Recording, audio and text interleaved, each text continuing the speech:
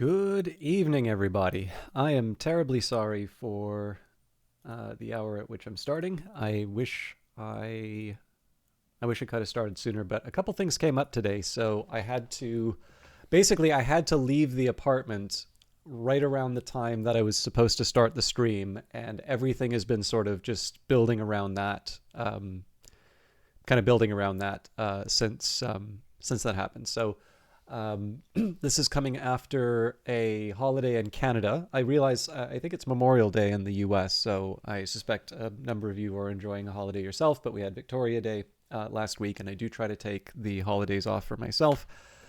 Um, so yeah, needless to say, it's been a long time since we've done some old world. That is not for lack of interest, but I have noticed that there is some value in taking some time on the proper holidays, because otherwise, what that tends to mean in terms of like my day job, if I don't do that, I tend to feel it basically feels like I've not had the holiday, and even doing that for a year is something that I can kind of sustain, but I haven't just been streaming for a year, so that stuff does add up, and it means that something either breaks at work or something breaks at the stream, and I'd much rather be. I guess the best way I could put it is I'd rather be late than not stream at all. And doing streaming on a holiday is, or sorry, not streaming on a holiday is one of the ways that I can do that. So, with that in mind, let's open up Old World and jump in. There's been a lot of stuff going on. I'm delighted that Book of Hours is back, and I did a 9-hour stream of that on Friday, which has done funny things with my sleep schedule. I'm going to try and do the full duration for Old World today, and we are going to be moving on to the third Carthage scenario, which is quite a ramp up in difficulty. And in fact, it's not just a ramp up in difficulty, but it's dealing with something in the game that I still haven't gotten a firm grip on. Basically, I'm talking about combat here. Just wanted to make sure I've got the streamer mode on. But I mean, there's one way to get better, and that's practice, right? I can read guides. I can, the Reddit seems to be very active. But to be completely honest with you, like I like the challenge. I wouldn't play strategy games if I didn't enjoy the process of trying to work my way through. The only regret sometimes is that there's a lot that's getting my attention. So, hey, Vanguard Master, how you doing? I wasn't sure if you were in for Book of Hours or not, so I guess it probably would be a week if you weren't in on Friday. I hope you're doing well. But yeah, the one thing I did want to say at the start, I was given a key for this game. I will say both from Mohawk Games, but also Hooded Horse, because this game originally came out on the Epic Game Store, and I believe I was given a key directly from Mohawk for that. I will confess, I covered it less than I wanted to, and part of the reasons for that was the just the fact that the rights holders were quite aggressive in terms of pursuing some of their rights, which again is absolutely their call, right? Like Philip Glass is obviously a very well-known composer, so that is no slight on them, but it does create this very awkward situation, right, where I don't necessarily want to play a game in absolute silence, but on the other hand, like to have, especially when there was a period when around that time, that was when there were channels sort of being taken down because of some fairly aggressive copyright claims on Twitch. It's just one of these things where you want to also sort of make sure you're taking care of of yourself as well.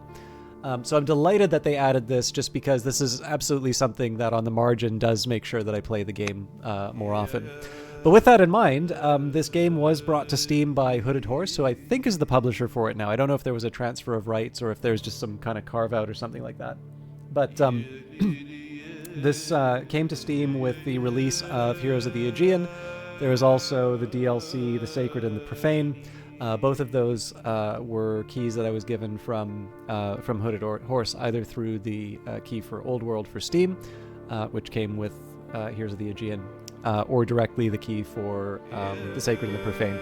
So, as always, that's the sort of thing which you want to be upfront about. You want to say, hey, I was given a thing of value in order to cover it. I think this is a wonderful game, and I think the word is out that this is a wonderful game.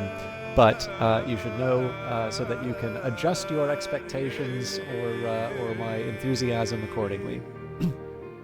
Hopefully you are all here for a good time. And hopefully some of you, if you've not heard of this, do actually pick this up and give it a try, because I like it quite a bit.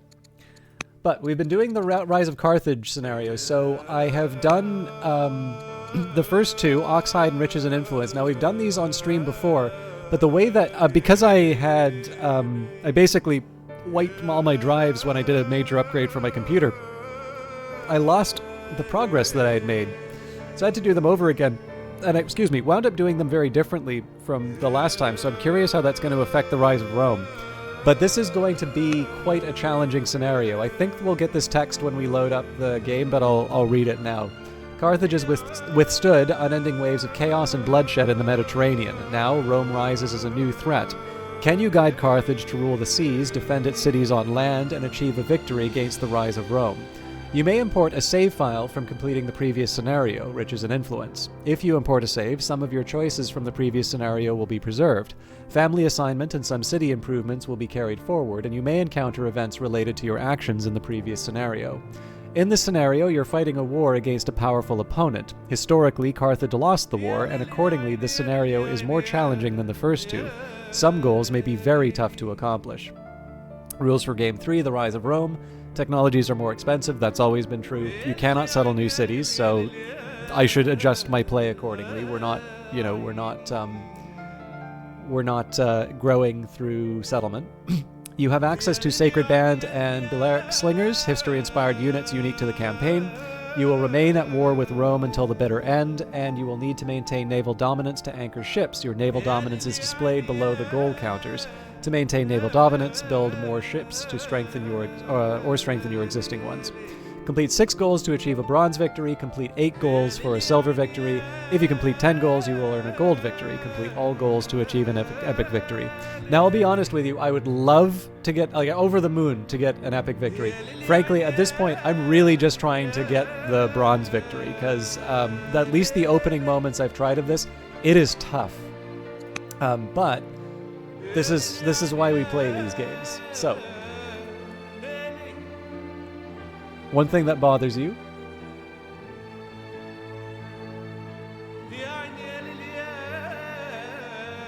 I'll hit start game and we'll get the...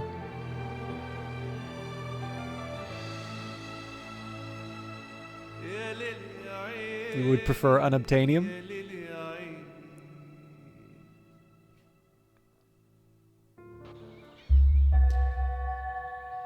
Landmark discovered, Sucro River.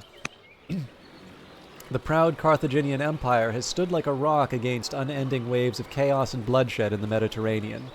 We beat back the Greeks in Sicily and threw out Pyrrhus of Epirus when he came to relieve his kinsmen of our presence there. Pyrrhus destroyed a Roman army a mere 15 years ago, but at a legendary cost. In that perilous time, we cooperated with Rome in the face of our mutual threat. Regardless of those recent pacts, Romans themselves have now taken up the mantle of invader. The legions march on Messana. A crooked road of tortuous diplomacy and broken alliances has led us to this point. Following his victory against the rogue mercenaries occupying Messana towards known as the Mamertines, Hero II of Greece would have seized the city were it not for our interference.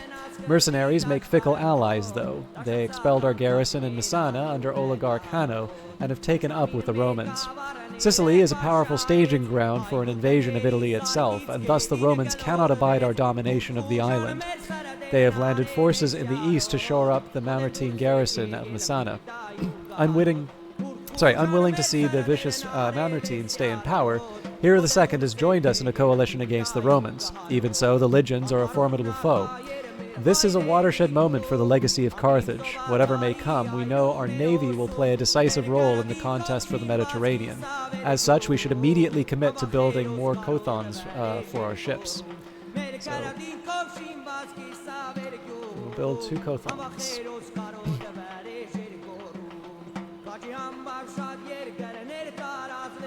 We are in rough shape.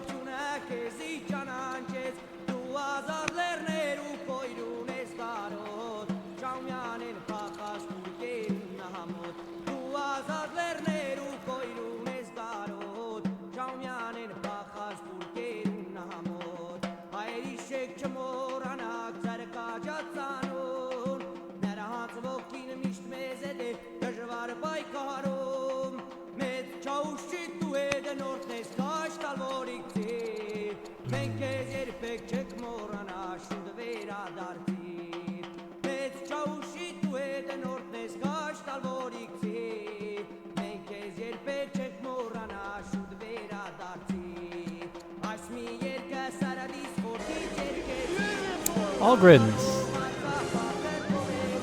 thank you very much for the resubscription.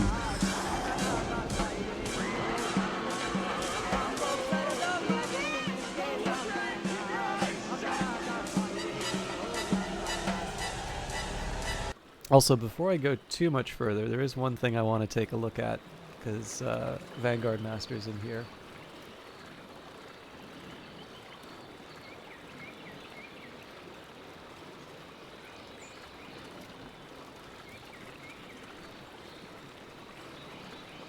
You totally do it just for the Indiana. Well, I mean, now I'm not gonna change it.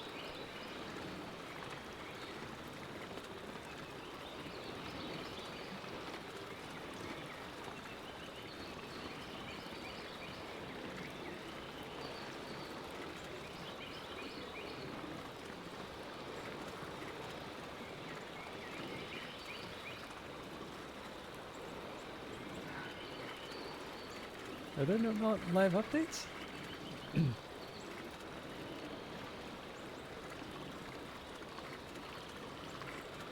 For those of you that don't know, in Canada there's an election going on, but only in one of the provinces. So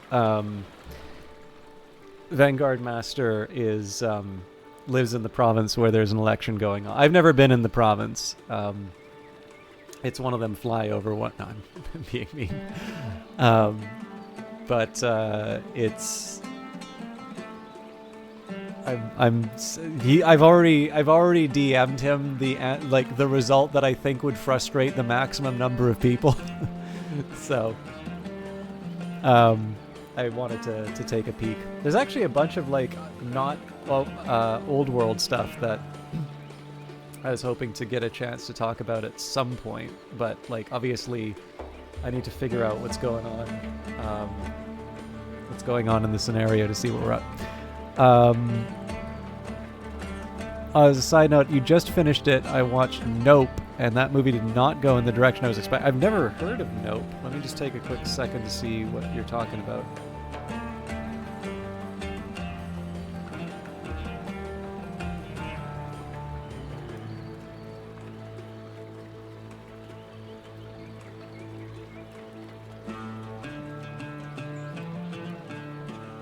Same director of photography that Christopher Nolan uses. It used to be Wally Feister, now it's Hoyt van Hoytema, or however you pronounce it.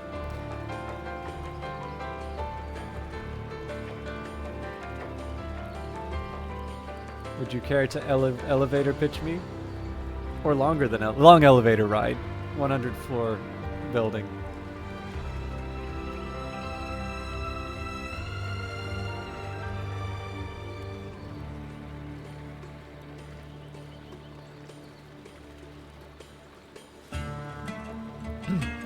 My big thing was watching the Succession finale. This is the first time I've actually seen a. It's the first time I've seen a proper finale when it was properly being broadcast. So. I thought it ended very well. Jesse Armstrong, every indication I've gotten is that he's an incredibly talented writer. I really liked The Thick of It. I liked In the Loop.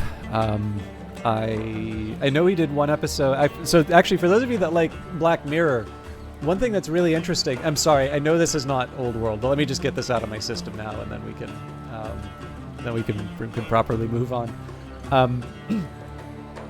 One thing that I will say for those of you that are interested in Black Mirror, I've not seen the newer stuff. I know of it as a British show, and I know it's on Netflix now, and I don't have Netflix, so I haven't seen the new stuff. But there's a really good series that Charlie Brooker, the showrunner, and usually the writer, but not always, for Black Mirror, there's a series that he did called Screen Wipe. And then it has a few follow-ups. So there was Screen Wipe, there's News Wipe, there's Weekly Wipe, and then I think it's been kind of reduced down to this annual series of it's like the 2019 wipe or whatever. But in Screen Wipe, he had this really interesting episode where he interviewed a lot of writers. And he, like, Jesse Armstrong and his writing partner, whose name escapes me at the moment, was one of the people. But Armstrong would go on to write I think it's the third episode of the first season of Black Mirror. I guess first series if it's the British show. So called The Entire History of You. But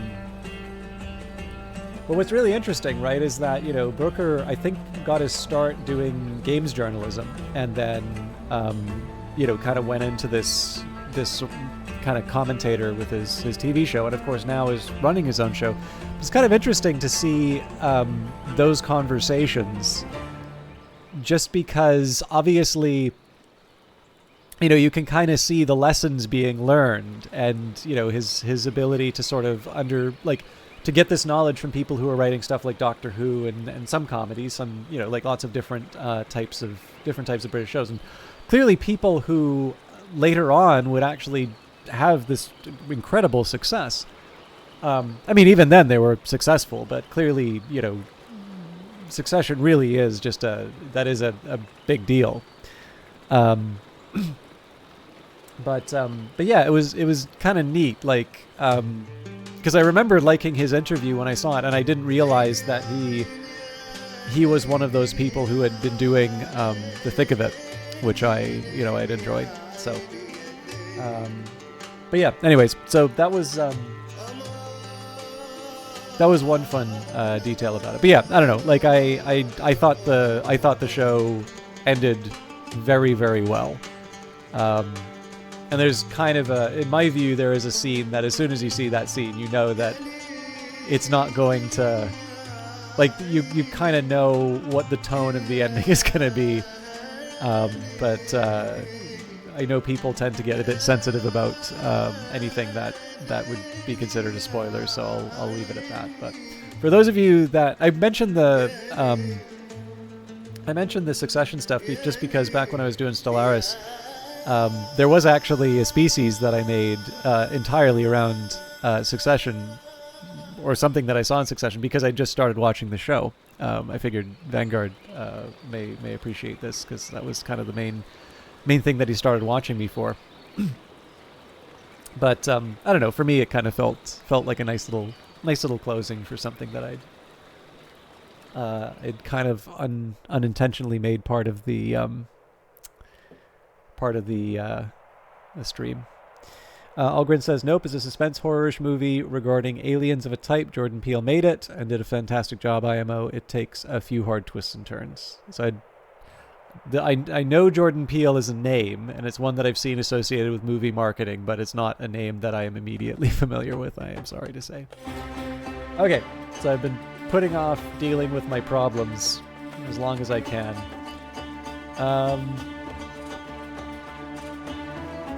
So I am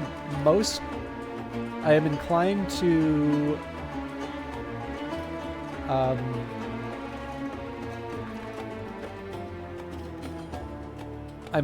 wait on building the Kothons.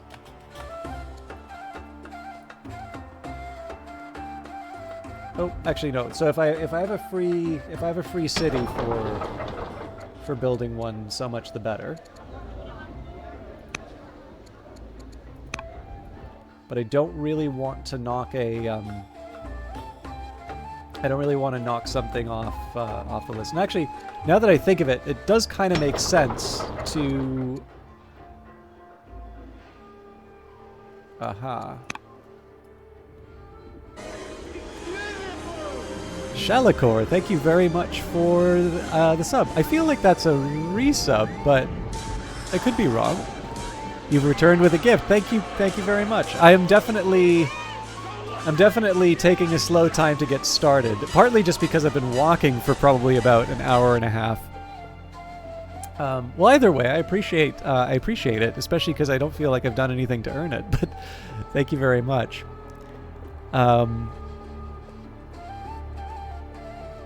But yes, wait a minute. Sorry, I do want to check one thing on.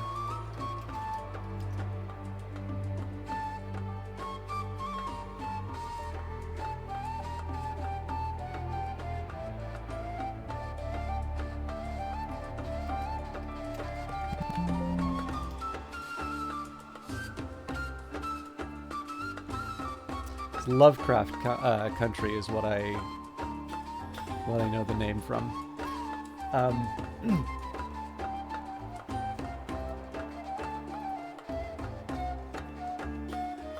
Oh, thank you, Shalikor.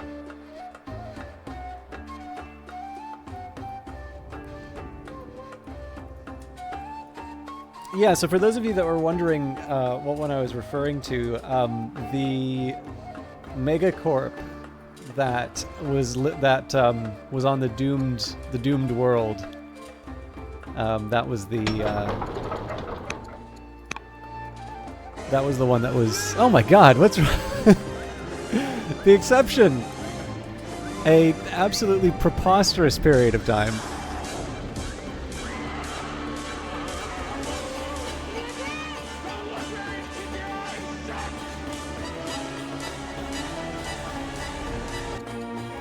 If you want the honest answer, Shalikor, it's probably because I've killed most of them. Like the Iberians, the Illyrians, and the Berbers are almost certainly all ones that they're almost certainly ones that I took out in the previous run. Yeah, The Exception. That's 3 of you subscribing, even though I've not made any progress in the game. So thank you very much.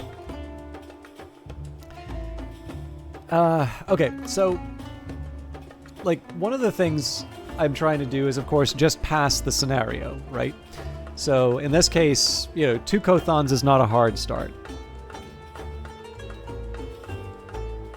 We found the trick to subscriptions, keep everyone in suspense. Yes, so I'm sure some people would already accuse me of being a stream that never actually gets to the gameplay, but yeah, 3 hours of no gameplay, just a big succession of subscriptions.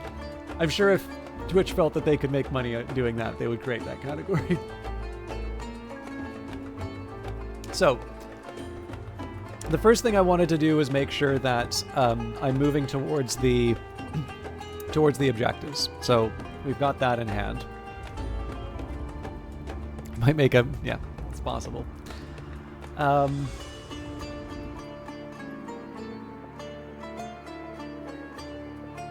trying to think, what's the best way to kind of start working through this?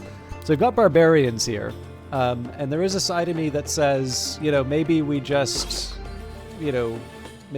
hire these marauders. The thing is it says the Javelineers are actually...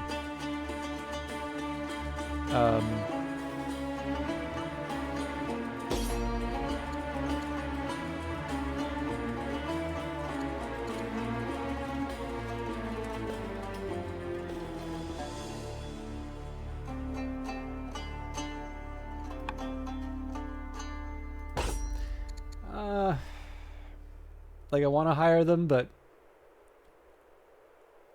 they are going to get hit by the javelins right away. So I'll wait on that, I think.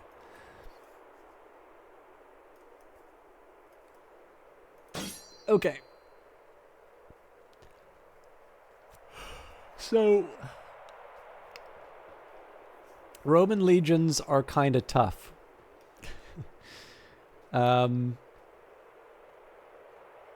And they counterattack during melee.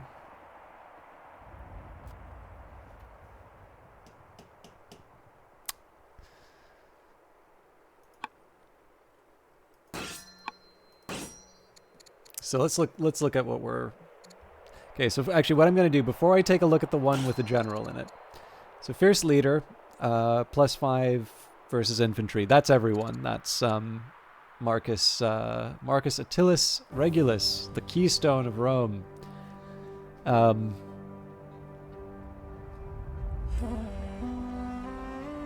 So I mean, in theory, I guess one of the things we could try would be if we tried assassinating him, we may wind up with somebody who's a little bit less effective at combat. This would actually be kind of interesting if you could somehow see what the breakdown of like the family tree of the other region, to get an idea, like if taking out the monarch would would replace them with a weak one. Okay. But again, we want to get some information about what we're up against with the legionary. So they're centurion, so plus 25. I should actually learn what that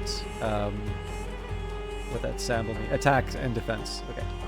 Versus melee units. ABG Gaming, 17th of their name. Thank you very much for following. Epics, so I think we might even have that.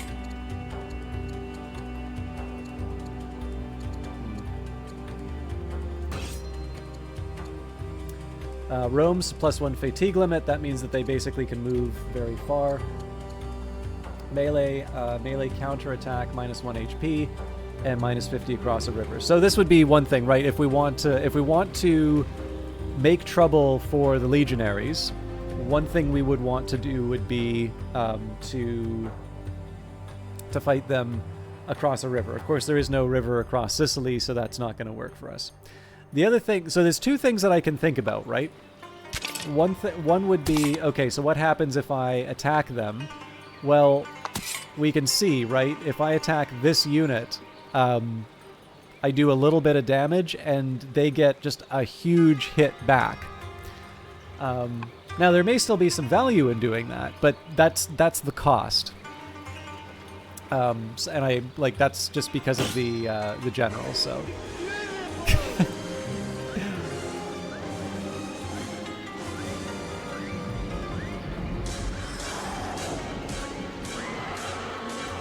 Also, I probably should have said...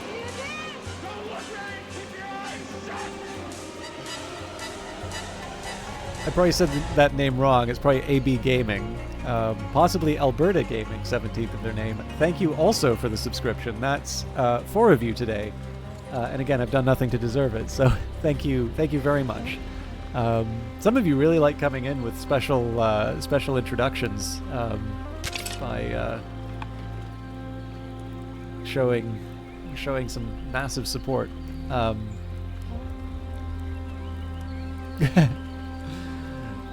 Okay. So also this unit, because of its... Oh yeah, sorry. I should also be taking a look at the stats that they have. So this one, Horsebane versus mounted units. Now that's specific to the unit here, right? So we've got Combat Guard and Brave, which seems to be true for most, but not all.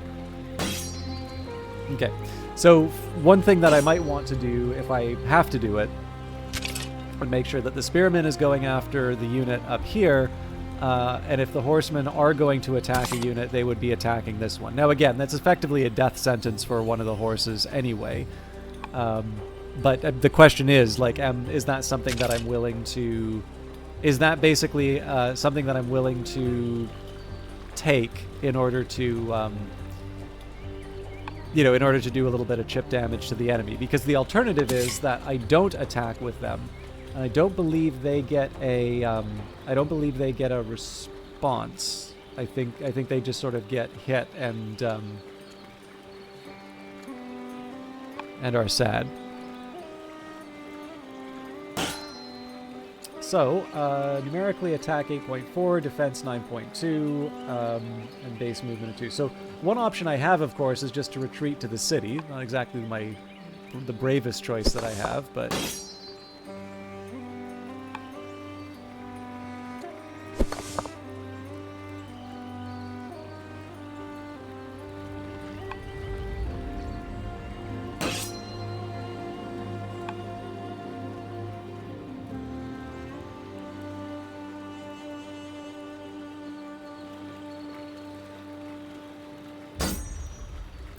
Greeks have got 6.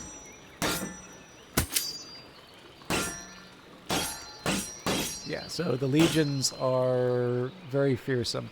I suppose the question here is, like, am I willing... Oh, and we're already... Okay, so we don't even get a say in this. Basically, the question is, do we get hit by the Romans or not? I should have been paying attention to whether or not they actually... they could do anything.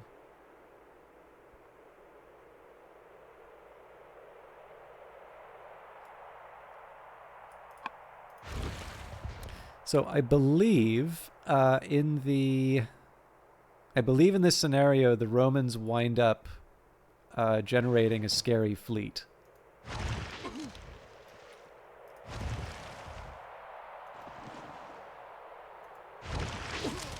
Wrong.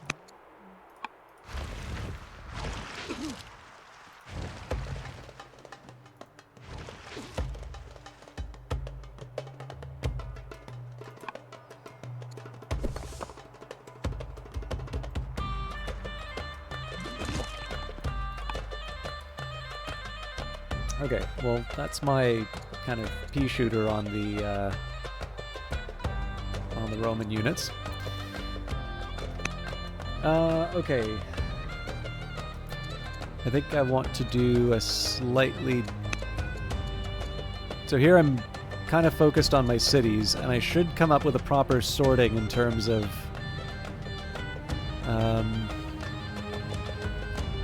maybe we sort it by culture.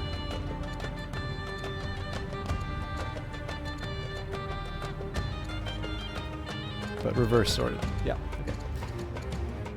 So, Eldash the Scholar is the governor of Hippo Regius. Cartena is the next one. Okay, don't have any options there.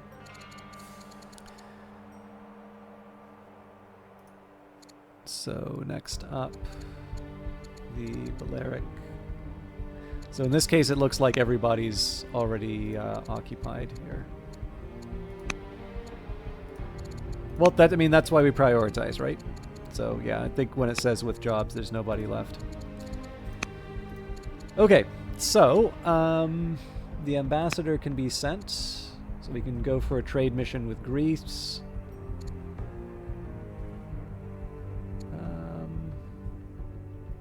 That would take out all my civics, so maybe we'll wait on that. The Chancellor can try and pay off some of the families. We do have... Yeah, that's expensive. I'd rather give...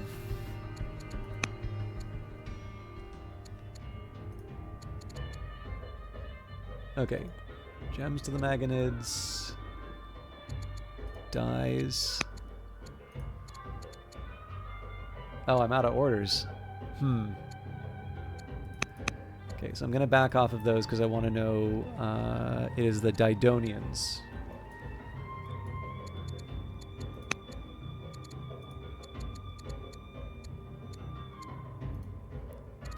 So the important point here is to try and make it so that this family is not upset. After that, we can worry about the other conditions. Now, unfortunately, we don't have pearls for them. I'll worry about that later. In fact, it probably would have been better for me to have made the Didonians happy before I attacked with the ships, but that's not going to be the reason I lose this. So,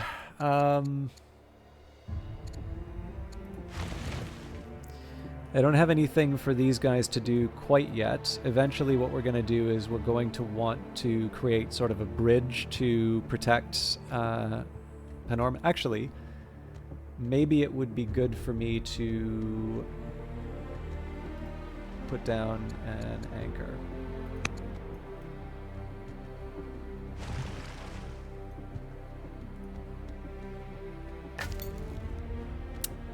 I don't think I can do anything with the explorers.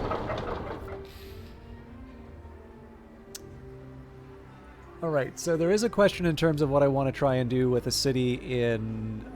like, in terms of Malacca, the big question here is going to be, like, how do I contribute most effectively to the war effort? So one option here is the Kothon.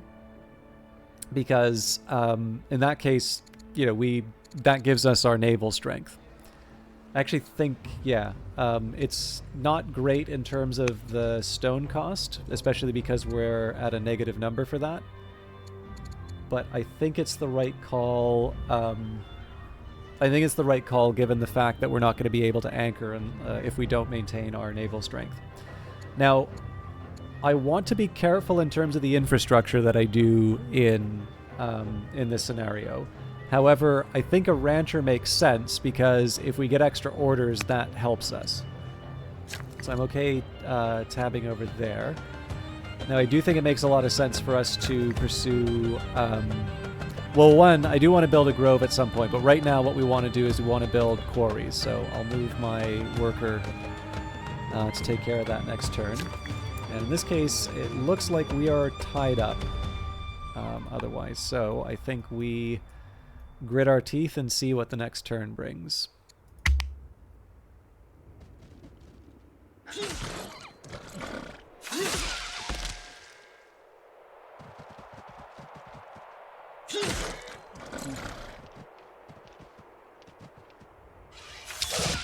Perhaps not a massive surprise that... Oh, interesting. Oligarch Hanno, the general of the spearmen, has died in the field. Greece is now at truce with Rome. Oligarch Zushan is now head of the Didonian family. Rome seizes Messana. Rome has garrisoned Messana, giving them control of the narrow strait separating Sicily from Italy. They can now reinforce the island at will. Unsurprisingly, Greece proved an unreliable ally. After their main force suffered a defeat at the hands of the Romans, the Greeks withdrew from the conflict and sent the Romans assurances of their neutrality in the Romano-Punic contest for Sicily henceforth. Of course, Hanno cannot be forgiven for retreating in the face of the Roman invasion. He has been executed for his failure and cowardice, as is our custom. It is imperative that we prevent Rome from taking over all of Sicily. If we cannot halt the Roman advance in there, the war will be over before it has even begun. Our mighty navy, under the command of General Hamilcar the Tough, should stand ready to both resupply Sicily and engage in combat off her shores. Our ships and our soldiers will not fail Carthage. So the goal here is to retain control of Panormus. I have actually succeeded on this one, but... because there is a certain period of time that you need to hold it. Yeah, in this case here, I want to continue to inconvenience the Romans.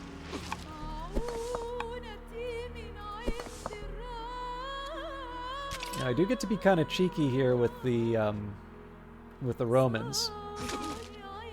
So the nice thing here, right, is that I get to attack the general unit. The problem is that I don't know if... Well, you know what? My slinger can probably survive... my slinger actually probably can survive the attacks, just because it's 7 HP here, and whoever comes after... Yeah, they've got 20. So they can only really be... well, if they get completely surrounded, but I don't think, like, the spearman has to fall in this case. There's maybe a small argument for using the spearman against this legionary because it's already weak. But, yeah, we'll do what we can. I think in this case I'll just maximize the damage that I can do. Now...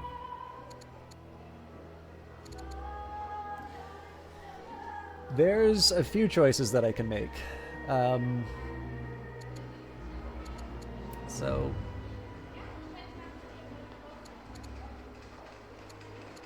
the Sacred Band is more... Actually, no, the Sacred Band costs exactly the same as the Spearman.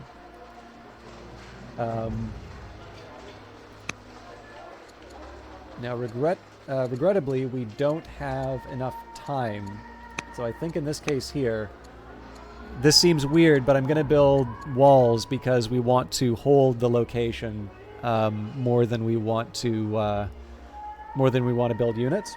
The units will be coming from other other locations. And again, this may fail, But the idea at this point is I want to articulate what I'm going to try and accomplish with these moves, so that if I do wind up failing, which is very likely, what I can do is I can turn that around and say, okay, so we tried to do, X, Y, and Z. That didn't turn out. So this time, instead of building walls, we're going to build units and see if we can hold the Romans back, one more turn. So, rousing words. The latest recruits have finished their training and are eager to fight. Officers have arranged a visit to the Royal Parade Grounds, where you will give a rousing speech as we send the soldiers on their way. What is the subject of your uplifting oration? King Hanno is aspiring or an orator. What is King Hanno? King Hanno is confident?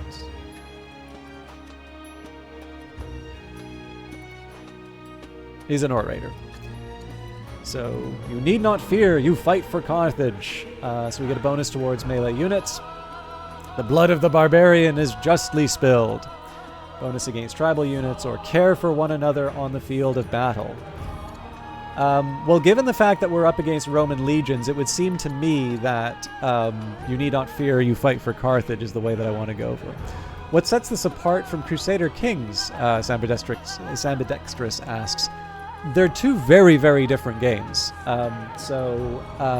This game would be better thought of as a reimagining of, like, one way of approaching Old World would be to say, if you had to invent the 4X genre today, and you didn't inherit any of the ideas in the prior decades, right? Because this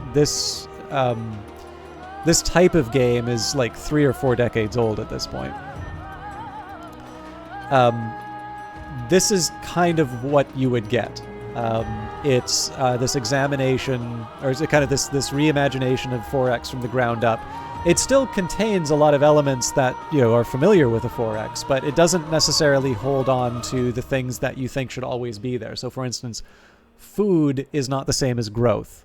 The hammers in this case represent civics rather than production, and production is not production is not some universal resource that is equally cities are not equally good at producing battleships as they are, well, especially because this takes place in the ancient world, so there are no battleships, but it genuinely is a guns and butter kind of choice. Some cities will be better equipped to do military improvements, and others will be better at building infrastructure, and there are reasons why you would build one way over another. Now, obviously, Civ 6 has been approaching that, so the Civilization series has been approaching that with specialist districts in Civ 6, but I definitely feel like, to give you an idea, Old World has this at the city level. Like, it's not just a question of building specialty districts. Every city that you build is going to have different things that you can build, and your growth is going to help you build towards one thing. Civics will help you build towards another. Training will help you build towards another. You always benefit from having more of a certain type of resource. But obviously, if you want to be pumping out military units, you want to have as many improvements that are oriented towards training in a city as opposed to ones that would be oriented towards, say, civics. So essentially here, like the role-playing elements and the kind of the inheritance, the succession system, is a big part of it. I would actually say I prefer it to Crusader Kings because this one hews a little more closely to history, and in fact, for a number of the different events, there's a website. If you see a little globe, it'll usually be Wikipedia, but it's not limited to Wikipedia. It will sometimes reference other websites, and in this case, you can basically learn about the historical event or the landmark that inspired that given event. And one thing that I think it handles a little bit better is it creates incentives for you to behave in a way that might be more consistent with your ruler's intention and like the kind of character that you're playing, as opposed to making you think a little bit more about what's good for the game. And then on top of that, I think it does a really nice job of sort of placing you in, like, the old world of the name holds. You know, you're a new civilization that has emerged in a world that was not freshly created in turn one. That there are people there who have been there before you. You generally have to be nice to people at the start because usually things are much more powerful than you. And one of the things that's appealing to me through a lot of the different scenarios and the different events are that it's an opportunity for you to explore that ancient world. And I say this as somebody who, you know, likes this kind of history. So, you know, again, like they're two different games. I notice a lot of people connect with the Crusader Kings elements because of the role-playing elements and the events, and that's completely fair, right? I certainly do not want to suggest that it's, you know, that isn't going to be an influence inside of the game. But if you're looking for what the turn-by-turn experience is, I'd say it is much closer to a 4X experience than a Crusader Kings style experience. Acknowledging, of course, that grand strategy games are also fun, and, you know, I'm certainly not going to be in a position to say one is better than the other. Although I will confess, I do sometimes get frustrated when people are like, "Oh yeah, I've moved on from Civ. I'm into more advanced games like like Crusader Kings." And I'm like, "You probably do not play Civ that much, do you?" There's a lot of complexity in 4X games that I don't feel people get enough. I don't feel people give enough credit to sometimes. Especially because this game clobbers me, whereas most grand strategy games, I tend to find that I can get a handle on what's coming after me.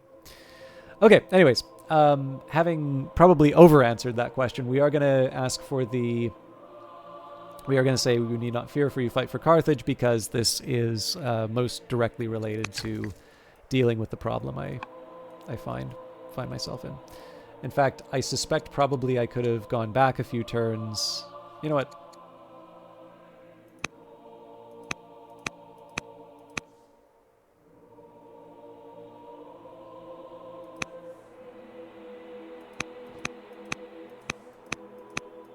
I've said this a couple of times now, so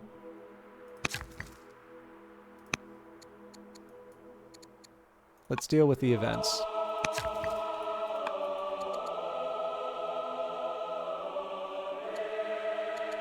Looks like the Didonians are still unhappy, though.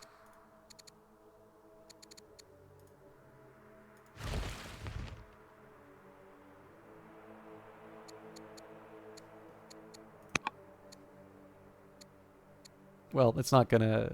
I can't do anything that's gonna fix that this turn.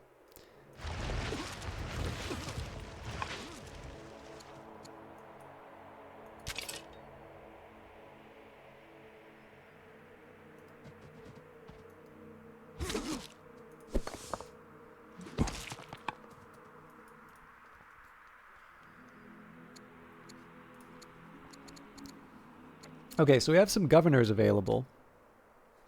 Let's so again, I don't want to overemphasize the city management, because we are, like, it's the Punic Wars. We need to you know, we need to make sure that we win as Carthage. But I think it's also fair to say that putting some governors in place is going to help me get the production that I need. So, I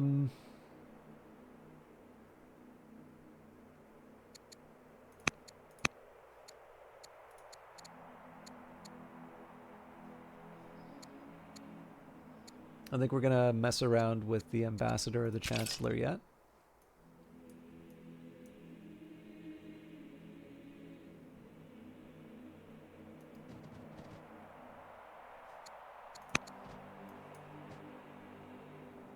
So I have two options here. I can poke at this point, or I can poke at this point. I actually find it slightly more appealing to hit them here. It's just because anytime I directly attack this legionary unit, it winds up damaging the unit that attacks it. So I kind of want to be careful on that front. Okay. So I'm going to start by tabbing through everything. One thing I do want to make sure is that I'm keeping... I want to make sure that I'm maintaining my my resources. So again, I don't want to abandon military matters. It is actually important that I hold the region.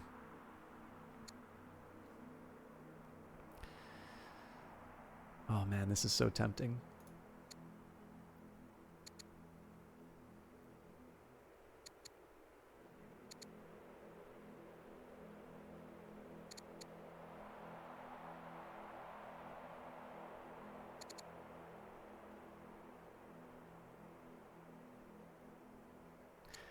So if I throw them in here, I'm almost certainly killing them.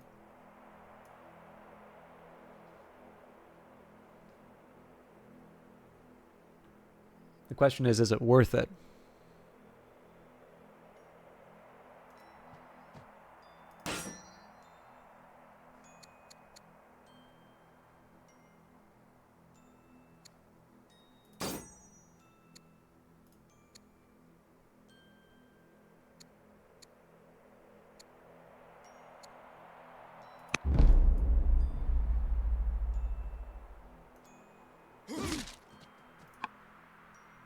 Oh, I screwed up. To get more promotions.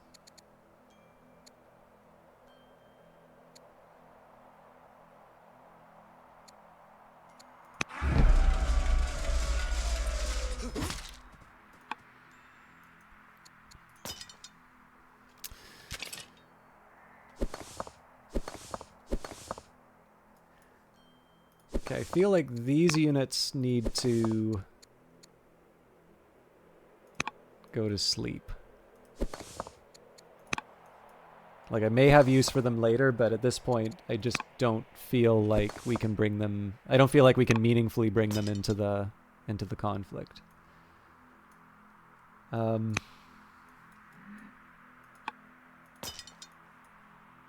not going to last long, but they're another body I can throw against the Romans.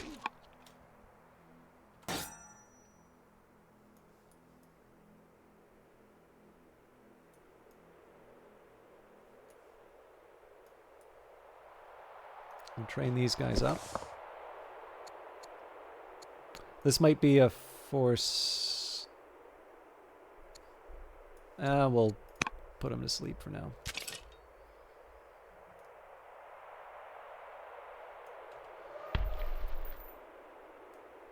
I feel at the very least things that I'm not immediately deploying, I should probably at least get training.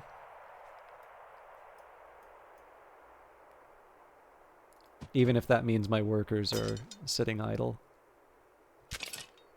So obviously the dream is if we, we surprise them and we make an attack on something like Arretium, just because they're weaker there. Or it looks like they're weaker there. But we need to hold what we have.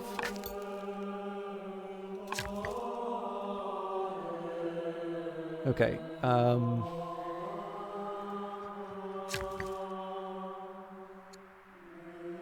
I think we gotta end it there. So let's see how bad it gets. So that's obviously smart. This is the thing that I struggle with the most in this game, is the ability for, like, the AI is quite good at moving their people back and defending them. So there's a couple things that I can do to sort of angle things to my advantage in this circumstance. And they're going hard against that ship. I think I'm going to have to pull back and heal it up.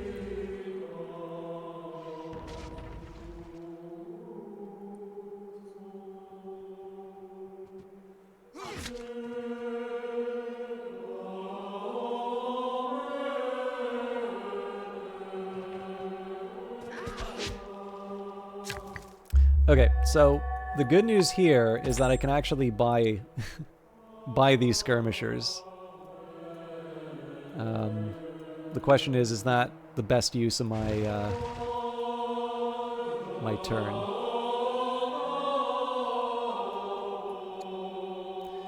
So I think what I'll do here is I'll move him back so I can heal. We still want to keep the pressure on the enemy units.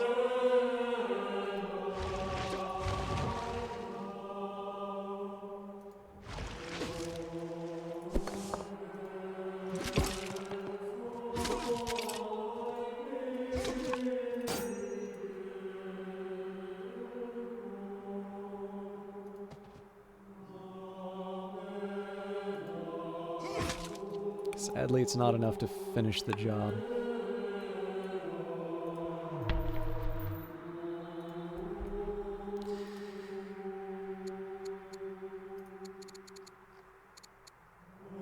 Okay, let's take a quick look and see what we can do in terms of governors for the cities. So the Balearic Islands is the next highest culture. It'll cost us some money, but...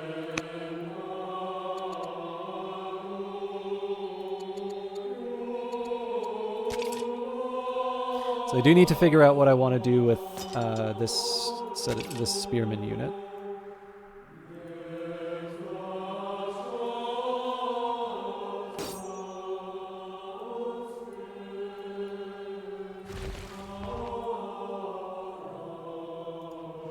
This is dangerous because of the number of bows that are coming after us. But again, I want to keep the pressure up on, especially on the legions.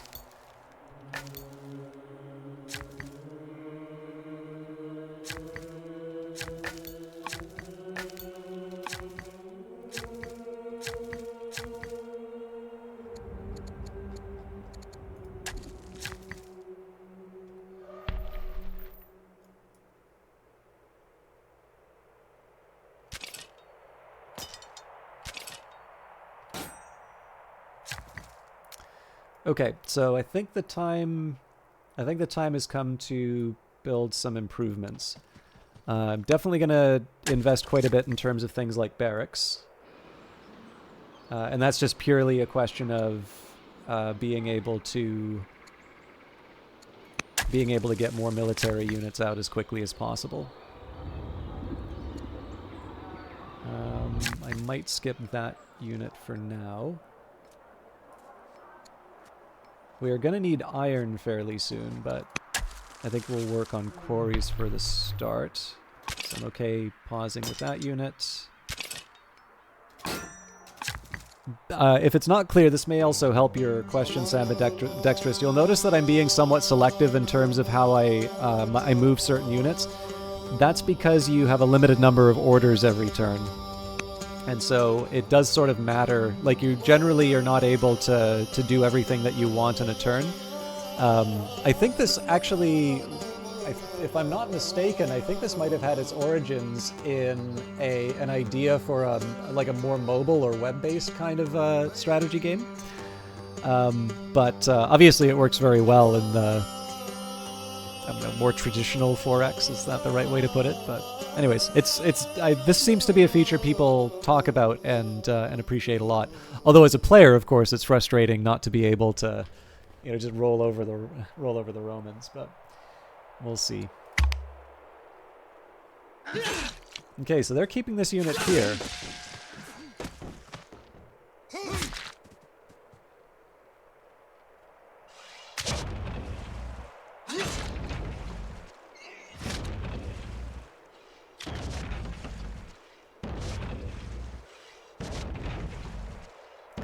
So the thing is, even though I'm going to need to repair that that boat, like, those are arrows that didn't wind up, at least for some of them, those are arrows that didn't wind up being fired at my own units. So, okay, let's pick a...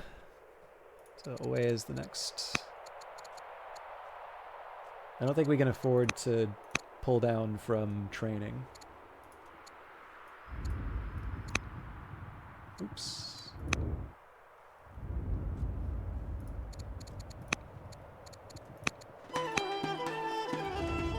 I should also probably make the families a little more happy, but first things first.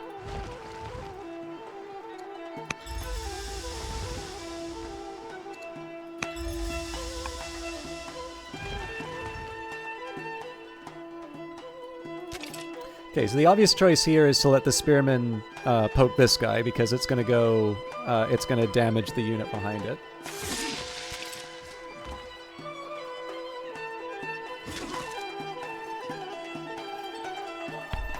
Now it's a little harder to.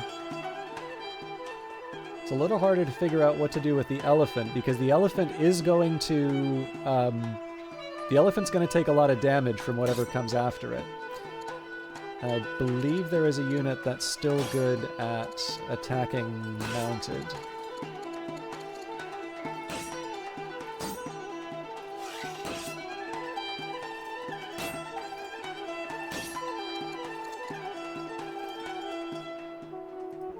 Yeah, so I mean, all they really need to do is run that thing out, and I don't have an elephant anymore. And the thing is, if you look, it doesn't actually do that much damage.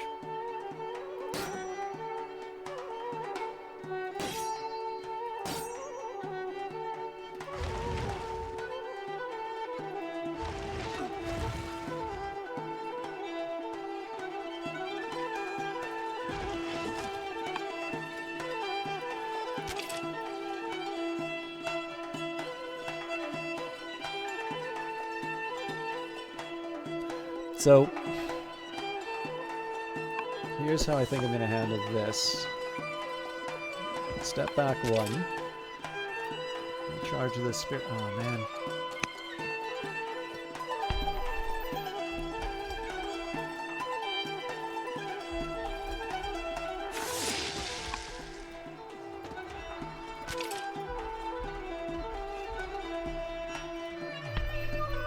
Oh.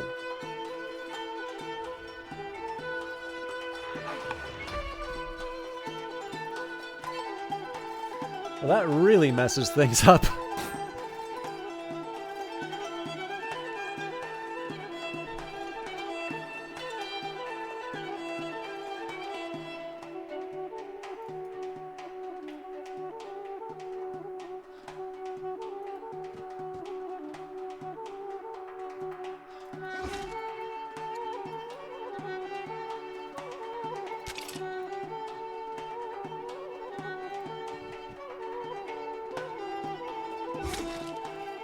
So again, I'm avoiding attacking this unit because of their ability to just devastate the other unit. I mean, at some point we're going to have to attack them, right? But I can try and stop the worst of it. Okay. So obviously we need more units. Like we're doing the best that we can, but my unit here is kind of landlocked. I think actually at this point I just need to buy out the barbarians. So that's obviously costly in terms of orders, but that is the benefit to having Carthage. Okay, so the question now is like what's the best use of my remaining orders? Definitely not moving scouts. Okay, so this nets seems a bit weird, right? Because this is all about growth. But in the end, something like Gaddy's is really going to be more... Like, essentially, it's going to be giving me... Hopefully that's going to be giving me the bonuses, or the bonus resources that kind of keep the war going. So I'm not super... Like, I'm not completely opposed to the doing some improvements there. You got to call it a night there. I'm sure you'll make the right decisions. Carthago delenda est. Wrong side. Just for that, I'm going to take a look at the Alberta results.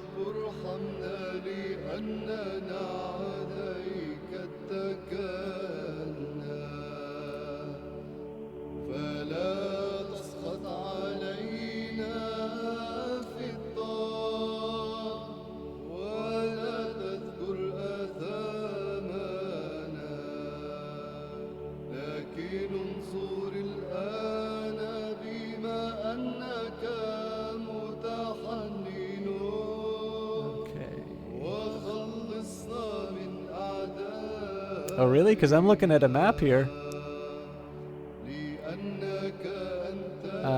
So far it looks like 10 NDP's up 10 seats, UCP's down 9. But, I mean, that doesn't really mean anything, right? Like, obviously, the perception of this election is that it's basically all the Calgary ridings that are going to decide the thing.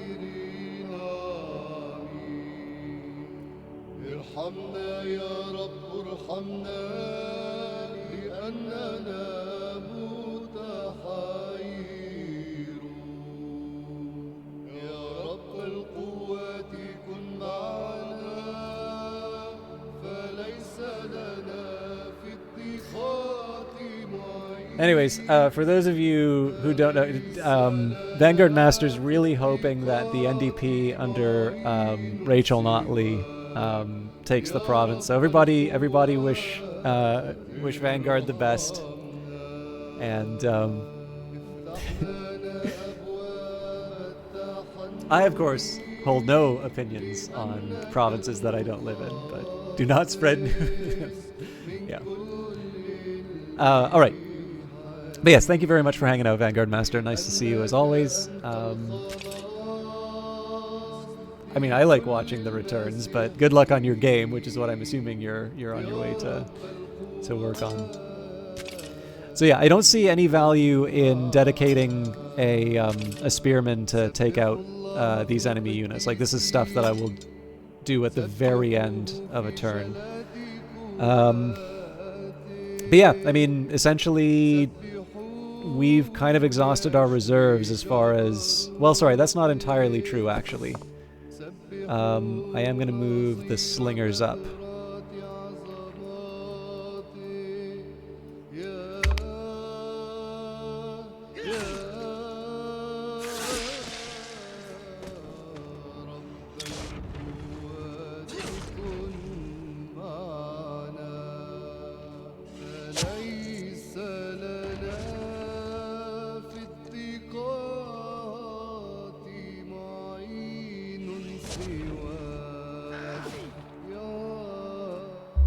Okay, so miraculously we have completed the goal, retain control of Panormus. Now, we have... Wow. So it's recommending that we go for Onager, but if we pick... Oh man. Like, both of these are pretty good.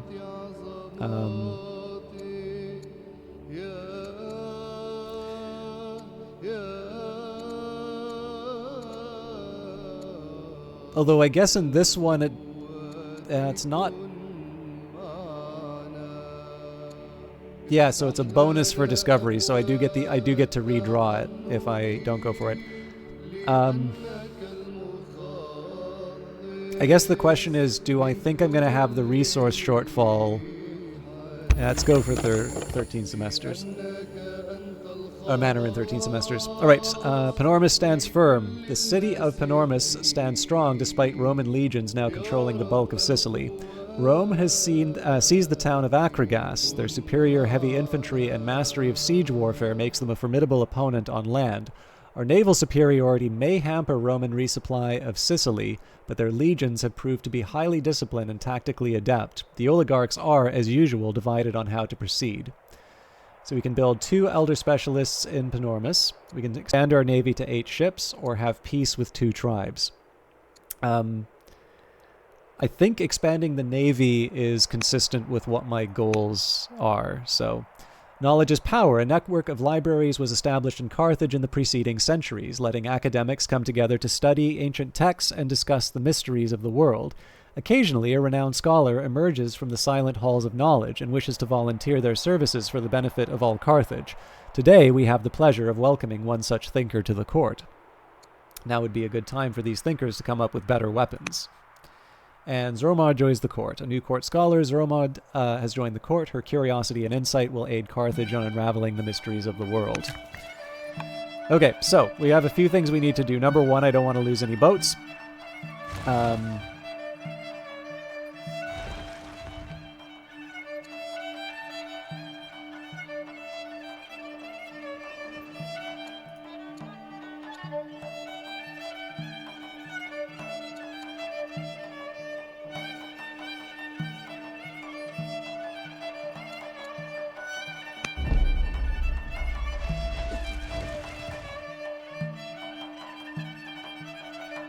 I think I can sustain another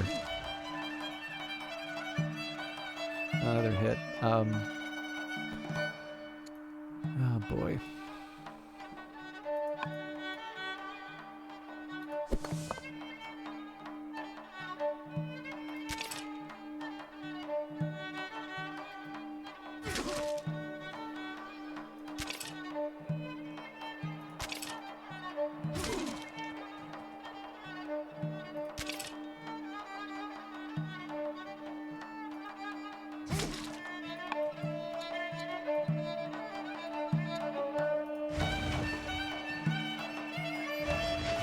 Again, where I can, I want to keep the pressure up.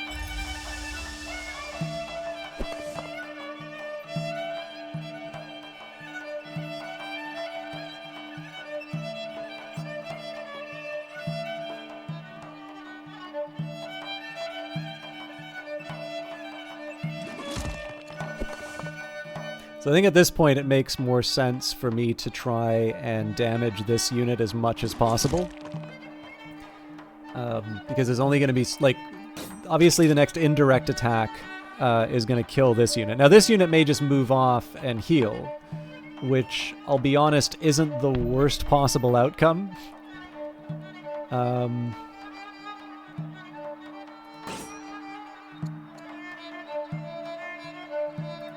wondering if it's good to destroy the archer or weaken. Yeah, so I mean the problem here is this is going to open things up to the anti-cavalry unit, but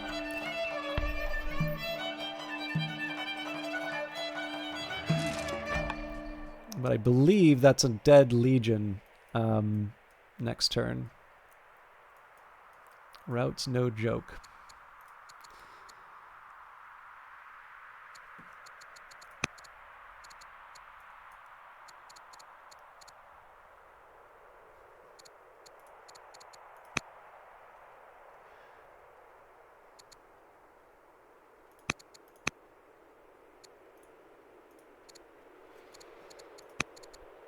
The other thing I probably should finish at this point is giving away the family, or giving away whatever remaining luxuries.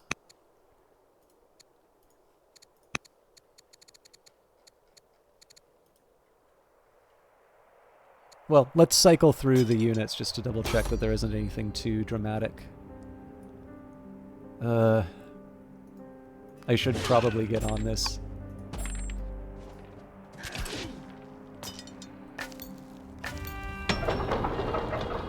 Okay, so they completed a worker here. I'm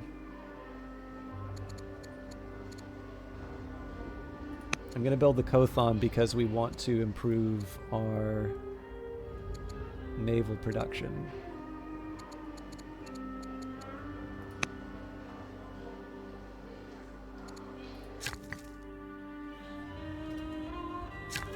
Okay, so I do have some idle workers.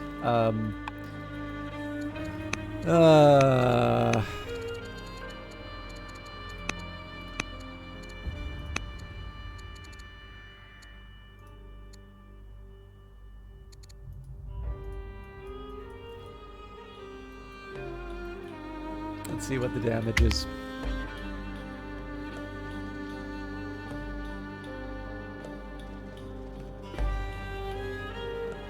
Fascinating.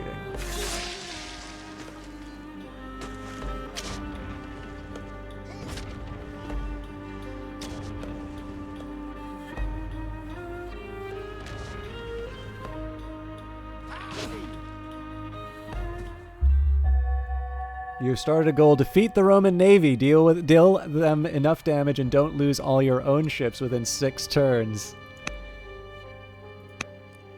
Our scouts report the alarming news that the hitherto terrestrial Romans have constructed a navy. Our crews are certainly superior in skill and experience, but it is nonetheless concerning that Rome was able to construct a navy so rapidly once put to the task. What's more, it seems like Roman ships are modeled after our own. As in all warfare, securing our supply lines will be essential to ultimate victory. We must preserve our naval dominance to ensure the security of our transport and merchant vessels, without which we cannot resupply and reinforce Sicily. Consul Marcus Attilius Regulus, the keystone of Rome, is leading the enemy fleet personally as one of 2 Roman consuls. We will show him that Carthage remains the undisputed master of the sea. We'll show Rome the futility of challenging the Carthaginian navy. Yeah. God, this is gonna suck because I've obviously I've used my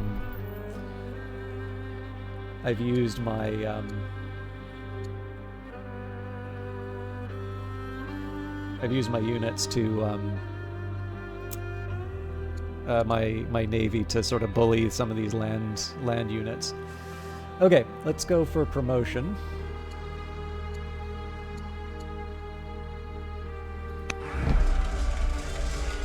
So this is good for the route, but unfortunately this puts him in attack. Yeah, I'm probably going to lose the elephant off of this.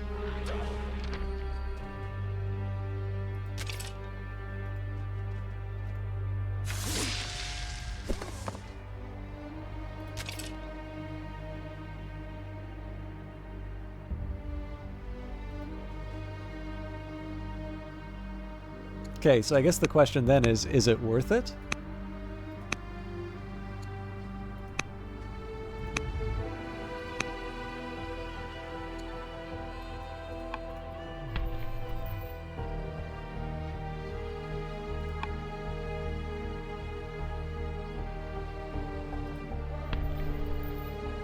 It seems to me... Well, panic will move them away, so that opens... Well, no, I think there's a way to make this work.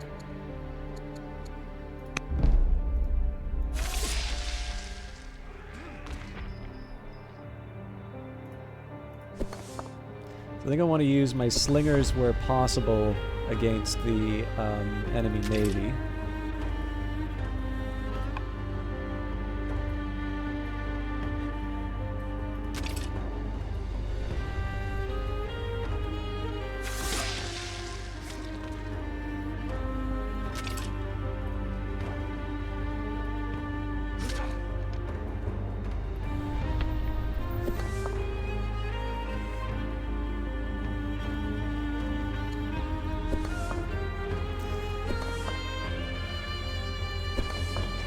Okay, so, this is the consul's ship. These are very, very strong. Like, to a point where I suspect we are going to wind up losing some ships off of this.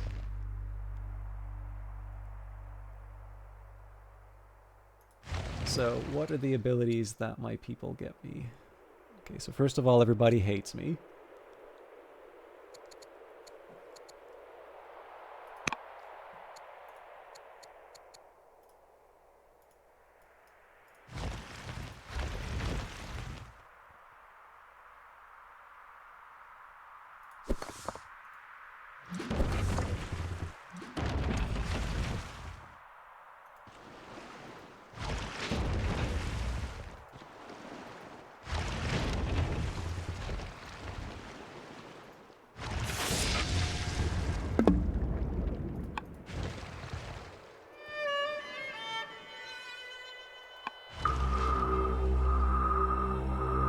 Praise of the two lands. One of your generals, Hamilcar, has put forward a suggestion following the recent combat between our Quinquereme and the Roman forces. He wants to rename the ship as Praise of the Two Lands, a symbol that both nations will soon be under your rule. Let the ship be a symbol to the rest of the fleet.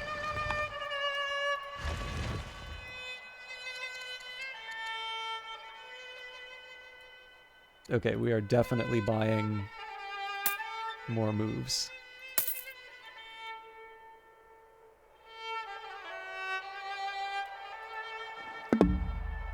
Oh, I can't afford it. There's no point. Actually, in that case, I gave the Magonids a resource.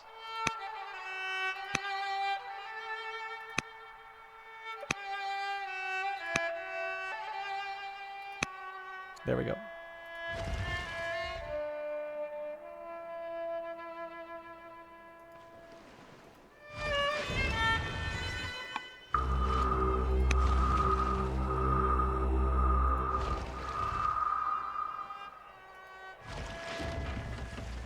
Wait a minute.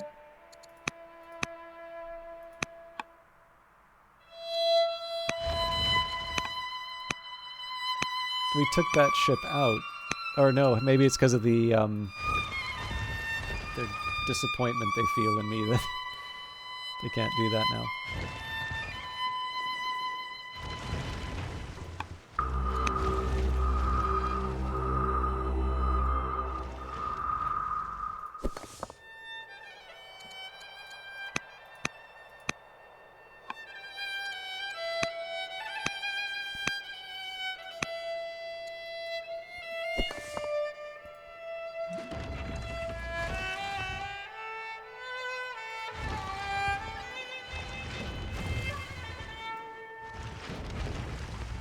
Weird how that ordering worked.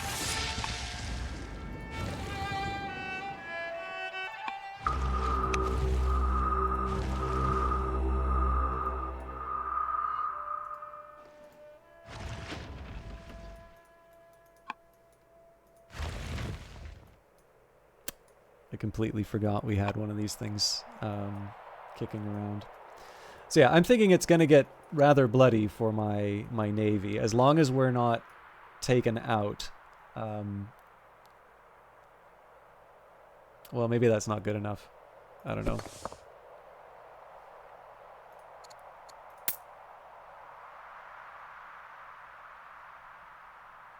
Apparently I forgot to throw rocks at the bad guys.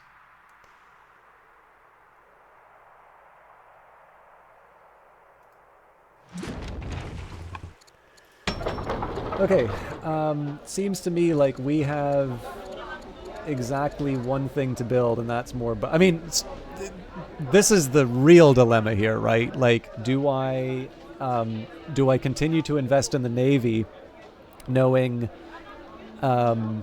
we've got a hell of a fight waiting for us in Sicily? I think we have to, because this is not going to be enough to finish it.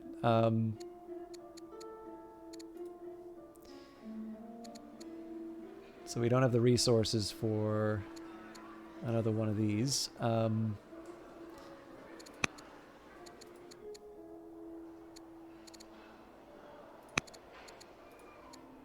not quite ready to dip into the treasury for stuff yet.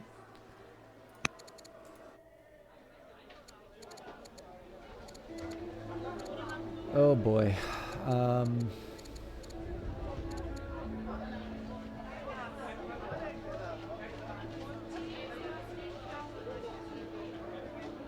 It's gonna eat up all of my wood.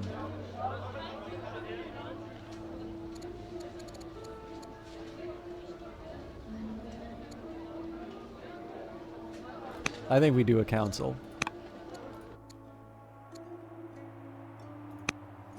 Okay, let's see how this goes.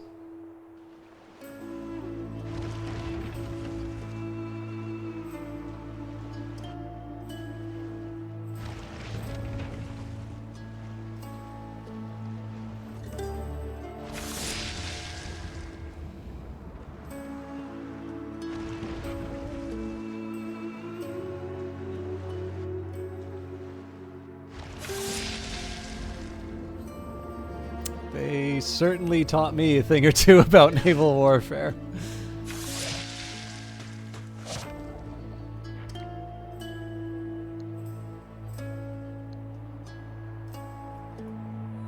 Okay, not so good for my elephants.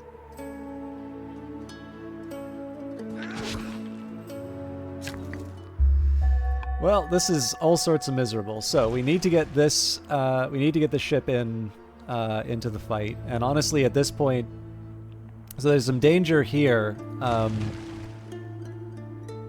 Now, you know what? We take out the unit that can stun. We don't survive if that one's still kicking around.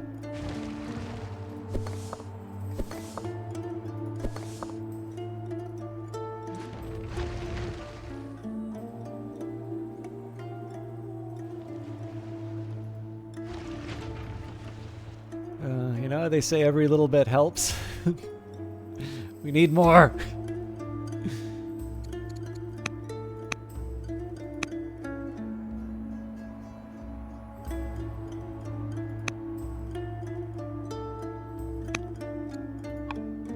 So I think the order does matter in these cases.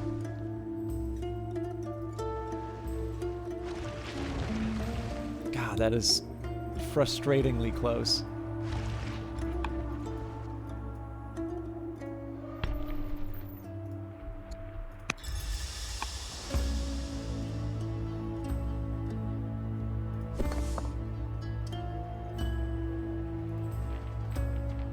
Yeah, so unless we can somehow take out one of those units, there's no way that...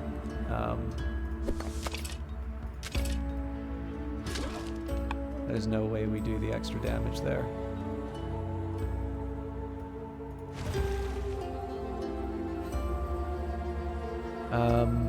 I think... I don't think I can... Oh no, I can.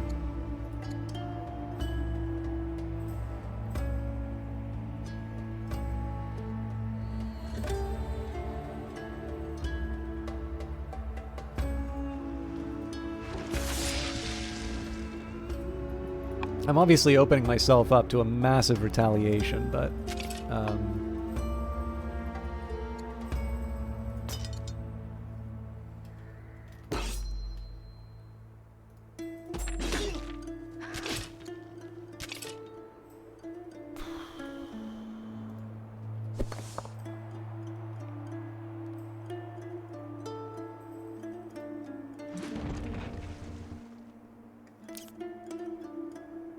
yeah, that was the right call.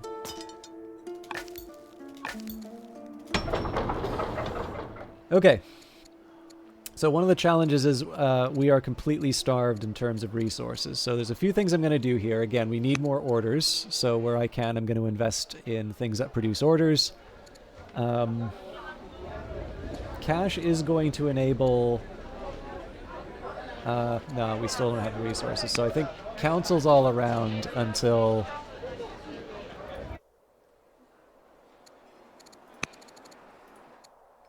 until we have the tools we need.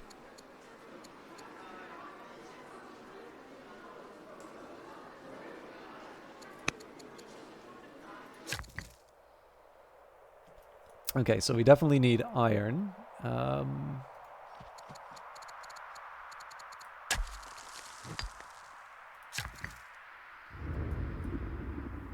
We're actually okay for stone right now.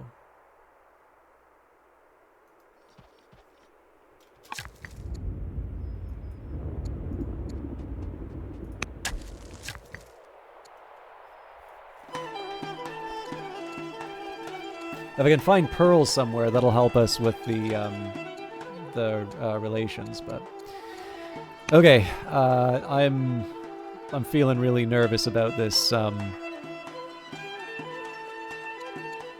this naval battle.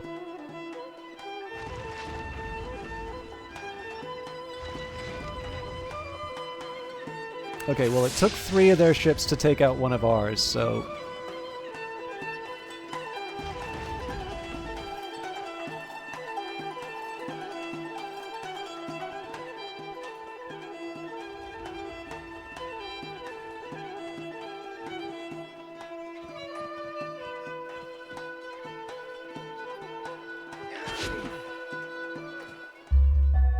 Disgusted by differing beliefs, Queen Consort Ashnat the Builder, your wife and governor of Carthage, is intolerant.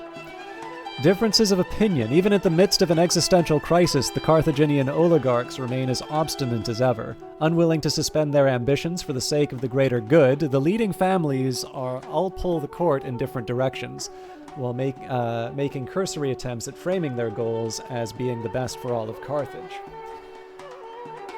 So we can build a wonder, obtain salt, build a harbor and a treasury, and adopt a legal code and build 3 ministers. I think we're going to do this one. Salt's going to be kind of hard to find beyond my reactions to what's going on.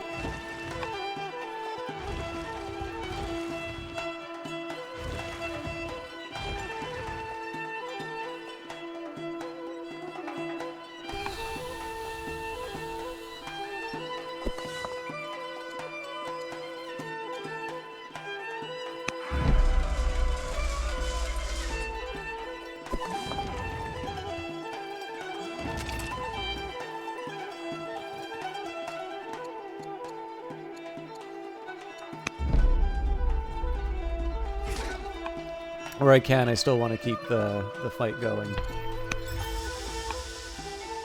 Okay, this is a real puzzle.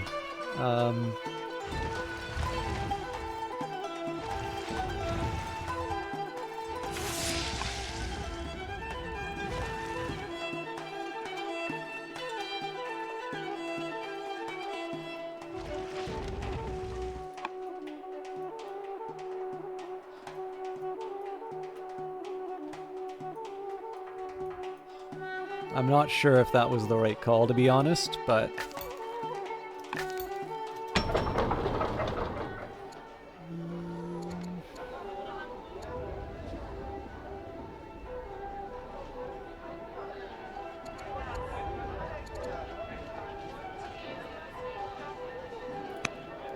I think I'm going to keep spamming councils for a while.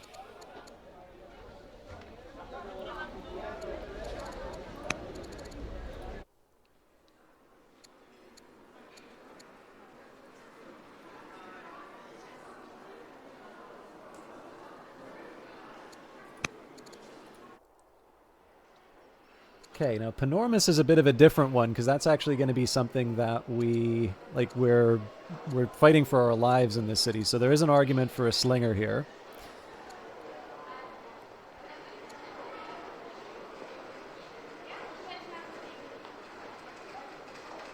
The officer is probably more appropriate given that it's military focused. Okay, so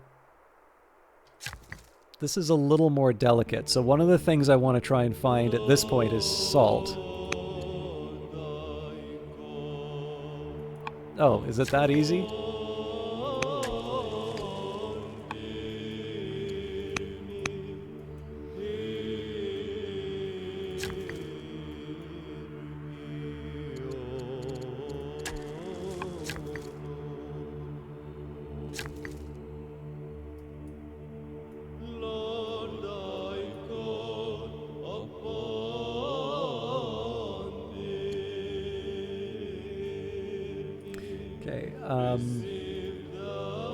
We're also going to need to deal with the wood shortage, but I think getting the iron up and running is a good start. And I'm not opposed to still expanding the quarries where it makes sense.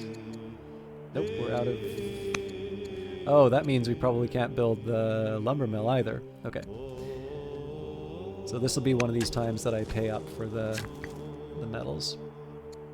Let my prayer arise in thy sight and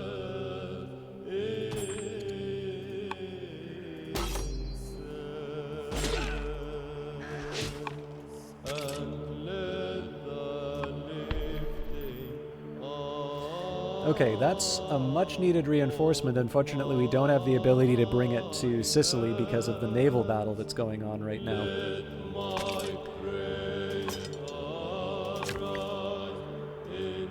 So this is the last...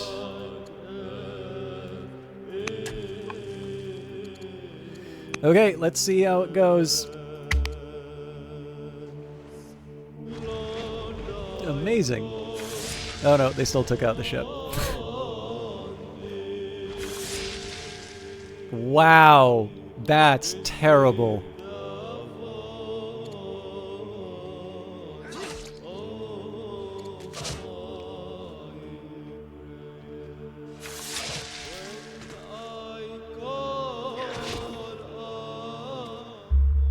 You are now known as Hanno the Ready. Ship boarded. Roman ingenuity has evened the odds in our ongoing naval conflict. Rome has found a novel way to take advantage of their superior heavy infantry in engagements at sea. Roman vessels now sail confidently up to our ships and lower a strong narrow bridge with a spike on the end to force melee combat on our sailors. This so-called corvus holds our ships in static position and acts as a bridge for Roman marines to board and slaughter our seamen, who are unaccustomed to such melees. Our praise of the two lands, although heavily damaged, is now under Roman control. Our hitherto unmatched navy now faces a near-peer adversary in the Romans, who just a few years ago had no fighting vessels of note. We will have to rely on superior crews to counter such inventions. Good God.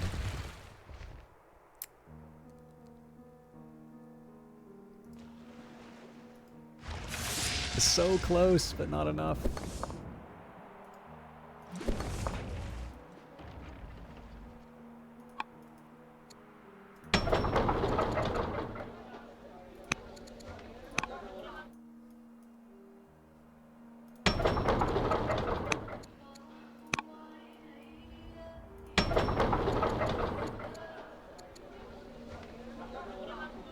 I think in this case I'm going to do a festival because we need the rancher for orders.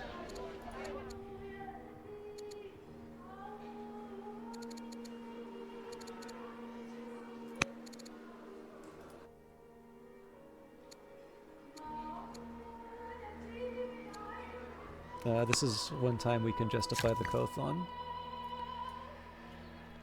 Okay.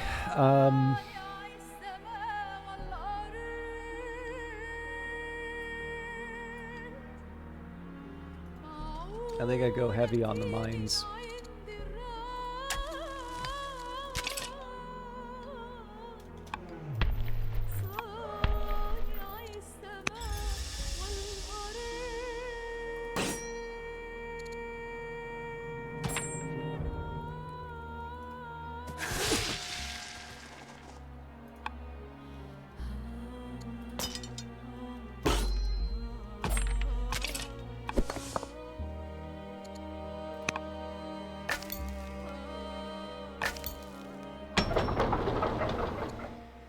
Okay.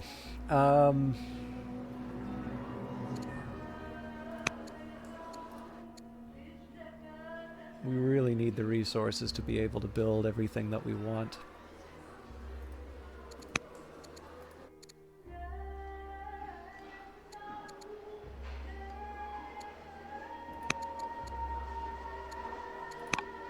Yeah, look at that. That's a disaster. 20 orders left over. I should be just murdering the Romans with this.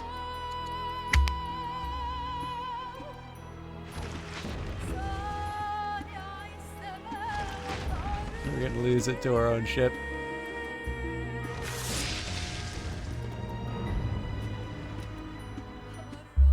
Rome is converted to Roman paganism. Okay.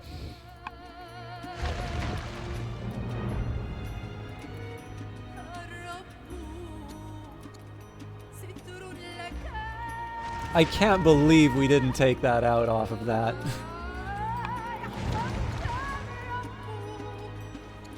I mean, this is reaching Ahab levels of recklessness.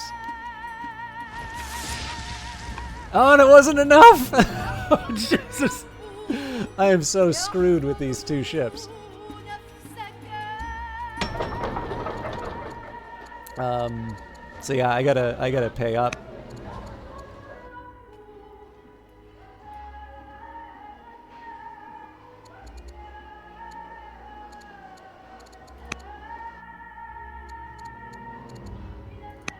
Nope, not the rancher.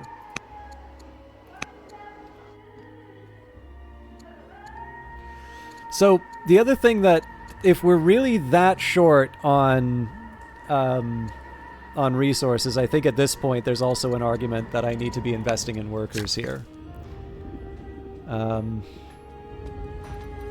So these guys still have a sensible role to play in building quarries.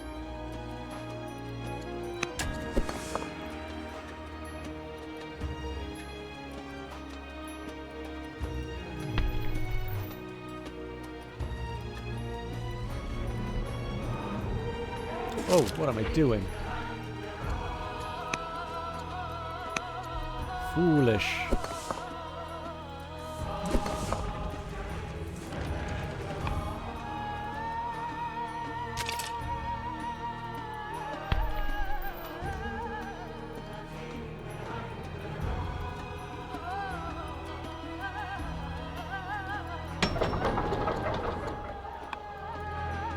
Yeah, but I've like... Well, we'll see what happens with the ships, I suppose.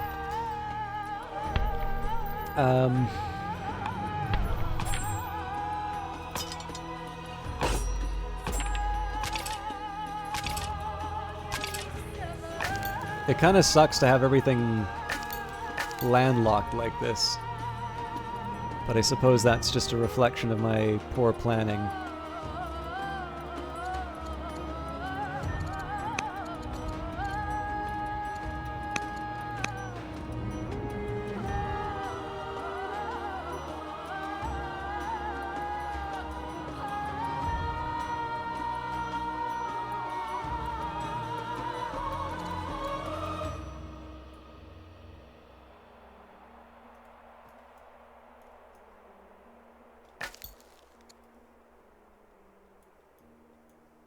Well, that dealt with my orders, I guess.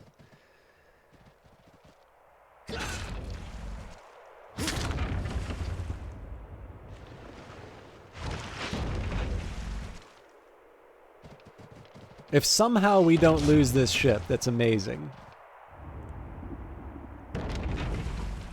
Yeah, that's not happening.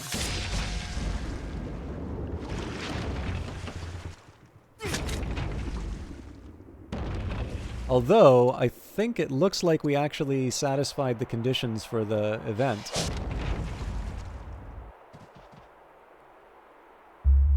Prince Hasdrubal, your son and heir, now has the hero trait. You've completed the goal, defeat the Roman navy, deal enough damage and don't lose all your own ships. I have no idea. I mean, like, obviously I know mechanically how I achieved that, but like... We got our asses kicked. But again, because we needed to do 120 damage, you know, the fact that we retaliated was enough. It is going to make expanding our navy to 8 ships an incredibly difficult, difficult objective to achieve. But I have an idea for that. So you're now known as Hanno the Keystone. We have defeated the Romans in the most challenging naval battle in the history of Carthage. Although Roman crews are highly disciplined, our ships are superior and our sailors more adept at naval tactics. We were able to break up the tight Roman formations and sink the bulk of their ships by ramming into them. The battle was decided just off the coast of Cape Ecnomus in southern Sicily. The Roman ships, with their heavy Corvus devices, were unable to avoid an encircling maneuver by 2 of our squadrons. Consul Lucius Longus led the Roman reinforcements, but his ship was nearly broken in half by a bold ramming Quinquereme, killing him and ending the battle. Several Roman transports still made it to the African coast, though, and are preparing to attack our cities under the personal leadership of Consul Marcus Atilius Regulus. However, this force is surely much weaker than what Rome would have landed had our brave sailors not prevailed at sea.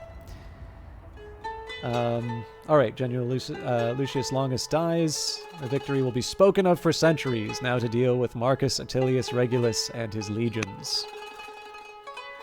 Started a goal, repel the invasion of Africa. Oh my god! So that's what I get for emptying out my my cities.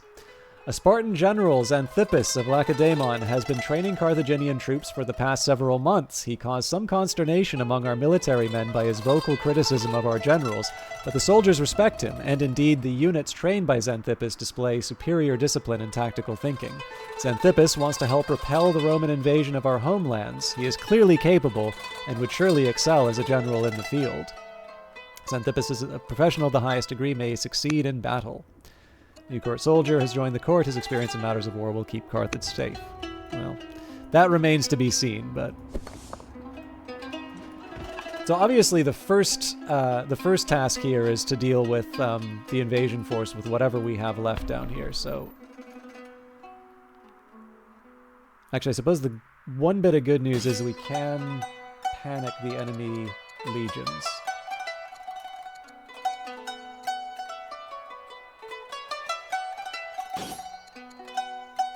So I don't know if our elephants are going to be enough, but... Oh my god, look at that damage.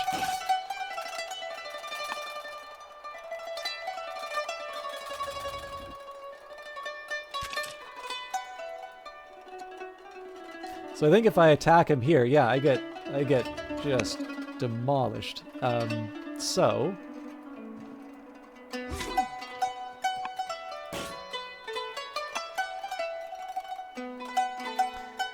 Part of this has got to be just holding my position.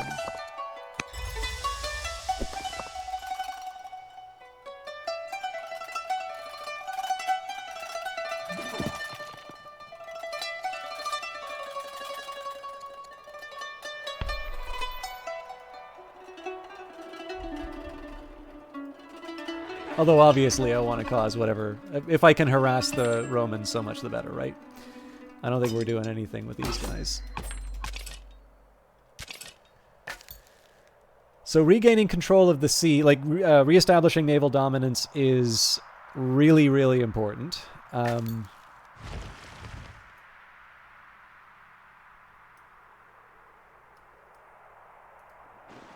Obviously I can get a bit of a reprieve because I don't need to I don't need to be in the middle of the fight anymore. Okay, now,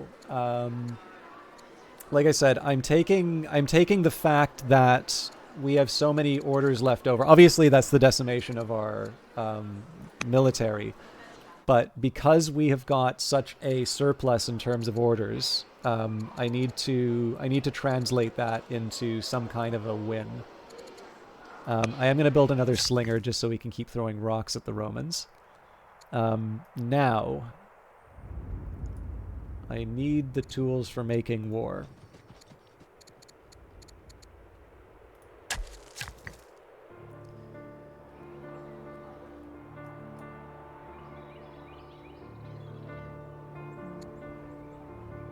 Harbor's not going to cut it.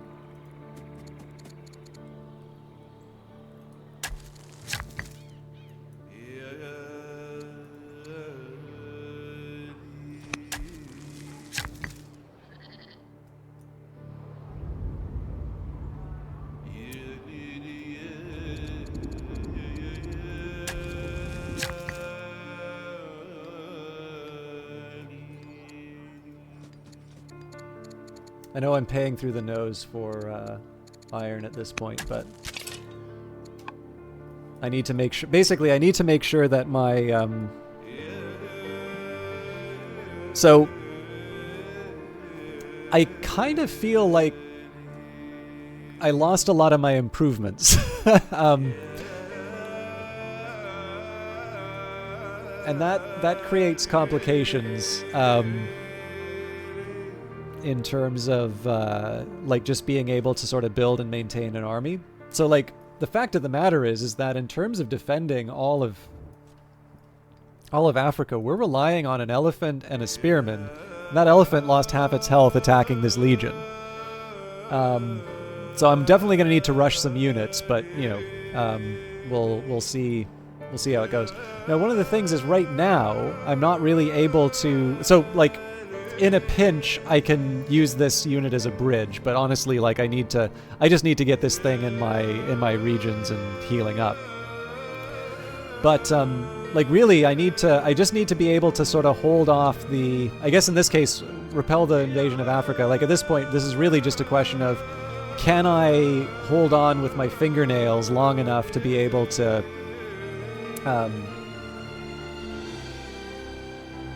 actually, there is one other thing that I can do.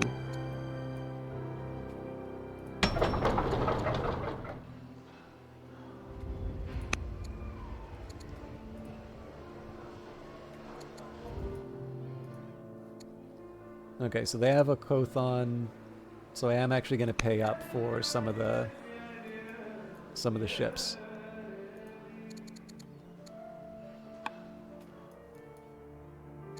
Basically, anybody who's got a Kothon needs to be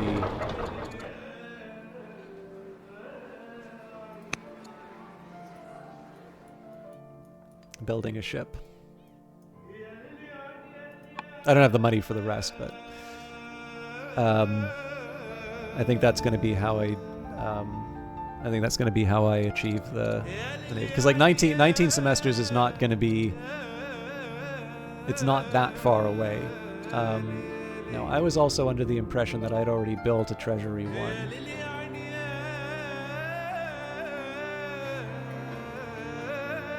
Okay, I'm going to need to get on that too.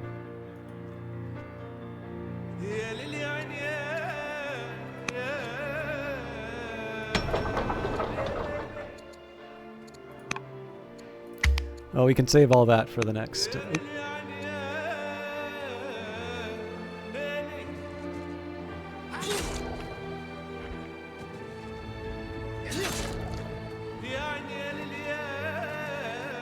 Okay, I'm not 100% sure how this unit got stunned, but that's devastating to us. We actually just lost both of our units.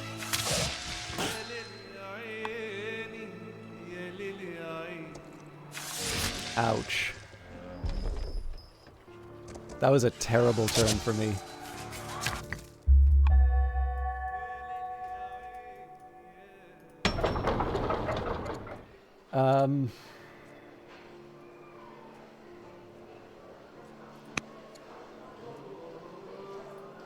And there's no way that I can rush the Sacred Band.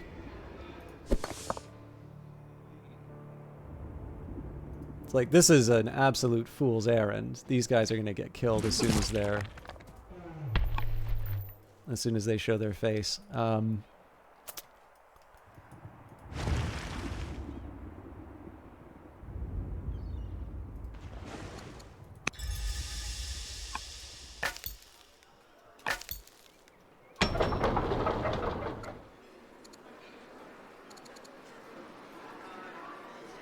I don't have the money for the Quinquereme, so I guess they can build the treasury. They've got nothing else to do. Now we need the miner here, so in this case we will go for a festival. And we need these guys basically to get us all the iron in the world.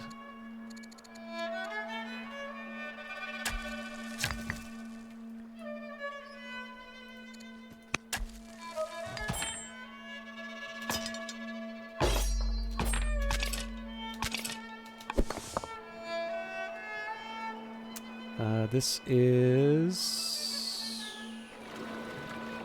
a hill, so they're not completely demolished by the horses, but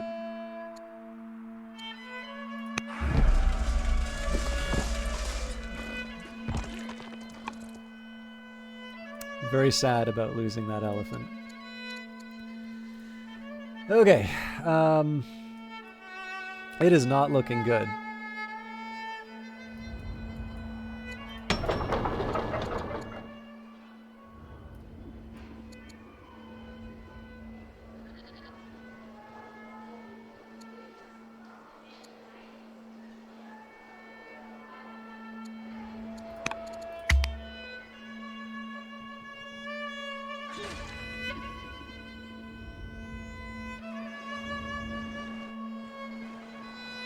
Oh, those jerks. No! I tried to keep that.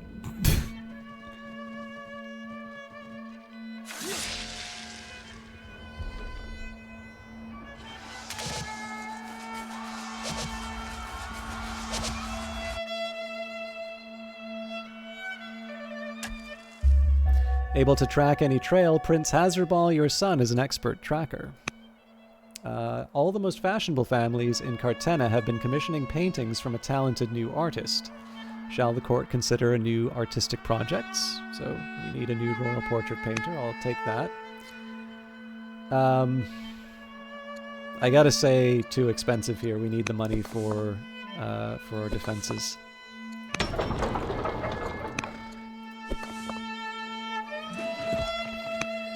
Okay. Oh, that's kind of mean.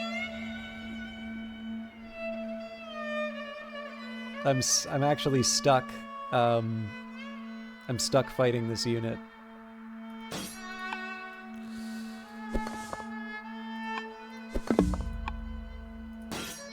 So I definitely needed to pay attention to... Yes, the tactician trait is actually really tough.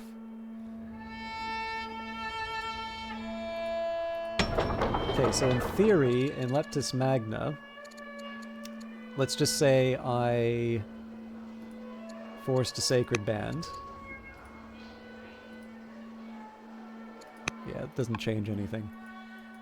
The best I think I can hope for at this point is just to naturally build these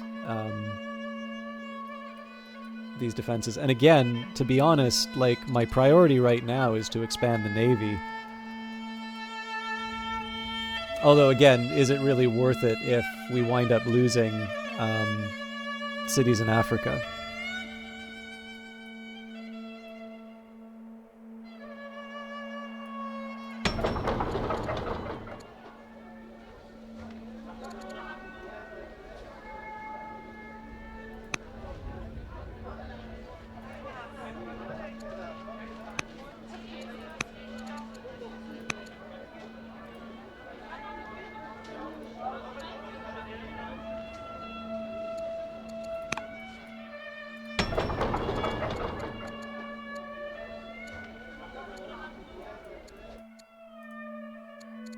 Right now I'm focusing on any of the cities that have coastlands to help out with the...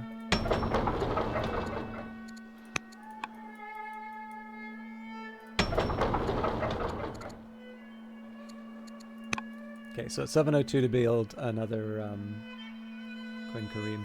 We've got one... So I need to have 8 completed. So we've got 3...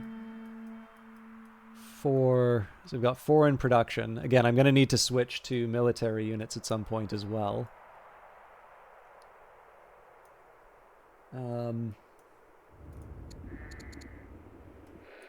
But I'll settle for this.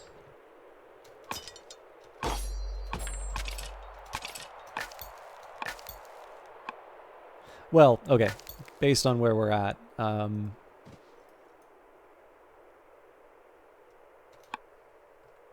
I can at least use the extra turns to scope out the enemy.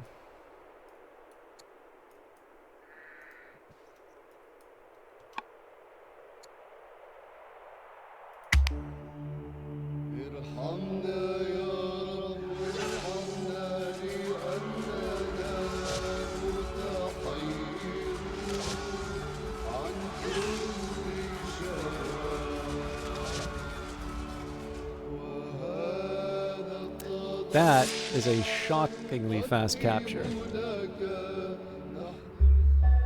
The birthday present. Your heir, Prince Hazardball, has 2 loves, fighting and the finest, rarest, most exotic luxuries to be found. This year for his birthday, the thought had occurred to you to give him a gift that caters to one of those 2. Only the best for your heir, after all. So... the types of fineries are simply beyond our reach at the present. Yeah.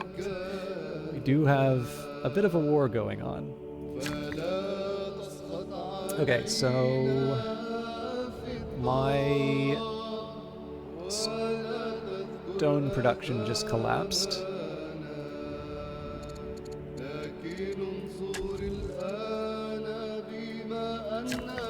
This will be the next target for the invasion, so...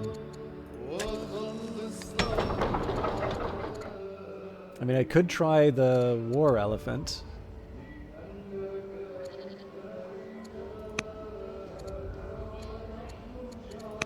Well, let's think for a second here. So, the thing that we fear... So first of all, let's take the opportunity to heal up...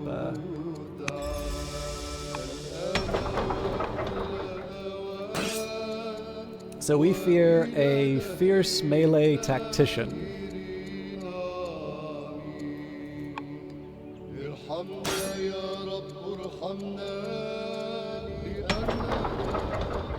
So the war elephant is 6, African is 6, turreted is 8 but needs a citadel. Sacred band. Okay, so like the one advantage of the sacred band is that it's anti-infantry. And then the advantage of the war elephant is its ability to cause panic. And the ability to cause panic is not, like... I don't want to take that for granted. The one big advantage of the war elephant, if I'm completely honest, is the fact that it's...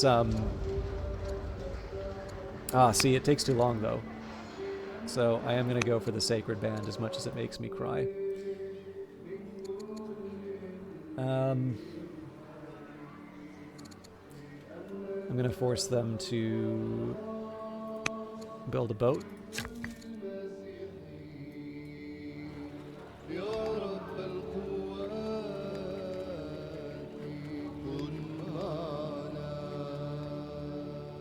So again, we're going for the natural resources here.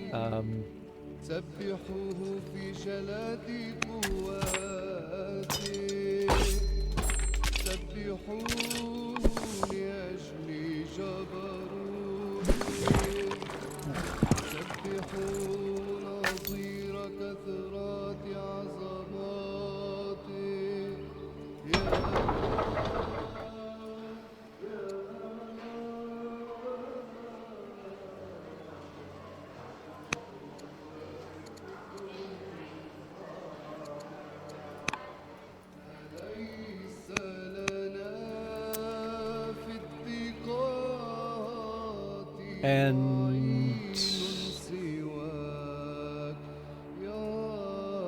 I thought... So what's the deal with the scout? I thought they were hidden in the trees. It's probably not if you're an enemy. Hidden units cannot be seen by other units. Friendly or neutral trees. Okay, so obviously that was very silly, what I did with my scout there. I kind of thought that there was a... I thought there was a... like a there was a gap in the reasoning, but clearly not enough to check my moves. Anyways, there's other stuff that I've messed up here, so... but it is a real shame to see so many orders go unused. Okay, so they're after Takape. Not great, like that's going to have some implications in terms of getting the Quinkarim built. Man, and they're ripping that city apart.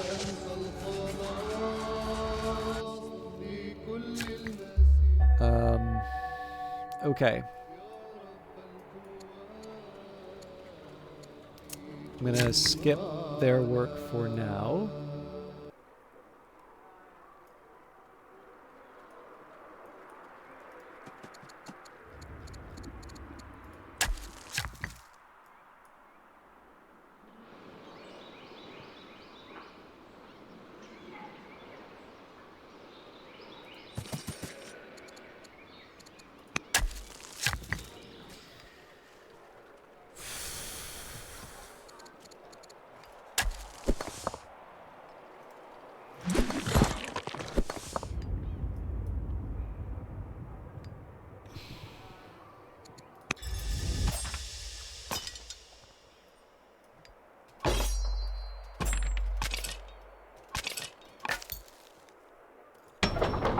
So I can't rush... Yeah, I can't rush stuff in a city that's under attack. So there's no way, unless I find some kind of a unit to defend.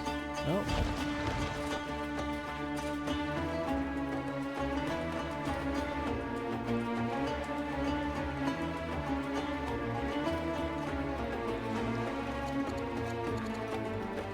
Right, I can't anchor when we don't have the naval superiority. Okay.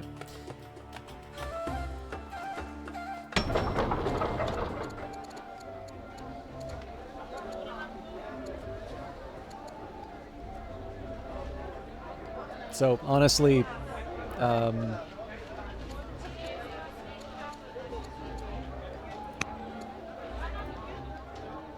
African elephants for everyone. Or, well, where we can build them at least.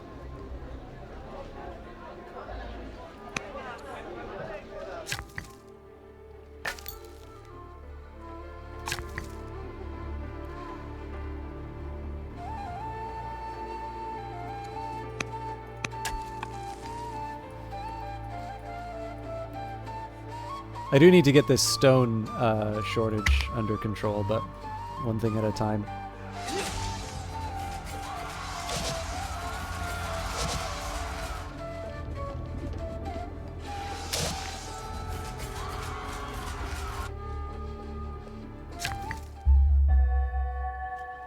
And they're really pushing the stone.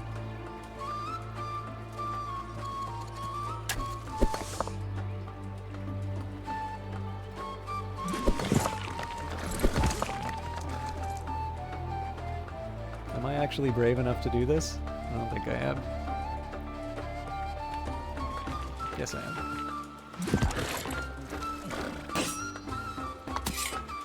No, I'm not.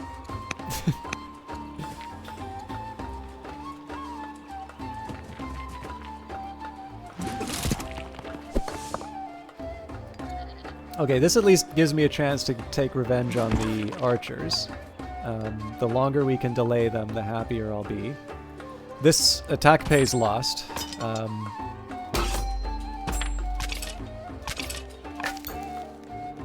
should get my scout out of there before things turn nasty. Now, one nice thing is, and I'm almost certain that there's going to be a consequence for this, but I can at least contribute a little bit of damage on the Legion, and do so in a way that doesn't result in somebody getting stunned. He may wind up stunned. Yep, he does wind up stunned. Damn it. So then the archers will be able to rip me apart. But if that happens, then the city gets another turn before it's taken, so... what are my laws? Legal code...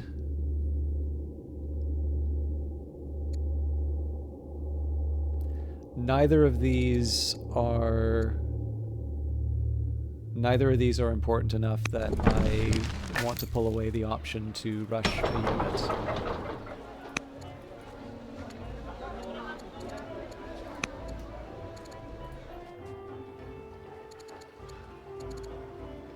Okay, so I'm debating about putting in a gardener, which is probably the stupidest thing I can do right now, but I don't have the resources for anything else.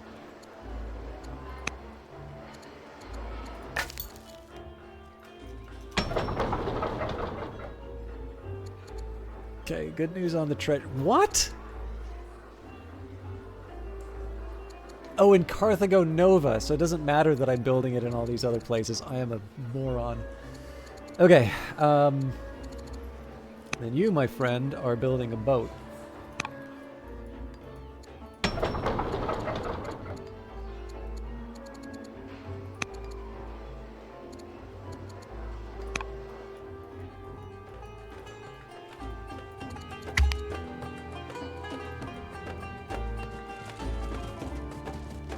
New Legion, huh?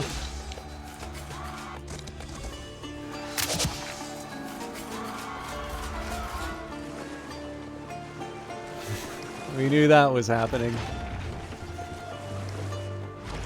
So if we get stunned by the Legion, I'm in deep trouble.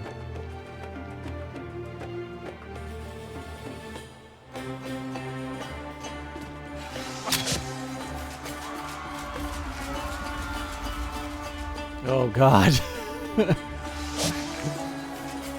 This is looking mildly hopeful for a little bit, and now it's just all falling to pieces. Decree, how you doing? You're assembling drawers, so we'll be quiet. No problem.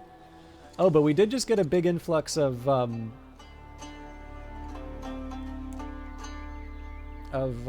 resources. So it's recommending a portcullis, presumably for the Spymaster and the moat. Axeman doesn't really help me here because of its anti-polearm, and what I really need is anti... oh, hang on. Upgrades to Maceman or Swordsman. Maceman is anti-infantry, as is Swordsman. Okay, let's take a look at the tech tree.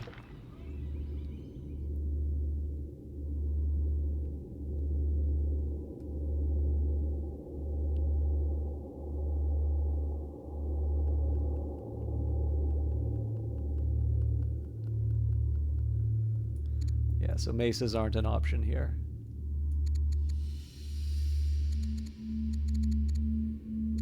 It's basically the Sacred Band that's gonna decide that. So honestly, the axe is not appropriate to my needs here. Walk away. The loss of Takape to Rome has dealt a harsh blow to Carthaginian military pride, not to mention the damage it has done to morale. There are rumblings of discontent throughout the court. In a terse message delivered by a mangy nag, Prince Hasdrubal requests that you surrender the leadership of Carthage into his waiting hands. It is the least you can do for the dead of Takape. So I can step down as he wishes. This is treason. Find him. This has no bearing on the current conflict. Oh man, it is tempting to get a good general in place.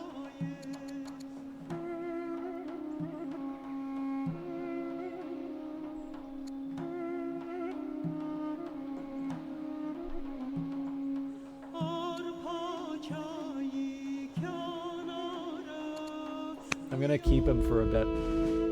During his many travels and campaigns, Chancellor Bostar has witnessed firsthand the might of other tribes and nations. Now he has witnessed that we expand our military recruitment to include foreign citizens living in Carthage. Of course, Queen Consort Ashnat the Builder wants nothing to do with those born outside our borders, believing them at best to be Slavs and cowards, and at worst spies. She grates at Bostar's suggestion. We absolutely need all the soldiers we can find.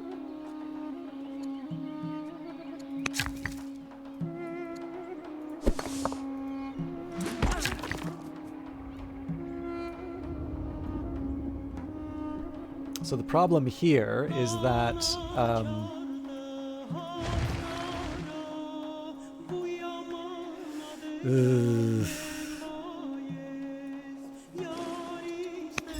mean, they can just chase me down, which they're almost certainly going to do, but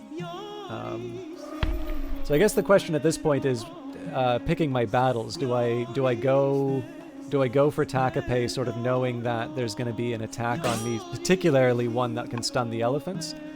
Or do I think I need to hold my position.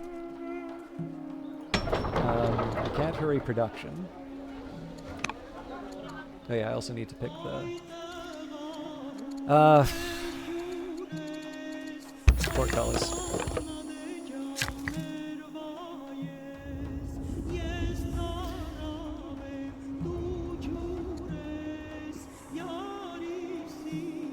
Okay, we'll figure out what to do with them later. Let's try and get them to safety.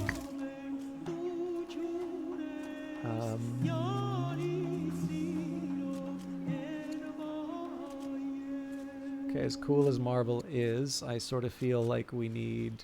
Oh no, we still get the stone from it. Okay. This has got to be for lumber.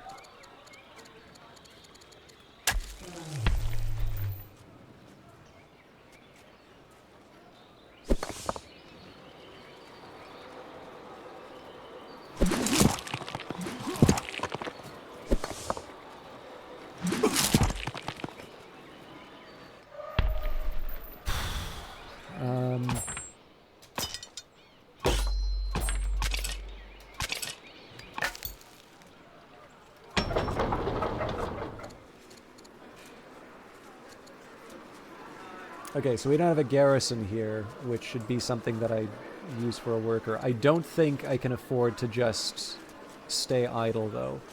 So I have a couple options. I can go for something cheap like a warrior or a spearman, or I can try the chariot. Actually, you know what? An archer seems to make a lot of sense here, because we can engage at range.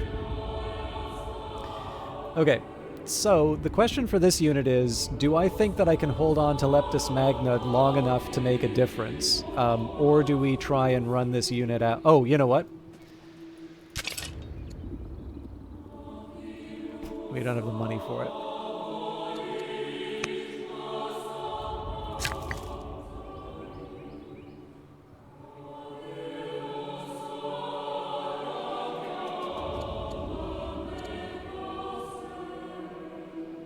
Yeah, I don't know. I think we continue to develop our cities. I don't see how the alternative helps us. And because we're out of money, I don't think we can build another boat.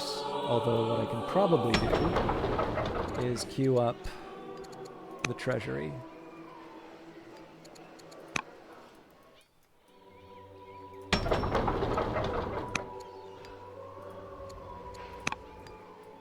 Okay, so I also want to just make sure. So the thing is, I do want to make sure that I'm achieving goals, because the thing is that I can at least complete the scenario with a win, presumably, if I get the 3 objectives. So we've got 3 down. If I can expand the navy and build the salt harbor and treasury in Carthago Nova, which is absolutely within my power, that's 5 goals completed, and we only need 1 more to win.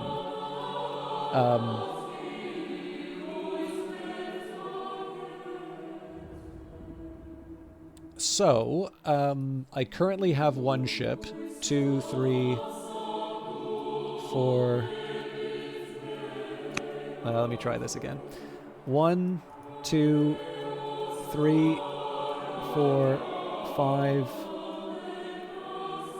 5 in the queue. Okay, so I need 2 more.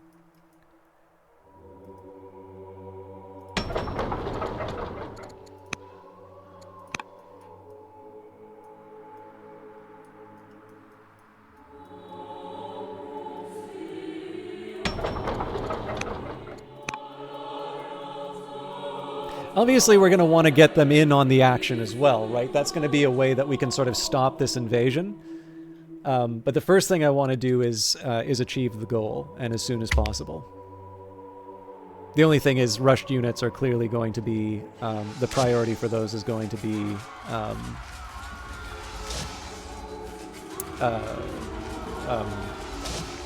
like traditional military units. Okay. So my expectation here is that this archer is going to run into Owea and heal.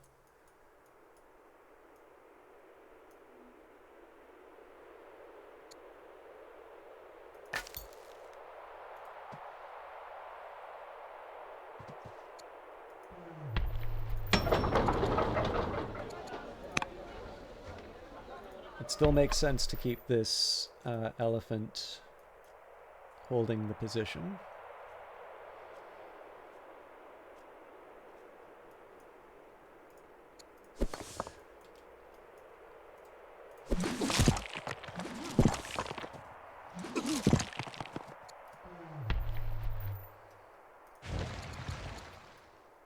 There is a mighty temptation to just run in and...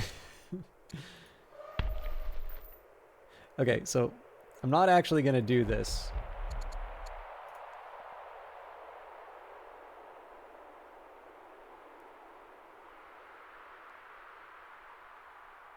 So yeah, if I could somehow do 3... If I could somehow do 3 damage, I'd be in a really good position. One thing that is tempting is to just try and run in and hit hit one of these ships. The drawback is that it's less that I'm worried about these two ships being able to take out ours here. It's that I'm worried there's one that I can't see in the sea, ready to pounce. So I'm gonna heal up.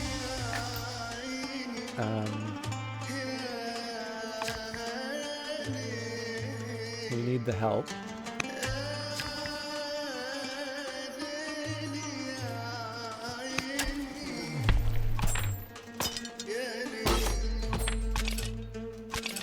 Yeah, the real shame here is we do have military units, we just don't have them in the right places. And obviously that's on me for making the decisions that I did.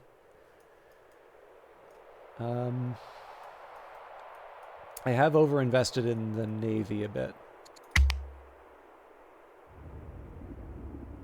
But I'm also sort of playing for the long run. Okay, we might be able to kill the archer.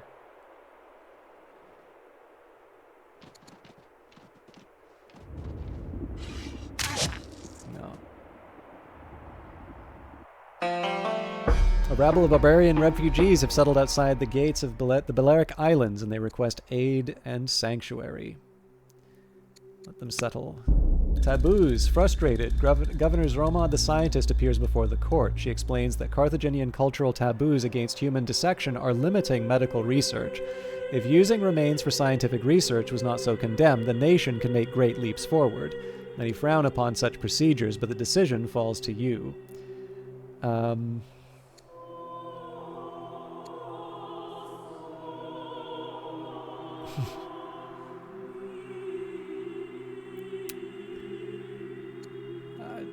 I'm tempted.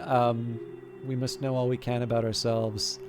Science isn't helping me that much, so we'll say never. The human body is sacred. Okay, now we have a surplus of orders, so in this case I'm going to be a little more careless in terms of the order in which I do things. I am going to make a run on the...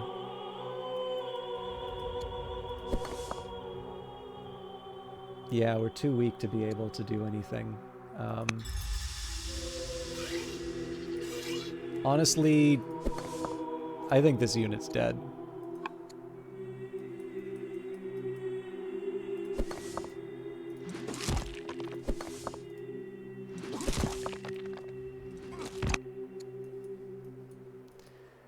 Obviously, I can try and put a brave face on it. I can do my best. I think the best I can really hope for here is to just take revenge with some elephants when the time comes.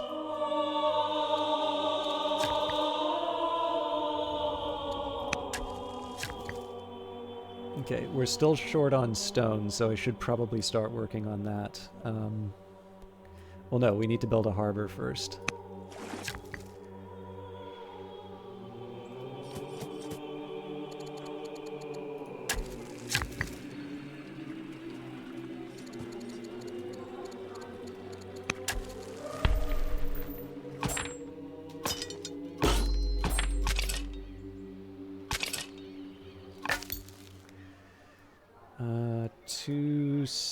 Okay, yeah.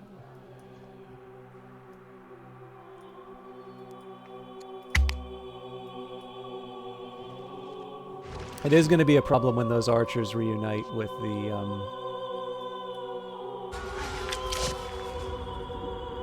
the main force, so I do want to get in with the elephants early. I'm going to cry if that thing's able to reach me. Damn it. So they're almost certainly going to be able to kill this unit now. Fisher expertise. While on an inspection tour of new workboats at Leptis Magna, Prince Hasdrubal is befriended by a lower-ranking Hanoid elder who has been fishing these waters for decades. Let him teach. Alright, rule of law. Under your rule, both nobles and commoners are at peace in a unified pursuit of justice. There's never been such a time of success and harmony in the history of Carthage. Surely people will look back upon these years as a golden age for the rule of law. Two nobles, especially loved for their virtues, Arishpal of Leptis Magna and Abdosir of Alalia, Shall we reward them with governorships to set an example for future governors? Yes.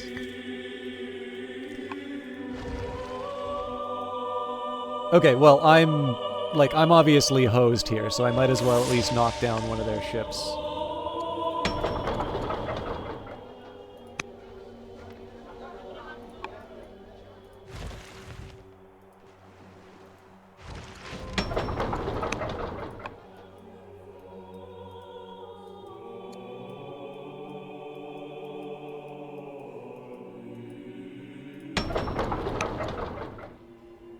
Although I'm pleased to see we are actually, like, the queue of ships is finally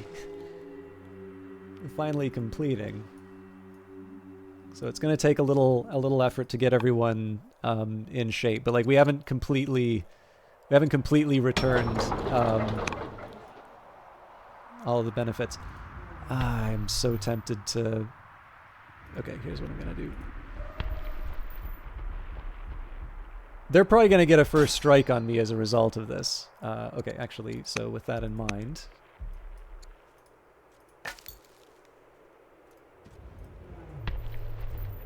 Obviously, I want to train them, but...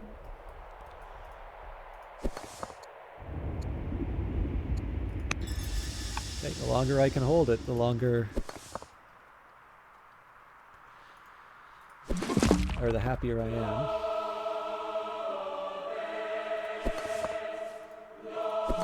Probably not very smart, but yeah, no, because then the cavalry unit just moves and crushes me.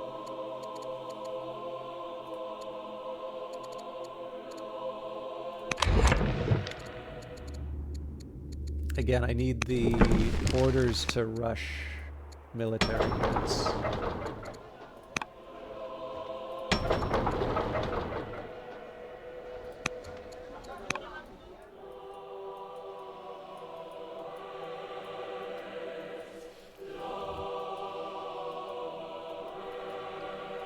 I am at least going to enjoy taking my revenge with my navy. Assuming I can.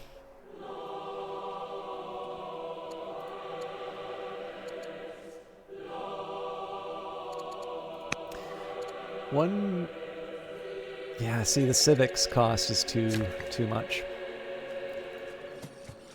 Okay, let's get our quarries back in order. So we do need to start. We do need to start moving this worker somewhere else. Oh, you know what? Nope, they're stuck. Okay, well, again, we put a brave face on it.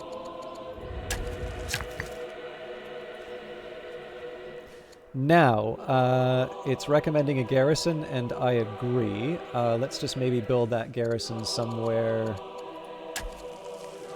Oh, well, everything. It's mountains everywhere, so there's no real... Well, actually, that's not entirely true.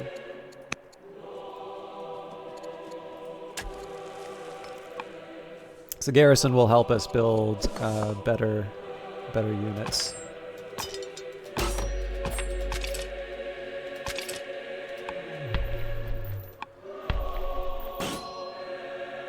Okay, they're still going to be able to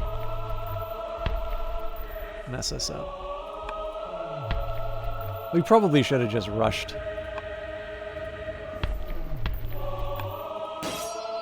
How the hell...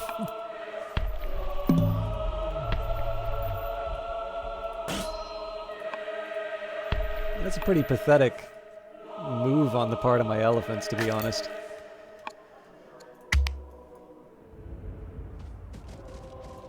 Okay, that's exactly what I want to see. So presumably they spent orders on that.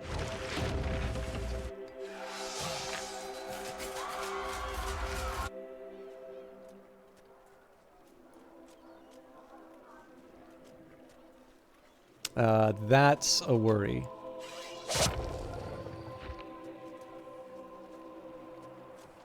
God damn it.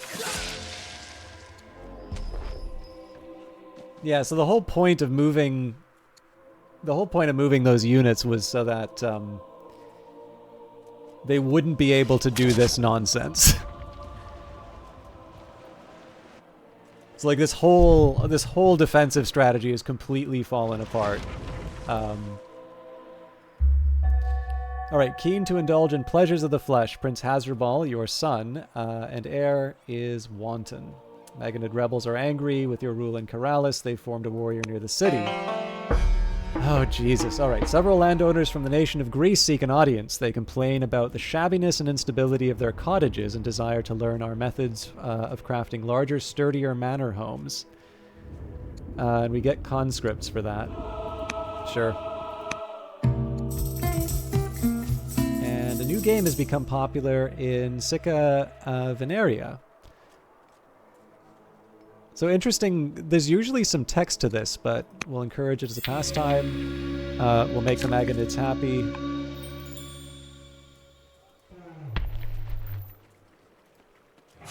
So it is looking grim. Like, I had a small little bit of hope, and then, you know, and then it was dashed, because this thing's going to get stunned by the Legionary. I can rush the African elephant, but the question is, like, how do I do enough damage to them to make it worthwhile? Now, the other big dilemma here is the fate of this ship, because I can try and heal it in my own waters. That's fine. But I think they have enough to take it out.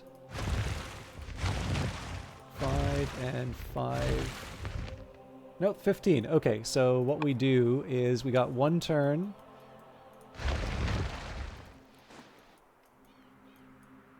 In fact, depending how the rest of the turn goes. So Kothon's finished. Obviously, our priority right now is to expand the Navy in time.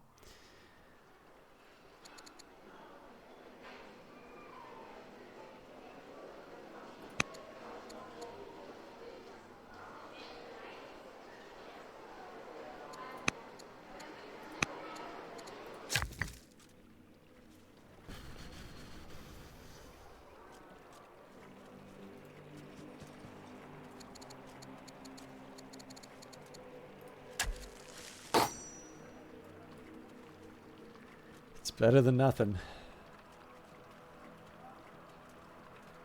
In fact, it might just be what I need to stop the elephant from...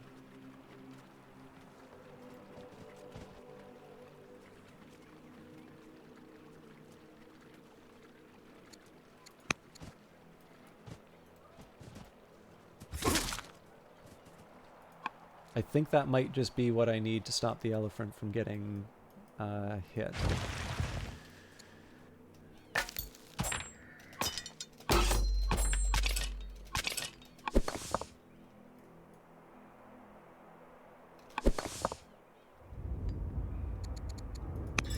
Okay, so again, the longer we hold this, the closer we get to that sacred band.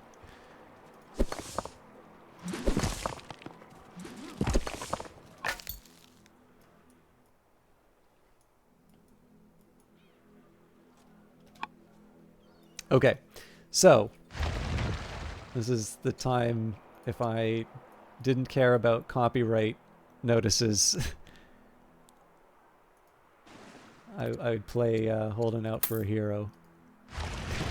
Obviously, that's a lot of orders to do one move, but it's now a fair fight, and we have more HP.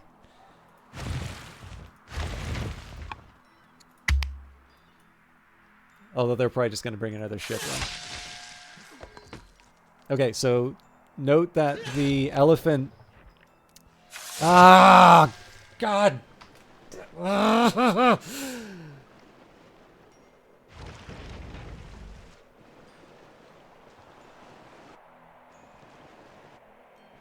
We may still be able to kill the... Are you kidding me? This is the one thing I'm not crazy about on the order system, is that, like, they've definitely improved it from, like, the early beta days. but like this idea, like just this feeling of units that are moving across the map to like specifically come in and ruin your day, it is really, really hard to take sometimes. Okay. So I got to think about the best way to handle this. Like the ideal, of course, is to be able to take out an enemy unit. The question is whether or not we can actually pull that off. Yeah, we're just ever so shy of what we need.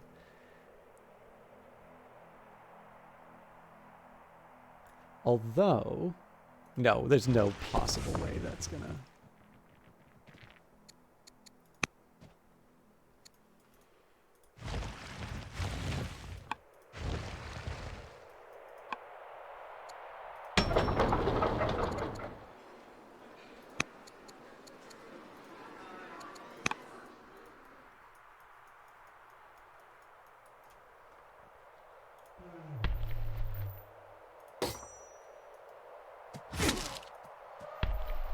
God, how is that possible?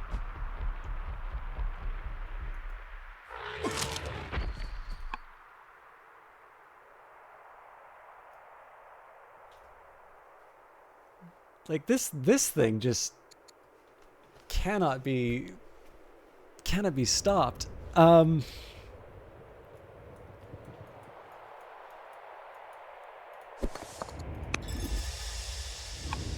So I'm pretty sure I lose the elephant this turn.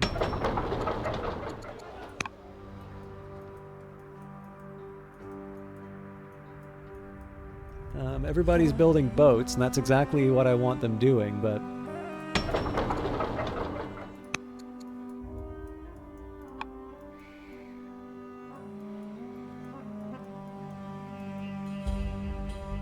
Although it says I have 3, so where's the third?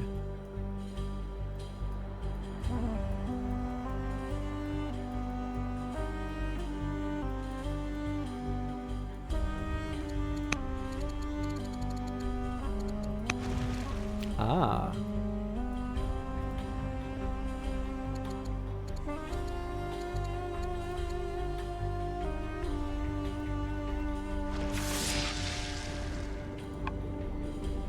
Okay, that sort of evens things out a little bit.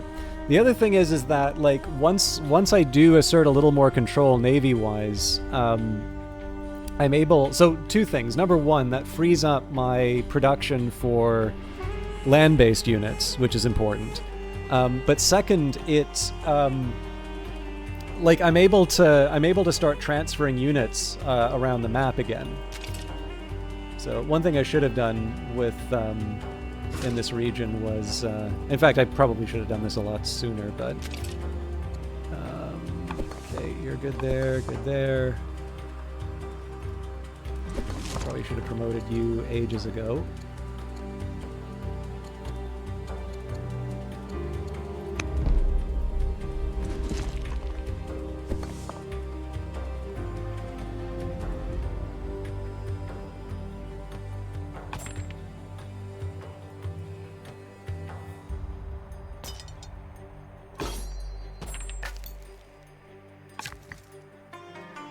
So again, priority is on production. I feel like we could use more iron mines. The question is, where do I build them?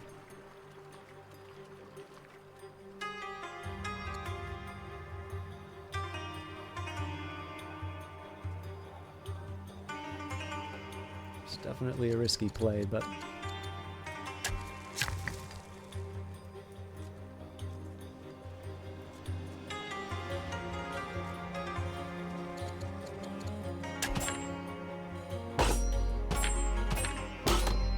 Okay, so the idea here is I want to try and at least move some of these barbarian units to,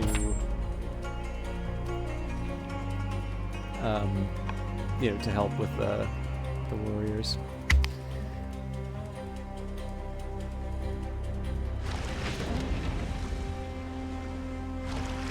It's not a huge surprise they're gonna, yeah.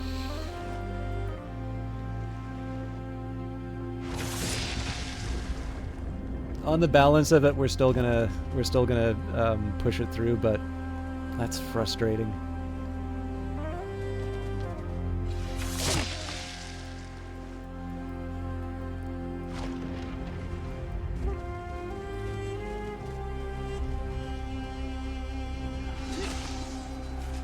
That's unexpected and actually very alarming. Oh my god.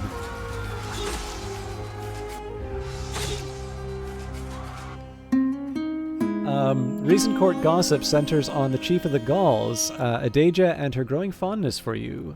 She saw you during a recent diplomatic visit, and the tribal ruler was obviously smitten.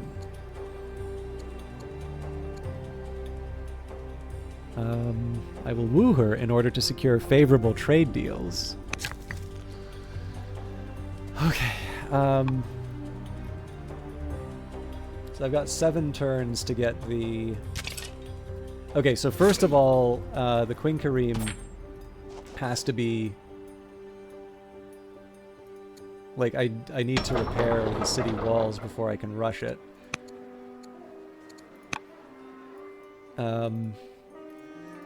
Jesus. Okay, this thing has exactly 15 health, so that's actually a big problem. Before I do any of this... Okay.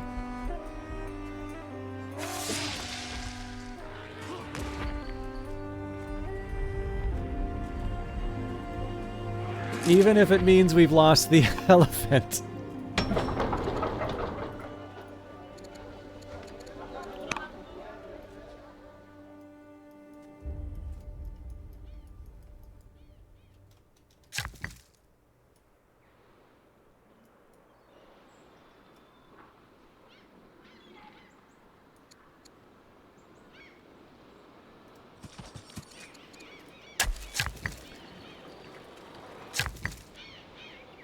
I think I need to be a little more careful with how I'm using my turn.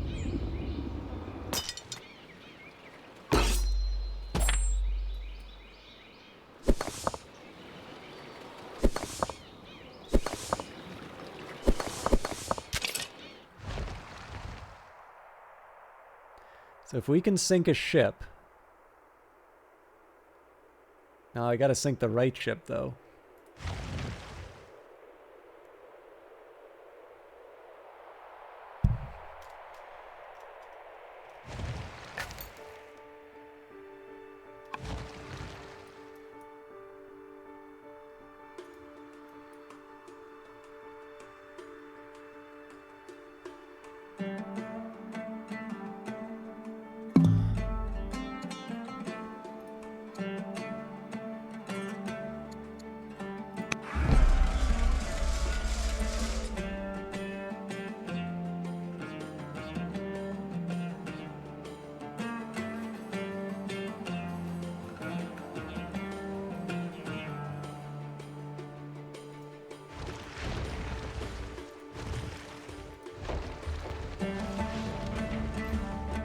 See, that consigns it to the briny deep. But see, it's already trapped, so it doesn't matter.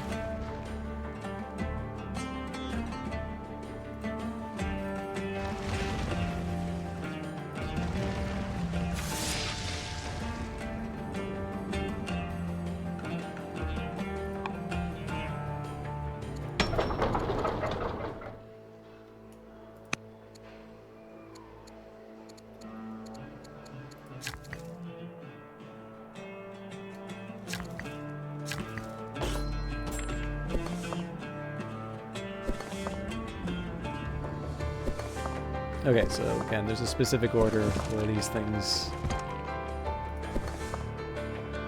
need to go.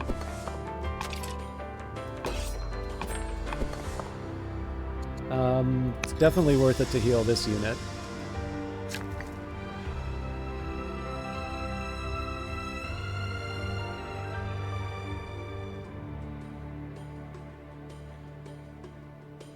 And if I need quarries, it actually makes sense to move this worker over to Malacca. Okay, let's see how this clown show goes.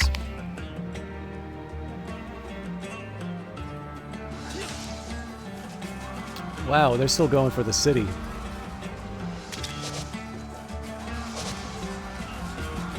Jesus Christ.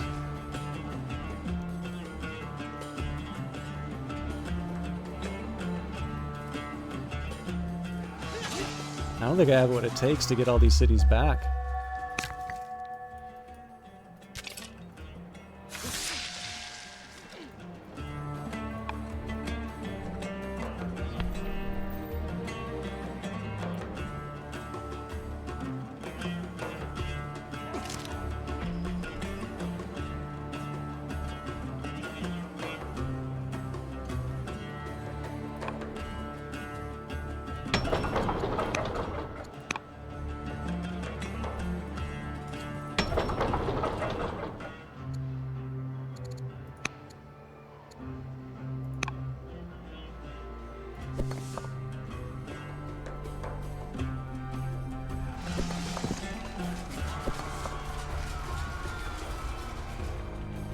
This is just tempting fate at this point.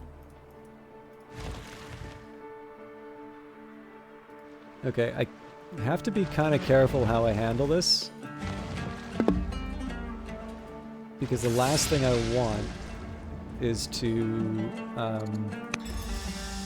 lose ships. So I need to build 5 within 6 turns. So we got 1, 2. I don't trust that one. 3, 4. Okay, so I'm definitely going to need to rush at least one of them. I don't see any possible way that we keep Sycovenaria, so that's going to be another problem to deal with. The one saving grace is that at least, like, the Legion's down, and I think we're quite credibly getting to a point where we can stop Roman ships from reinforcing. So we're going to be able to start slowly taking back our cities. I'm, like, panicked as hell, but, like, this is obviously a great scenario.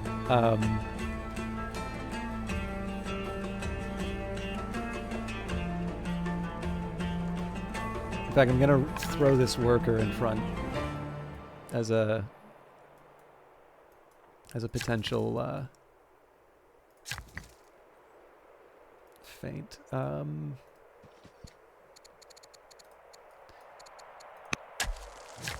So we're kind of running out of space to build stuff.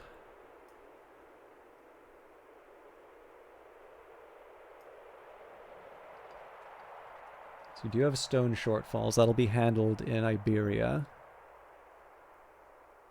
Iron is a little more scarce.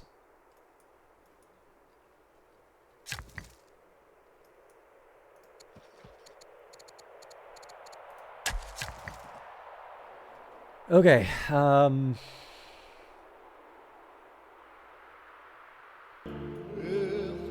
yeah, I think we go heavy on quarries in Iberia.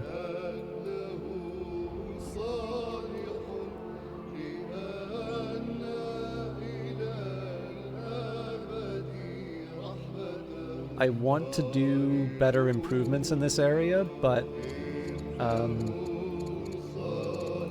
we're still kind of on the war footing, so.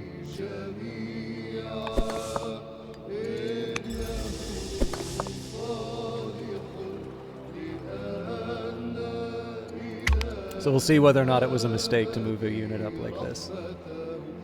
Okay, that's not a surprise they did that with the elephant.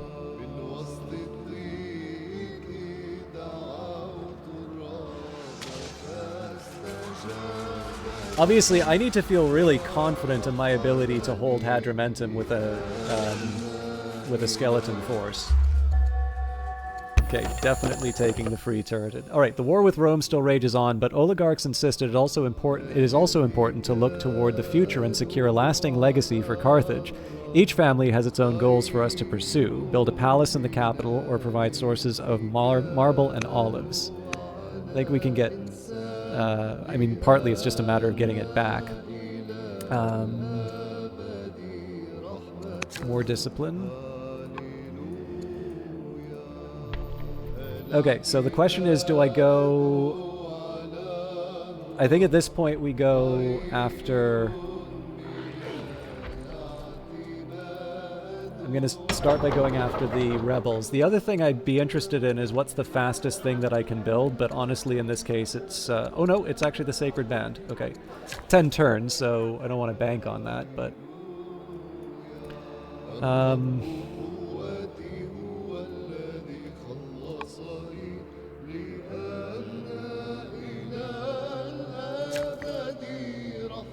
Carthage is idle. Now, I do have a problem here in the sense that it's not clear whether or not I'm going to be able to...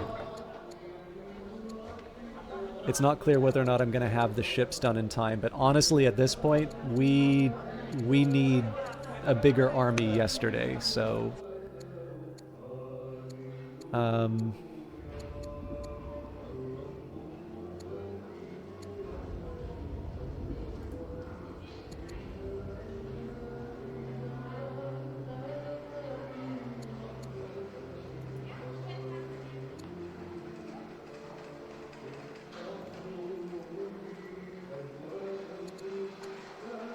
This is the wrong call.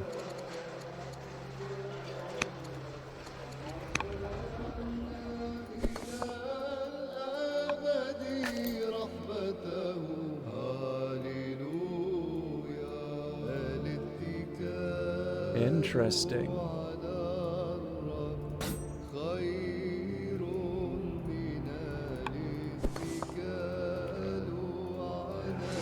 This is going to give the Romans something to think about.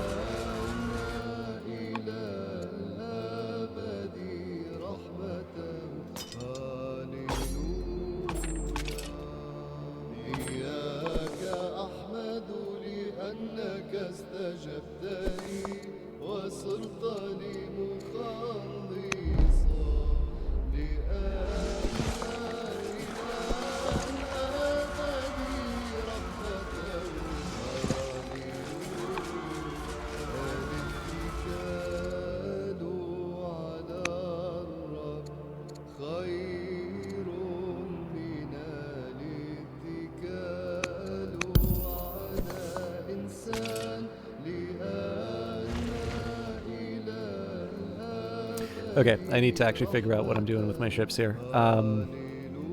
We should be chasing these guys down, and I will. But I also need to make sure that my ships are healing.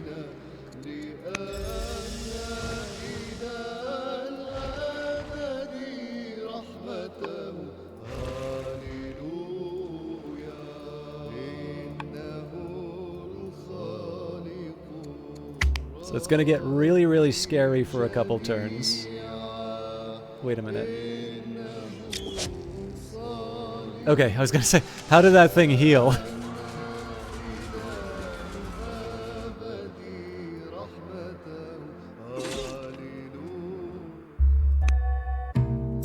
Sporting chances. With the increasing recognition of the city of Eulalia as the center of culture, there has been a movement from the elders to host a festival of archery, a decree that was swiftly issued, stating that in Eulalia, no other sports shall be practiced. Rival factions have risen up, arguing that wrestling or horse riding provide the better sport. The beleaguered city looks to you. What shall you favor? I think probably let them have their archery just because of where the city's based. Influence mission. Recently, you've been thinking about improving your relations with Governor Hero II the Brilliant. Who knows what benefits such friendship could bring. An influence mission could help you accomplish this goal. Shall you set out to influence Governor Hero II the Brilliant and thereby improve his opinion of you? I'll take a free one for sure. Let's go prosperous because I can definitely use the money. Okay, so because they're damaging enemy units, I still need to make sure that I'm focusing on defending Hadrimentum.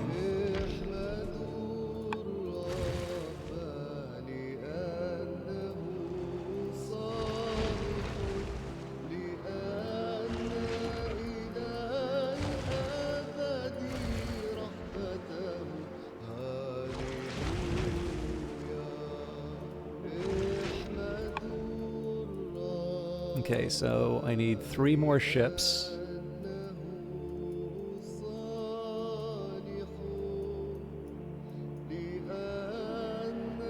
The right thing to do here, we can hurry production, and it's going to get very, very scary for a little while. But the right thing to do is hold on and like just let it play out properly. The biggest thing I need to avoid right now is the loss of ships.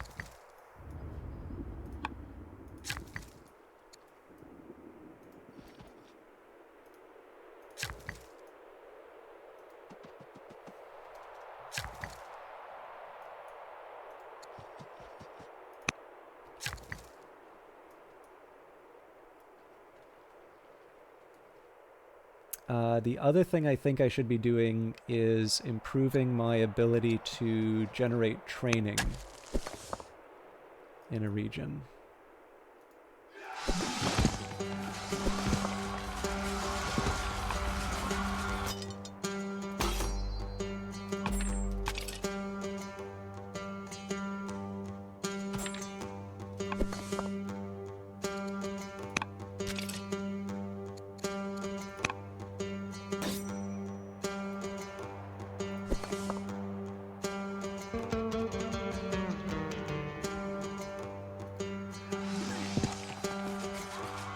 Gonna undo that for a second, make sure. Yeah, so the damage is equal no matter where I go.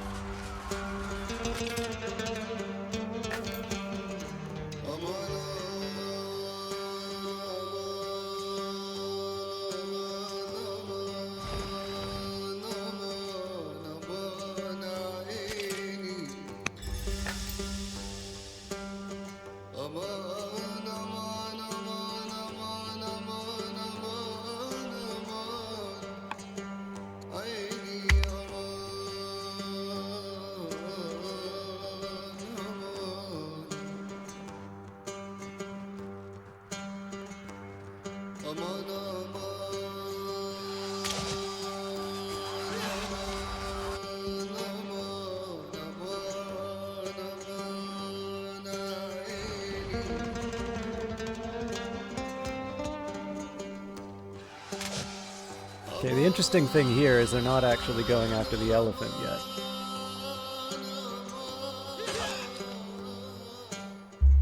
You've completed the goal, obtain salt, build a harbor and a treasury in Carthago Nova.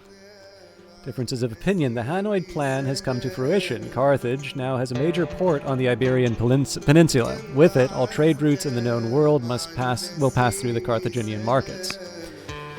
Okay, this is very, very delicate.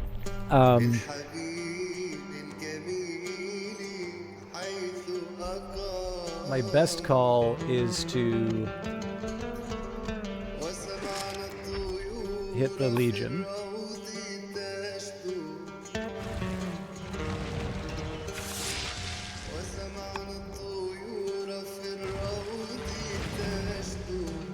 I'm gonna see if I can do one of those nasty trapping moves that the AI likes to do on me.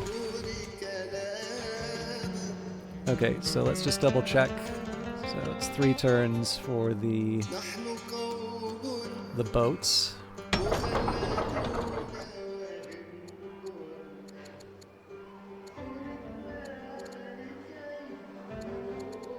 Now I think at this point what I need to be doing, I need to be augmenting my production with citizens that sort of improve this sort of stuff.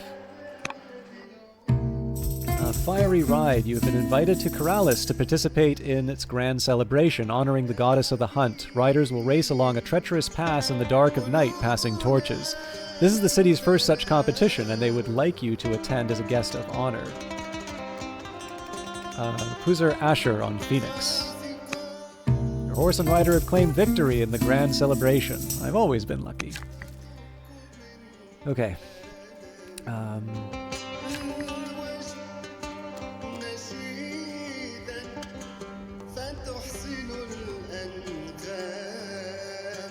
Hiring some mercenaries would not be a bad idea right now.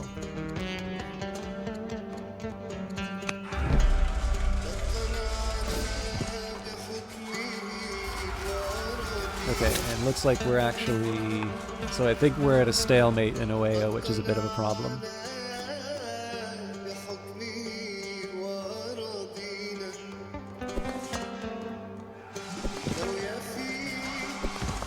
Actually, hang on. It's smarter to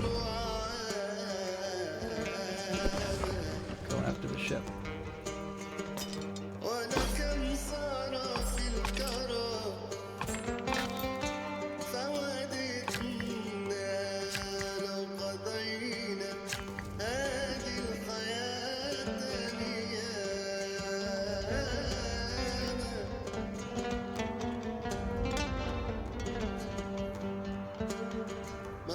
I don't really buy a quarry here, to be honest.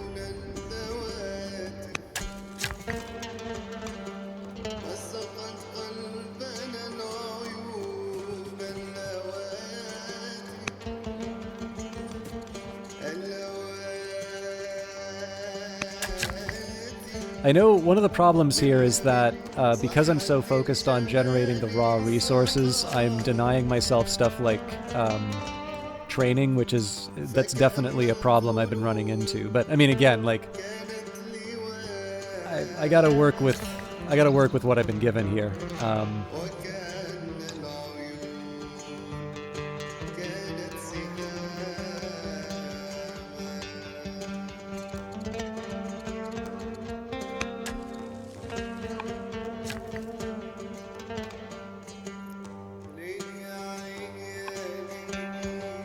Okay, so we're ready to end the semester.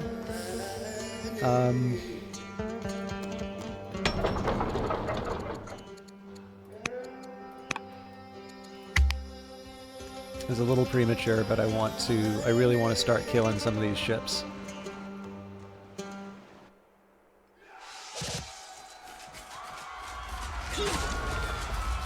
It's actually good that they went for the elephant, because it means I'm able to take out one of the legions.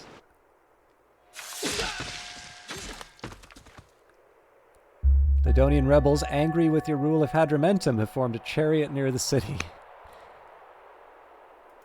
Oh, brilliant. Okay, according to Magnid wishes, we have further expanded our navy with the superior training of our crews, and now even greater numbers of ships. Any consul or general would have to be a fool to challenge us.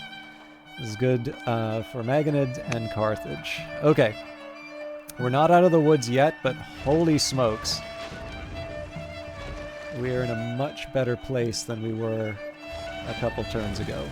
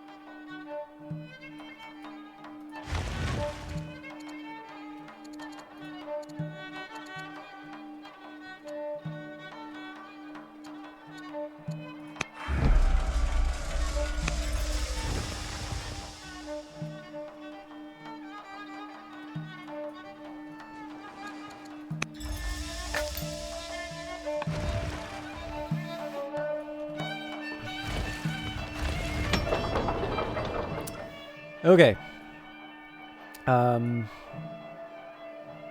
It's actually kind of hard to choose...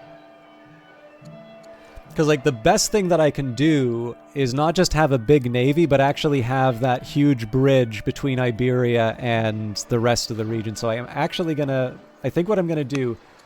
I'm not gonna, like, pay up for more boats, but I am actually gonna take...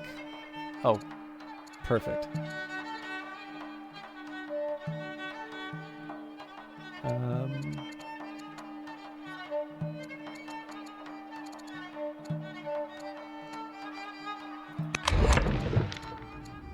So I just want to see what it takes to get elites.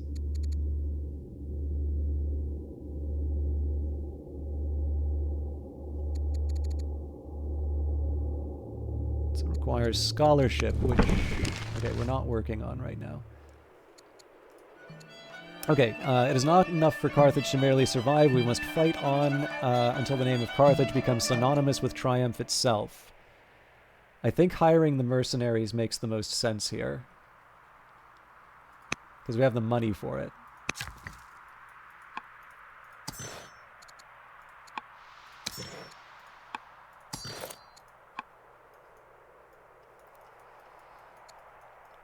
And I'm actually going to hire some that are useful.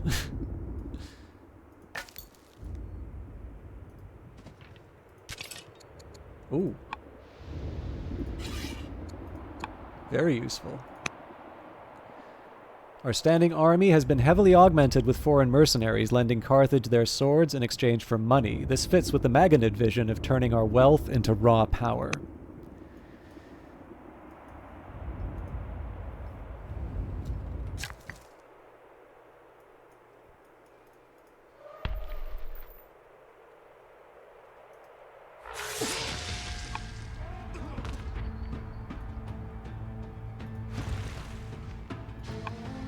Okay, so we don't rule the waves yet, but we're getting there.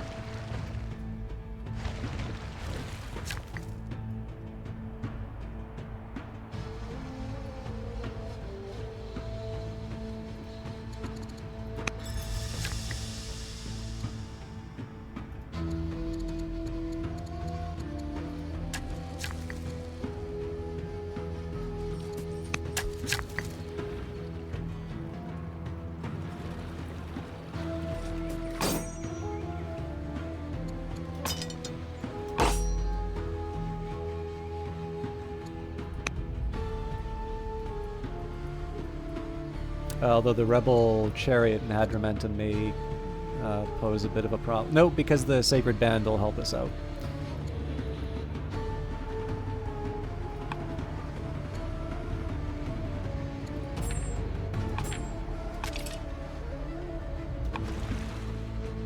Okay, I would like to move my navy a little more aggressively, but...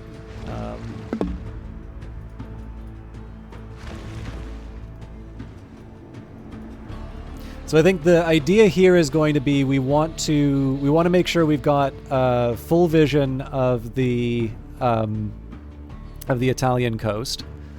Following that, I want to make sure that I've got a complete sort of bridge across all of my across sort of all of my regions.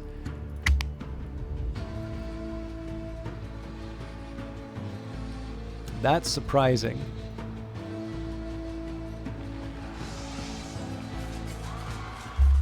You've successfully exerted your influence upon Governor Hero the Brilliant, but appear weak in the process. Greece is no longer happy with us and decided to end our peace. We will apologize for failing to please them. We cannot afford to be going to war with them right now.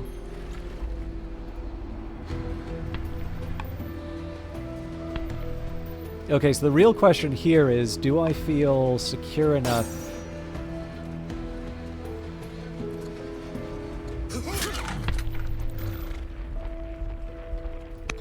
I think we need to take a breath before we push. Although I am going to heal this unit because we're actually going to start going on the offensive and take Messana.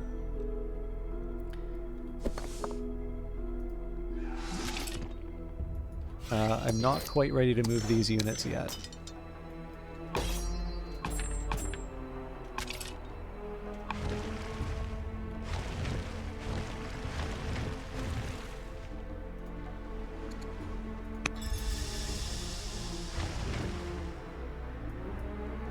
Oh, that was a silly move.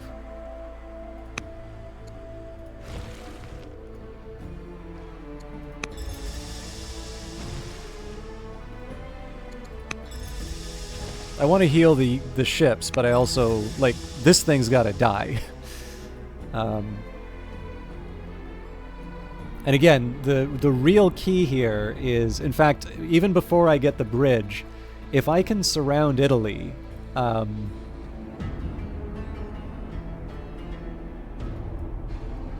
Like, if basically, if I can reduce it to a point where I only need to deal with sort of 3 Roman cities in territory I can control, like, I know I can win that.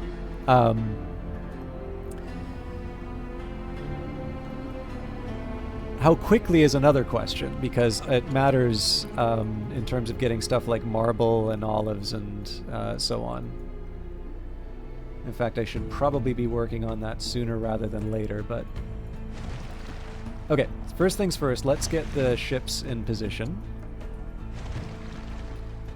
And again, priority number 1 is a complete understanding of the Roman position.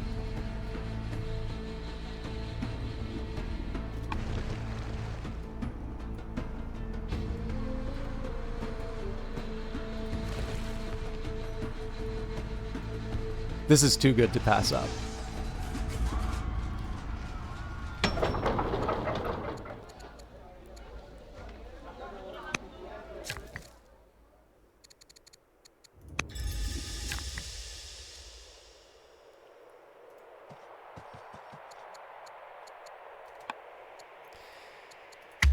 Okay.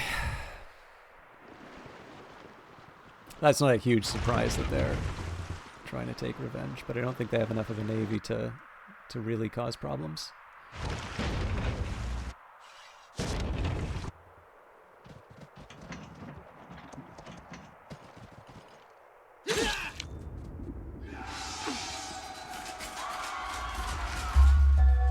Okay, Didonian rebels are angry with me in Panormus.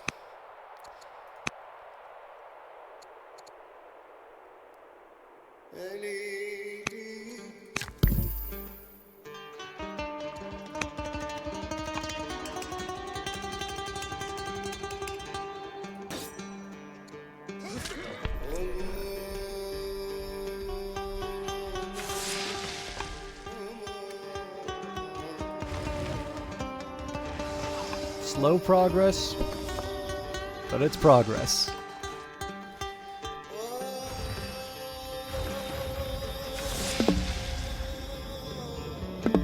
This should be the last of the Roman ships.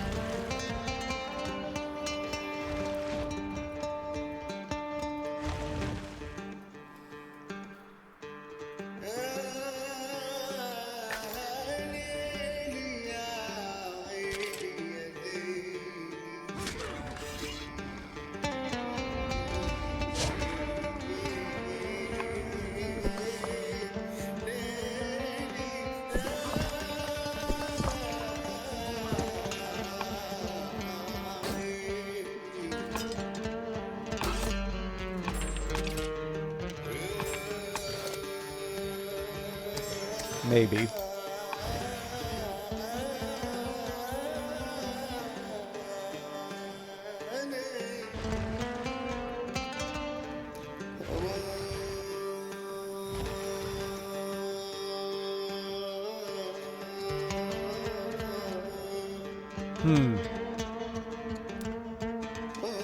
Grappler is tempting, but...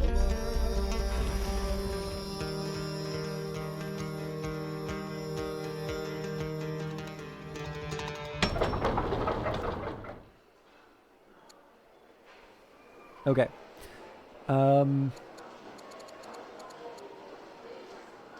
So there's two things. Number one, we need a worker here because this is this is prime real estate for lumber. This region, we've already got our slinger.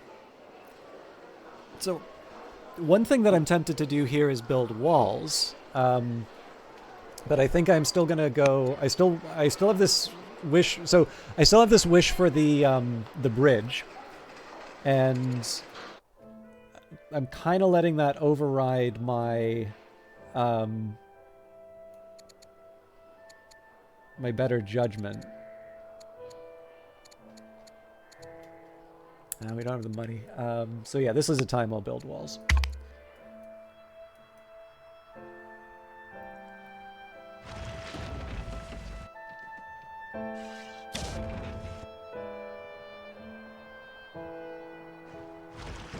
That's mean.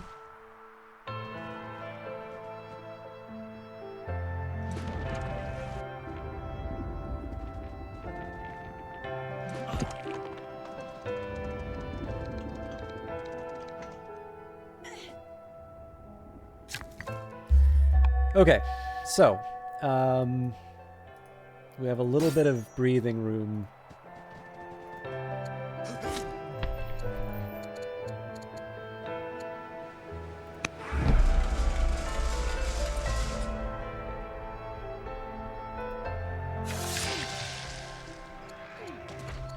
So, of course, the priority is going to be reclaiming what we have before we...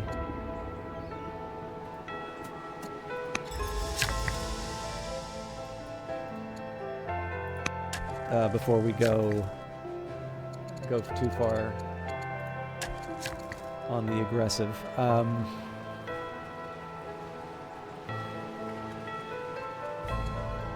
am going to build a garrison here, though.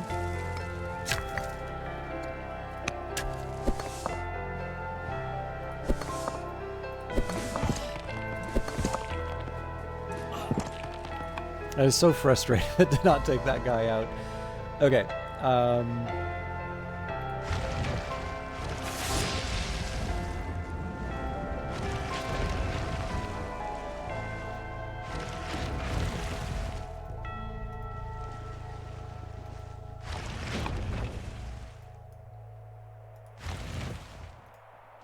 Just put an end to it.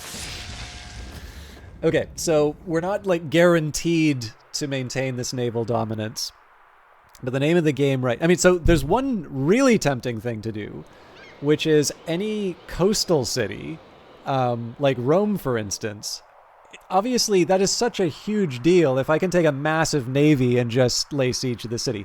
Now, that is completely insane, especially with an onager in the area. But, like, that gives you an idea of sort of what I have. There's some possibilities that are open now. So basically, one thing I can do is I can just kind of put all my boats around around the edge like this, and just like keep them there, keep them out of range of the enemy units, while also making sure that they're like basically I want to keep them out of the range of enemy units, but I want them to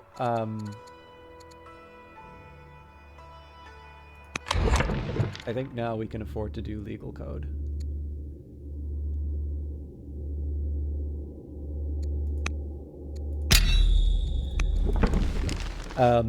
Basically, I want to make it so that if they build another ship, we take it out instantly.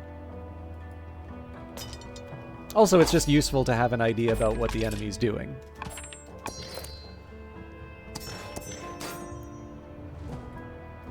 But, I am starting to lose control of my own territories, so...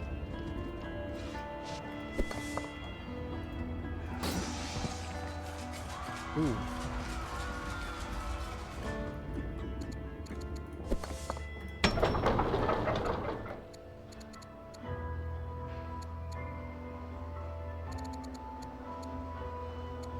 I'm going to build one more slinger because it is good to... Like, so one thing I might want to do, given all of the unrest that I have, it would be good to start... it'd be good to start dealing with the discontent by having garrisons in my cities again. On the other hand, like, I've got 24 semesters in which I can get olives and marble. Presumably those are within my own borders. If they're not, I'm not sure how I do that.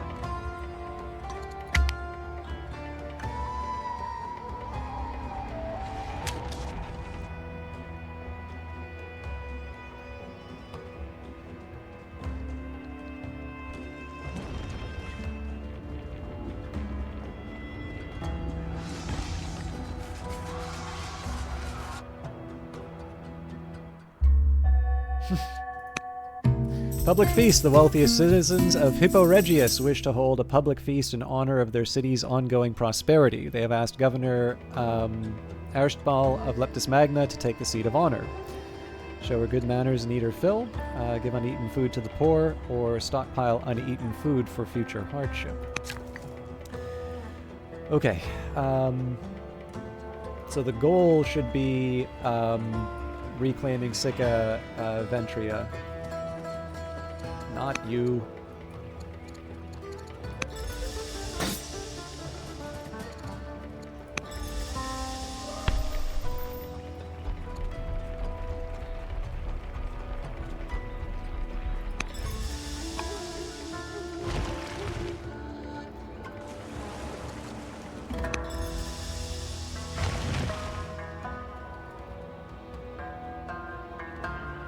Okay, so first thing we need to do is heal up my navy.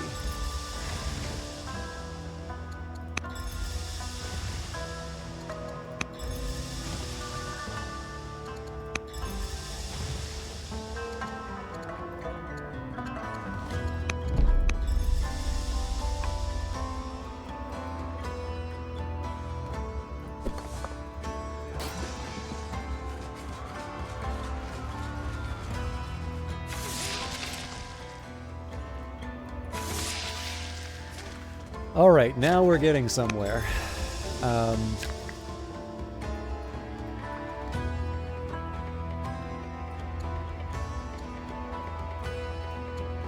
Garrison does make sense. Okay, Gaddy's.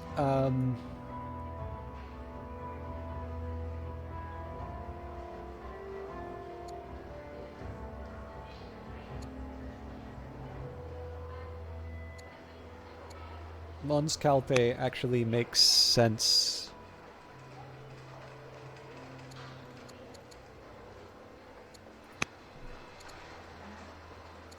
Yeah.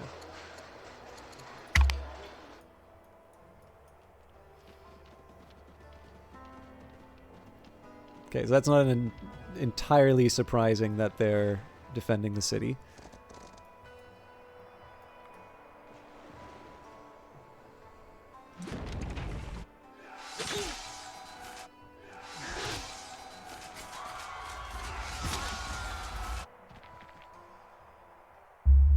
Oligarch Aristat is dead. Chancellor Maratbal is now head of the Maganid family, and they've gone from cautious to pleased. Okay, so like I said, we're in this nice little position now where, like, we can sort of afford to take not a break, but like we don't have the same, like, we're not in the same sort of crisis that we were a little while ago. So one thing I'm going to do here is I'm going to take advantage of the rebels on Sikaventria, at least at the start. I need to be careful. I don't want to overplay my hand and let them take the city.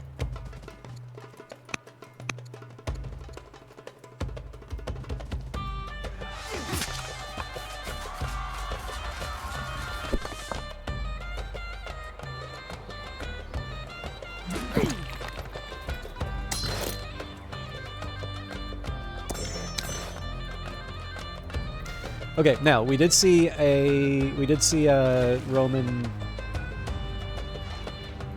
unit up north. We don't want to let that go unanswered. So I think I'm actually going to move 3 units up there. But for the rest,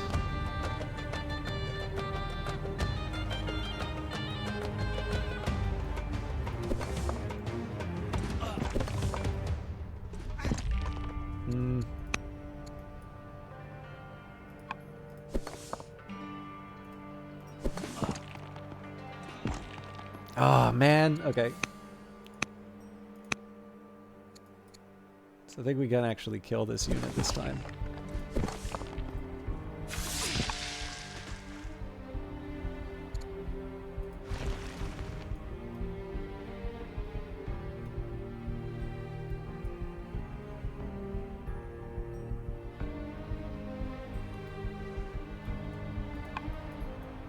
I suppose I can even anchor. Like, it's not exactly the most efficient use of the Navy, but it's a nice natural way of spacing everything out.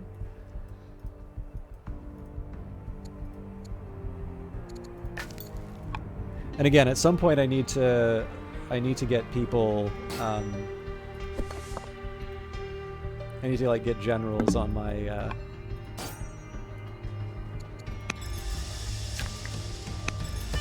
units. Okay, Carthage unfortunately needs to keep cranking out Sacred Band. So now that they've finished their worker, they're going to keep making ships for me.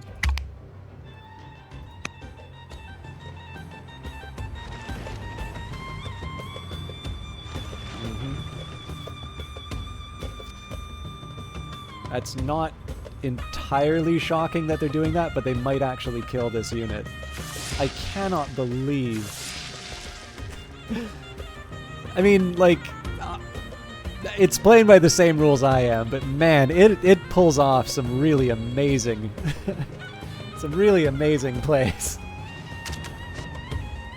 I actually thought that I'd moved my ships sufficiently far. Clearly I didn't, so...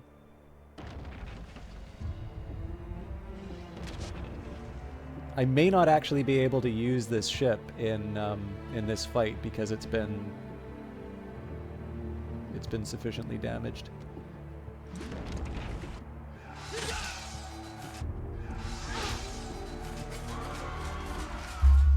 The health of Queen Consort Ashnat has begun to decline. She's now ill. Leveraging luxuries, Greece contacts you with an intriguing proposal. If you'd be willing to part with some of your luxuries, they'll happily round out your court with either a talented trader or a minister. Yeah, well, hang on. Yes, okay, I am okay with that. So, new merchant for the money. The royal line withers, and you are growing older. It is time to introduce some fresh blood into the dynasty to ensure its survival.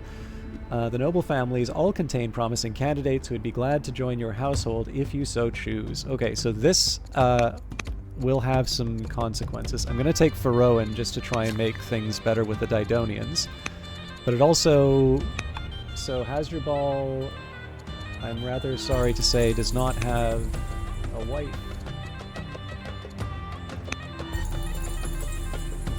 I would have preferred not to have used those two turns that way, but that's how it goes. Okay. So yeah, the problem here is most of...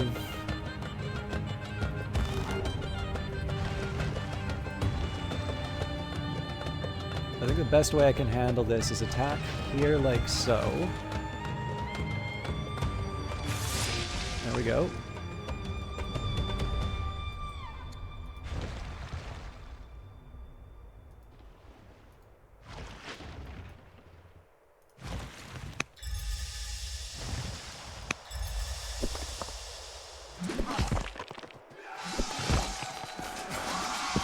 Now, I don't want to let up on Messana, which is a shame, because obviously this is going to be creating problems for Panormus, but...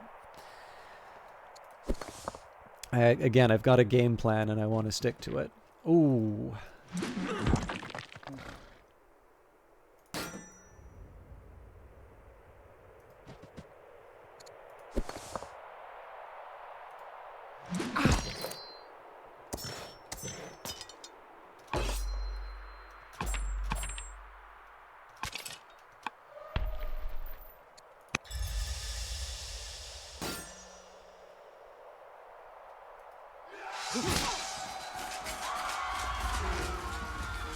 Okay, this is one of these points where I want to start making a move on the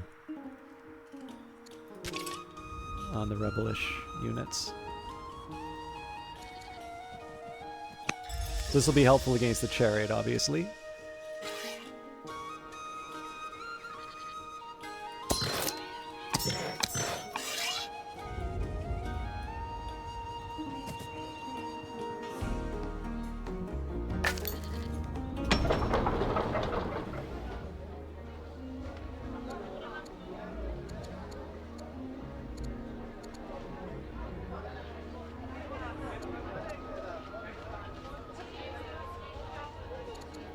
So again, I think we're going to keep making those ships until we have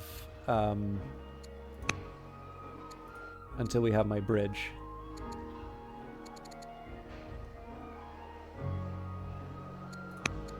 I'm going to build walls here, though. My god, look at the number of orders that Rome has. Okay, that's not a huge surprise.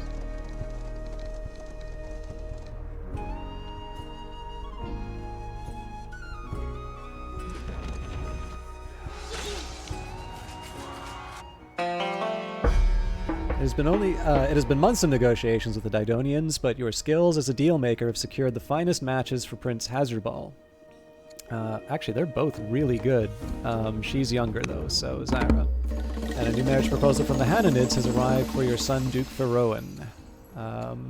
So Otir the Younger, or better stats on this one. Or, well, less negative stats is probably the more precise phrasing.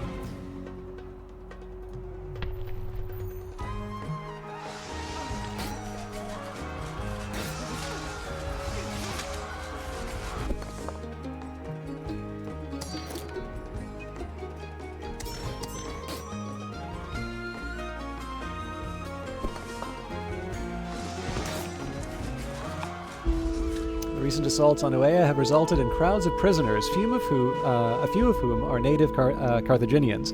One of these captives is a former Carthaginian military student jailed for suspected spying. We should put her to work supporting our current military campaign. We can bring her, so install her as an officer, or bring her in court.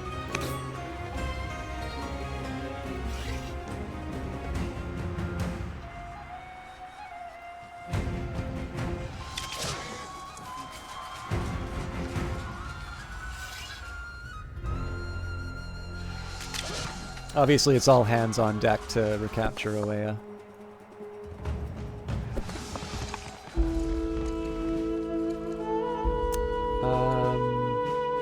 Seizing portions of Messana, our soldiers encounter Roman jails full of foreign captives. Once freed, many of these prisoners offer to replenish our forces on the front lines.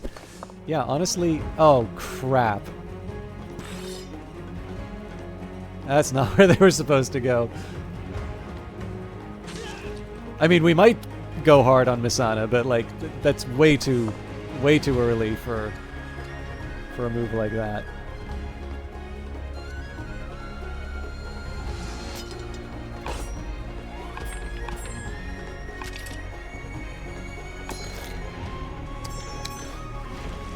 Okay, what I do like here is I'm starting to run out of orders. Which sounds like a very deranged thing to say in a game like this, but it means that my turns are being used properly.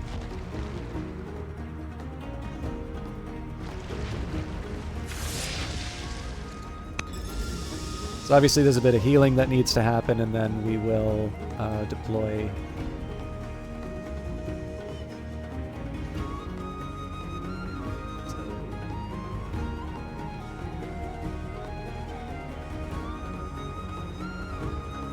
Probably want to be a little further away than we have been before.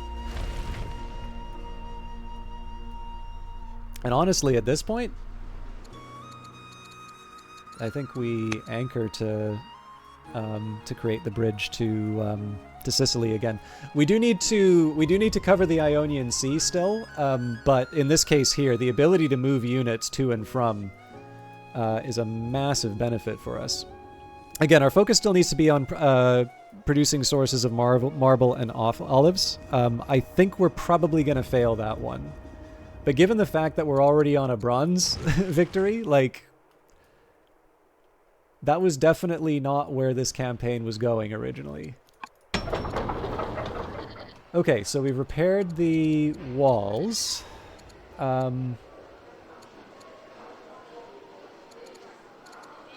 There's a lot of things I can be doing here.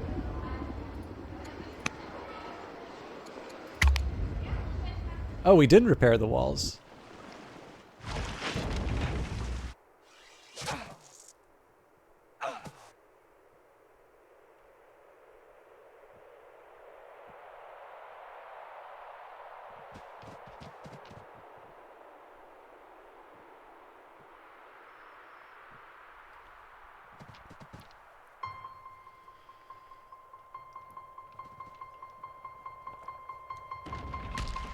Oh, come on.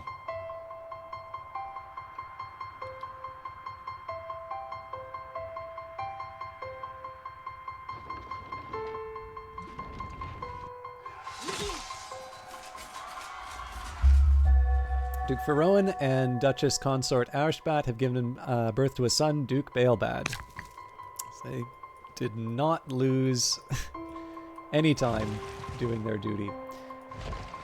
Okay, so...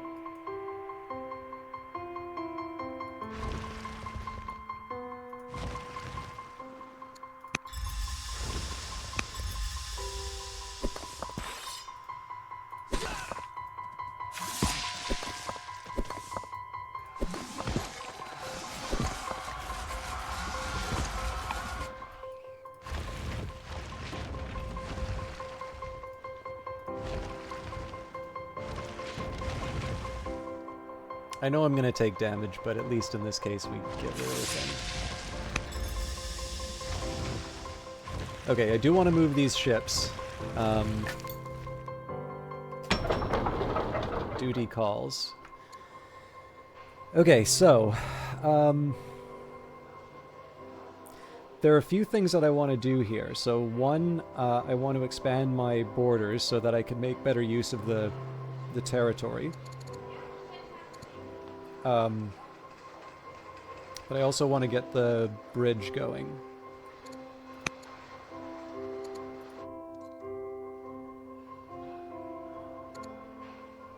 So I probably should be building a moat.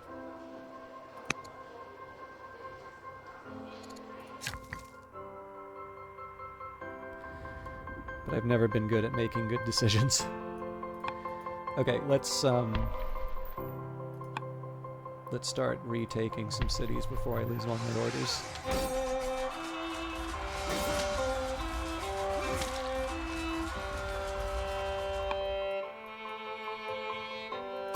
Now this sucks. He's one crit away from having a really, really bad day.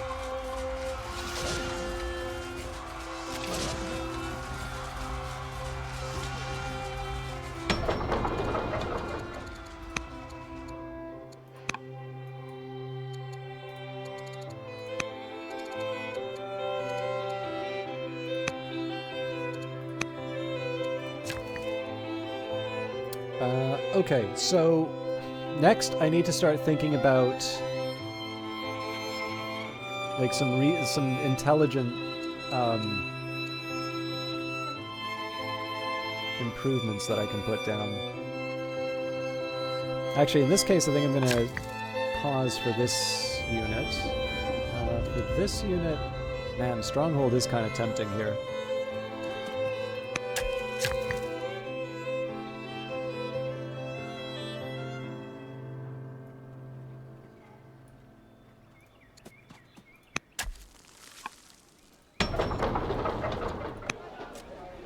No, that's stupid.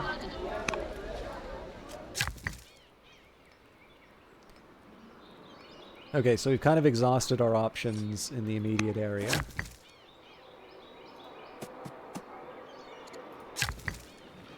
Wait a minute.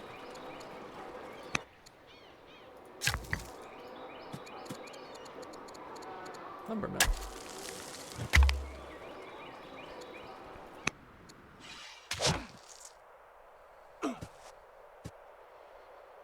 So one of the biggest things that I need to focus on right now is avoiding the loss of units. News arrives from Rome that Consul Marcus Atilius Regulus, the fountainhead of Rome, is dead. Their new ruler, Consul Gaius Atilius Regulus the New of Rome, has taken the throne. Their opinion of me is now furious. Okay, I don't hate the idea of Onager, given that that closes the gap with our, technologically with their weaponry. Word reaches us that Consul Marcus Atilius Regulus, the fountainhead of Rome, has been assassinated by factions aligned with his son, Consul Gaius Atilius Regulus the New of Rome, who has taken over leadership. It is best to proceed with caution when dealing with Rome in the coming days. Such transitions can be turbulent and unpredictable.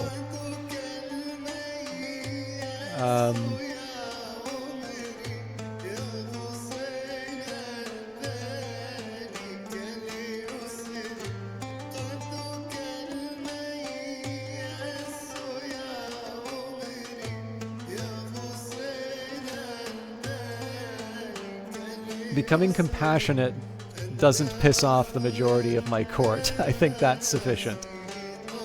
I feel like a Roman ship snuck away when I wasn't looking.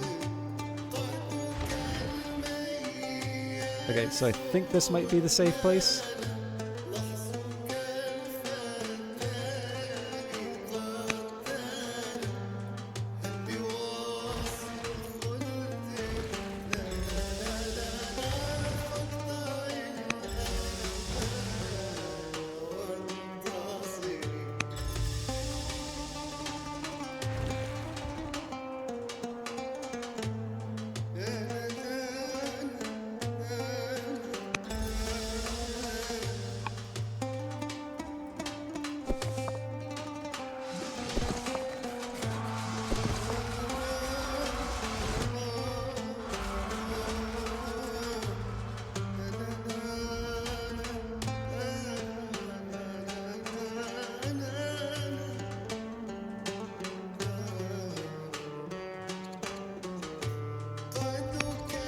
So I think if they want to get cute, they can probably move a siege unit here and cause some problems for me. But again, the point here is just to try and get an idea of when the Romans are moving units in dangerous places. Okay, so before I move the rest of my navy, let's deal with Oea. And let's also extract the sacred band so I don't lose them.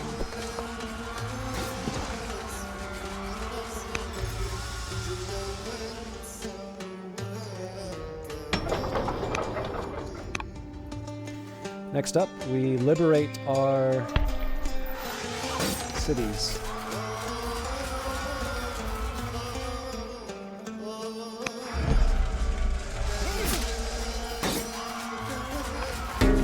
Mercy in Sicca Veneria. The governor and politicians of Sicca Veneria crawl before our conquering officers, pleading for their lives. They vow to serve Carthage with every breath left in their bodies. Of course, the actions of these Roman bureaucrats led to the deaths of many brave Carthaginian soldiers.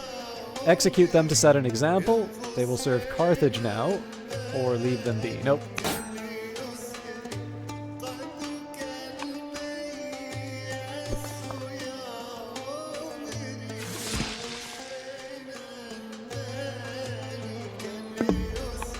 Actually, I'm going to slightly adjust that.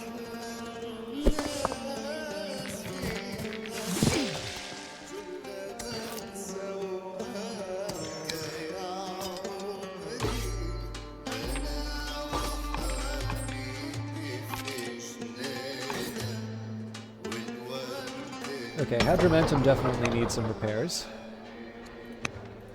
Okay, we'll just do that one at a time. I'm happy enough with walls.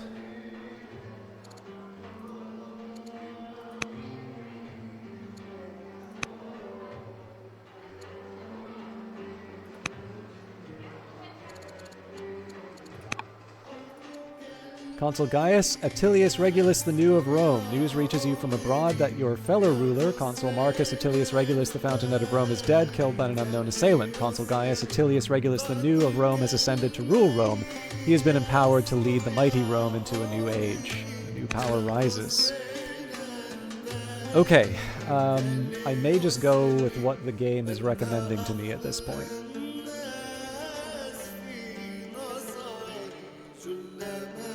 I do kind of want to be careful of that because I don't have that much stone left.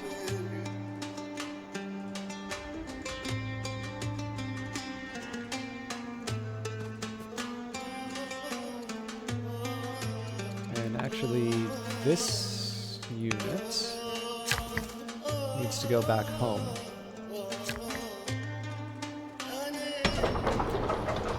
Okay, so Carthage has got a ton of citizens that it needs to put to work, but it's also my main source of military units.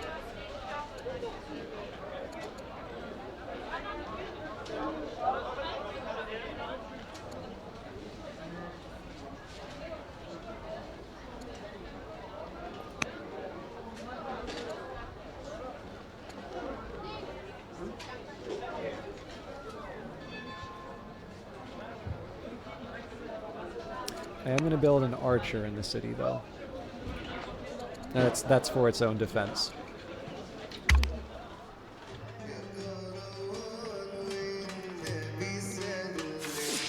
That's so rude.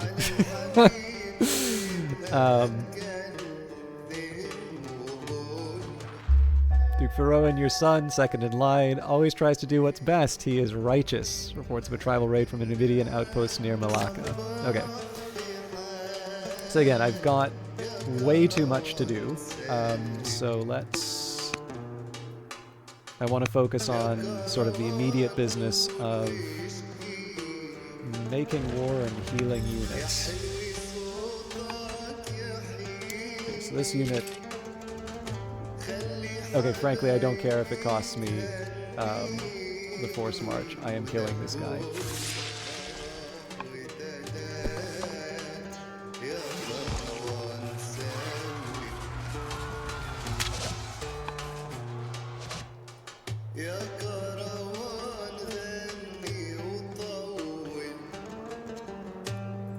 Okay, now this unit, this place needs to defend itself, so I think the first thing we do is... Oh my god, 14? Okay, let's repair the damage.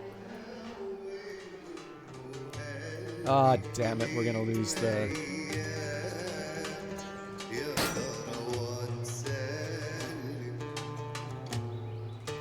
Well, there's a possibility here. Okay, that wasn't right. Can't believe I wasted 3 units to deal with that.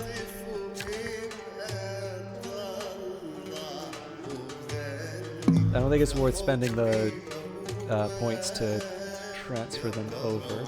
But now we can at least go for the olives.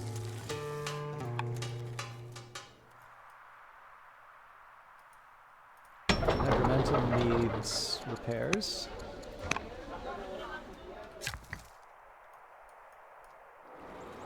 Okay, so it's all well and good for me to say that I want to expand, but what does that look like? So I guess first of all, we build a mine here. These guys, I actually rather like the idea of a stronghold. You can build another lumber mill. I think we send these guys to the front against... Holy crap, I've already used up all my turn. Okay.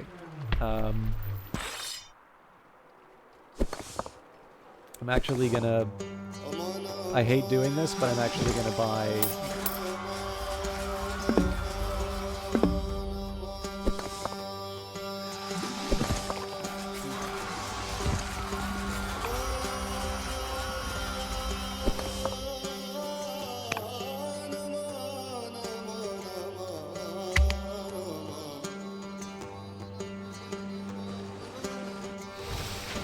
So frustrating!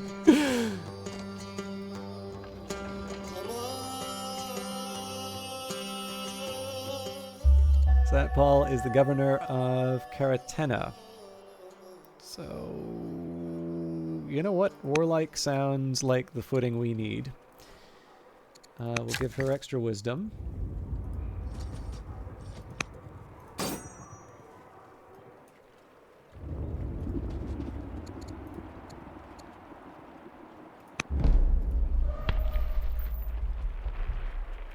So obviously we need to heal these people before we go after our next target.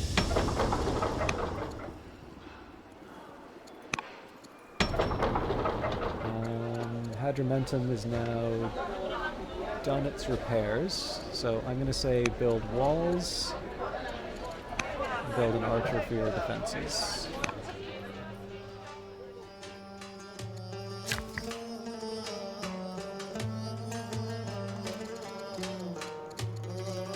Keep building lumber mills.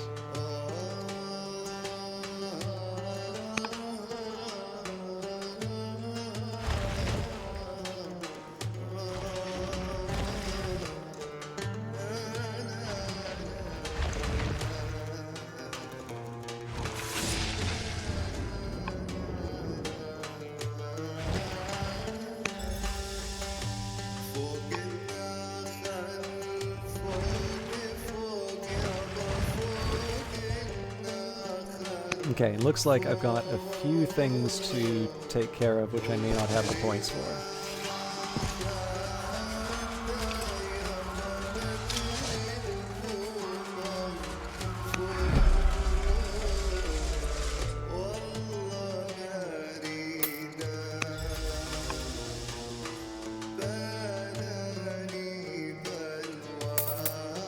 Yee, that's looking dangerous. So the thing is, Misana is getting progressively weaker, and I want to make sure I capitalize on that. It's a nice to have, but I still want it.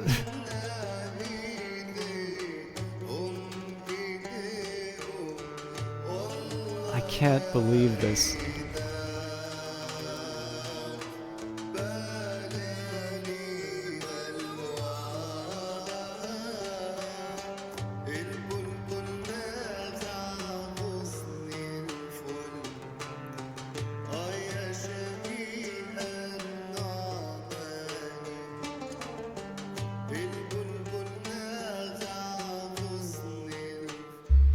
Alright, an unlikely partnership. An unexpected opportunity presents itself with the arrival of a small band of fierce-looking Numidian warriors at the gates of Carthage. While there are some initial delays due to the language barrier, once that gets worked out, the leader of the group informs you that the Numidians are impressed with you and yours.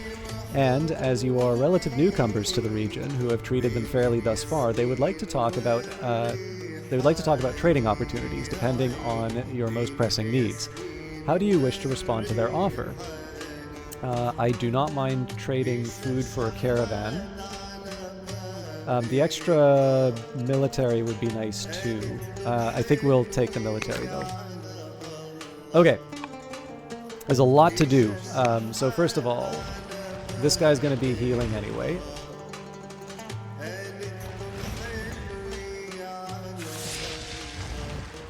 So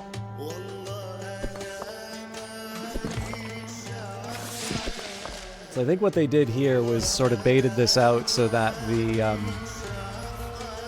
Masana would get a chance to repair.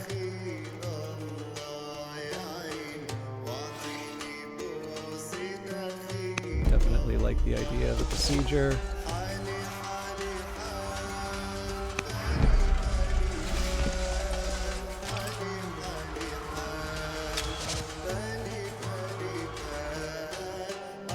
Okay.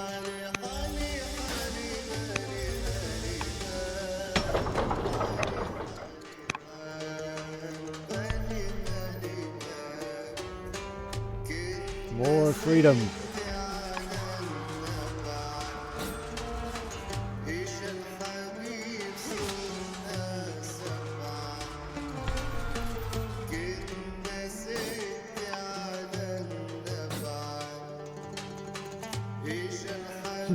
And that's the turn.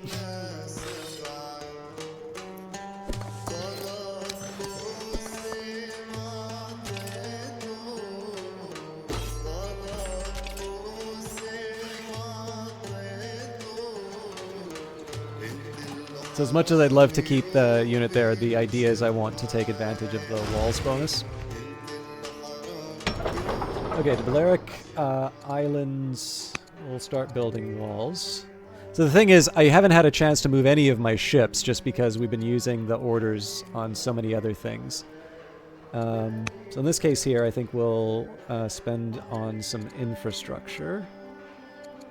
Maybe not for this one, though.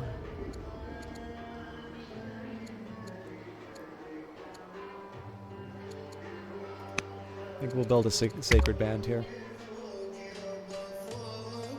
God, yeah, just looking at Oea. Yeah, I figured they were going to get cute. Didonian rebels, angry with your rule of Carthago Nova, have formed a spearmen near the city.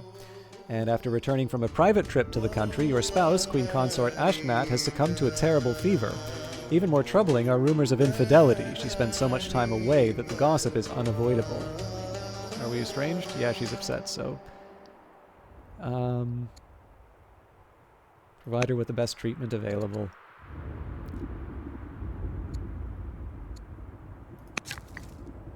grudgingly. I think we double down. So yeah, this is a tough one because I could be building better units if I had better, like if I invested a little bit more. Okay, so first things first, we do want to take the city.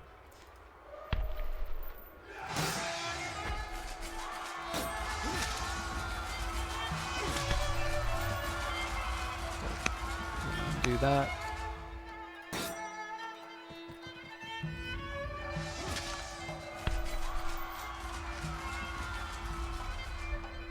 We're going to undo that one more time. Actually, you know what? We're just rethinking this whole thing.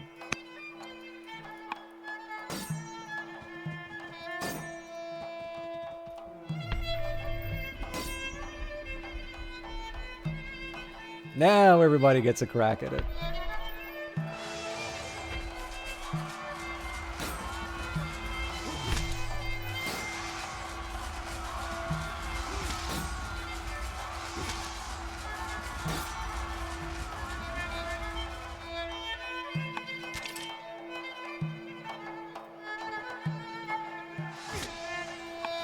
Okay.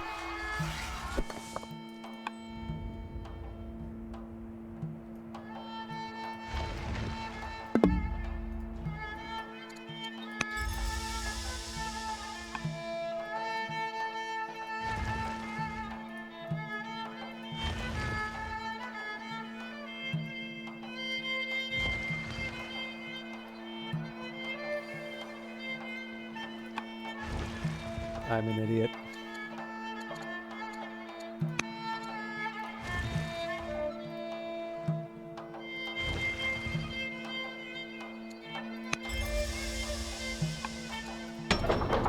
Regius, you need walls and an archer.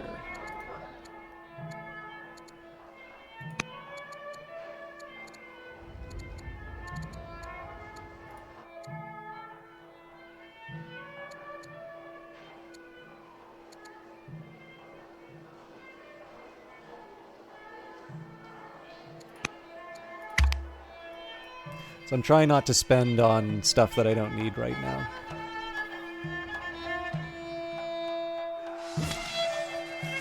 I should have paid attention to that. We'll still be able to take them out, it's just annoying. Duke Feroin, your son and Duchess Consort Ashtad have given birth to a daughter, Duchess Dido. Ambassador Kodmush, the ambassador, has died in office, and reports of a tribal raid from a Numidian outpost near Cartena. And Hanoid rebels are angry with your rule in the Balearic Islands. They formed spearmen near the city.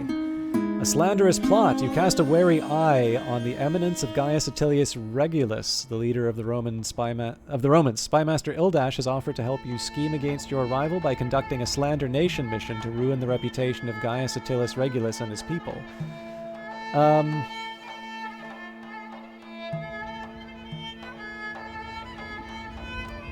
I wish it would tell you what Slander Nation actually does, but I will take the freebie. Household troubles. Your wife, Queen Consort Ashtonat, expresses her concern one morning. Many of her servants and staff are ill, and a pregnant serving girl has miscarried. You are expressing concern when she falls to the floor, shaking and feverish. Her recently hired head of staff helps you look after her until help arrives. Later, Ashtonat tells you that she believes the drinking water from the palace well is at fault. She asks that you promote her head of staff, Zakbat the commander, to a prominent position to help look after the matter. Sure. New ambassador. Oh, this is a good one. Okay, again, we've got tons of stuff to get through, so the thing is, with Awea, it's constantly... So it's always getting its health back, like it's full health. After what we just did. So maybe what we'll do here, we'll focus on the priority.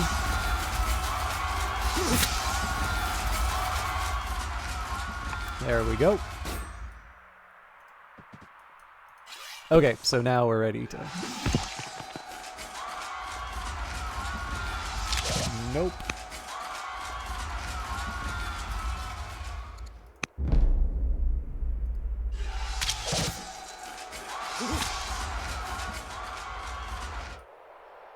So it's going to take a couple turns, obviously, but we're in a good spot to reclaim our territories. Whether or not we're going to complete the sources of marble and olives and all of that, that's a, you know, that's secondary. I have no idea if we're actually going to pull that off or not. But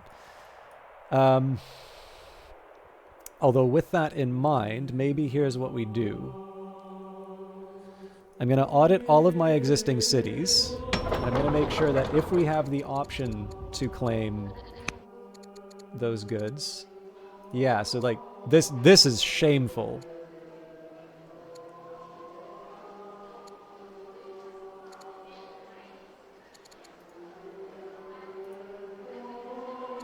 Like that's the easiest possible way for me to achieve the goal. So if I'm not following up on those, like I'm just not paying attention.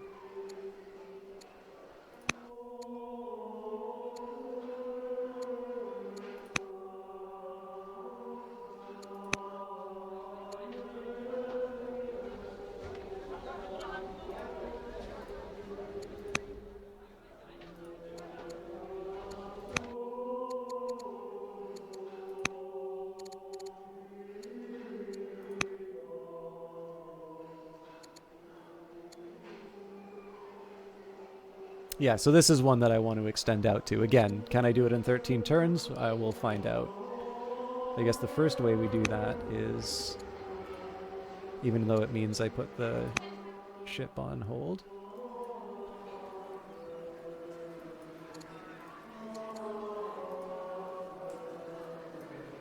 So I think 1, 2, and then I just added a third one. So we've got our marble. Good God.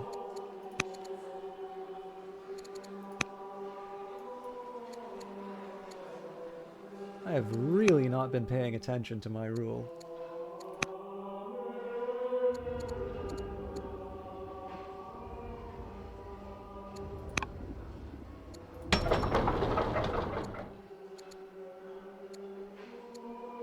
Okay, we'll do another council.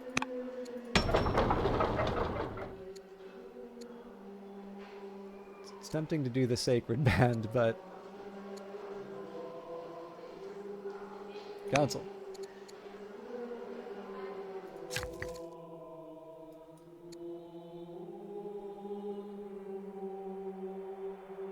I do want to build a citadel.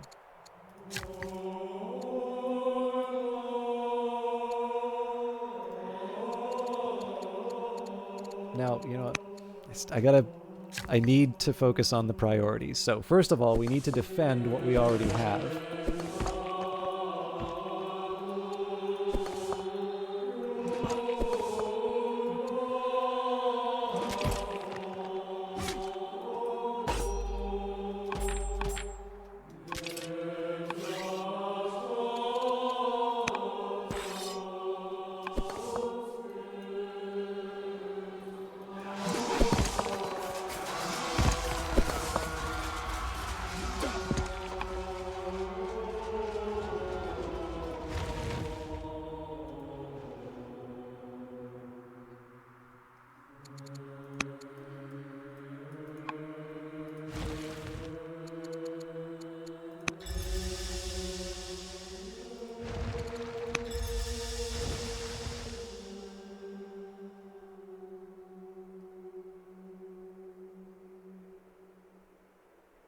It's actually 5 tiles.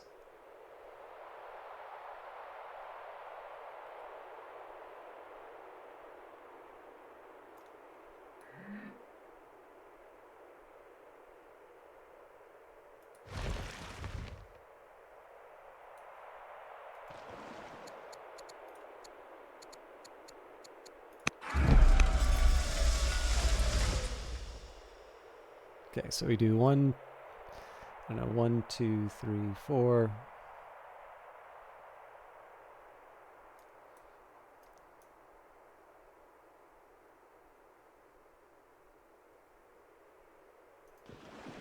Maybe something like that.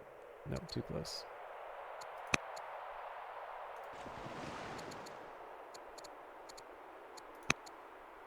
Is it really that? Okay. I think I'm still in range of something nasty, but...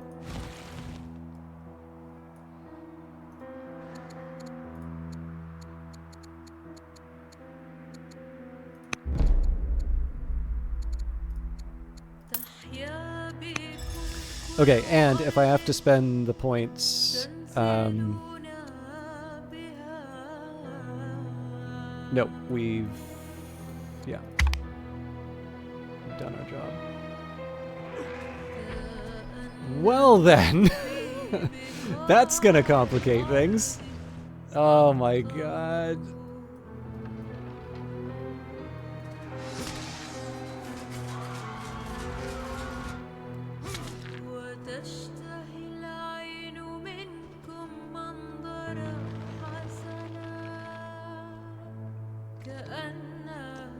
Again, all of these have solutions. Just everything winds up taking so many orders.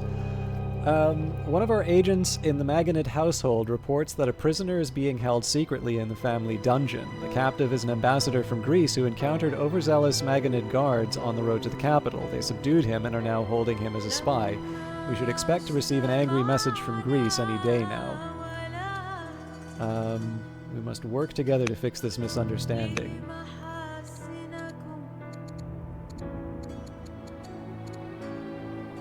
First, do no harm.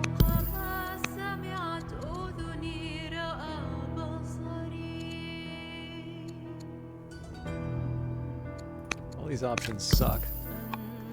Okay. So we've now got a nice big elephant to deal with. Cool. It still has the same solution, though, right? Like, we just beat the crap out of the city until they give up.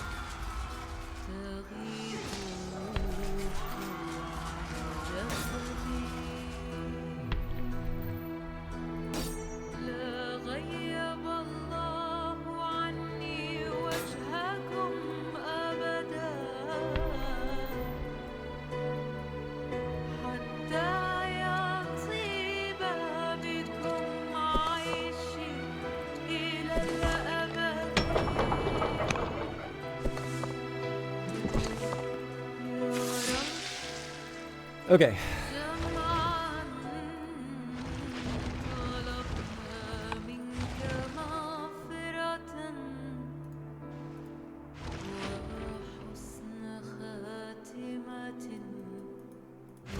This is what I get for not pushing my fleet a little more aggressively.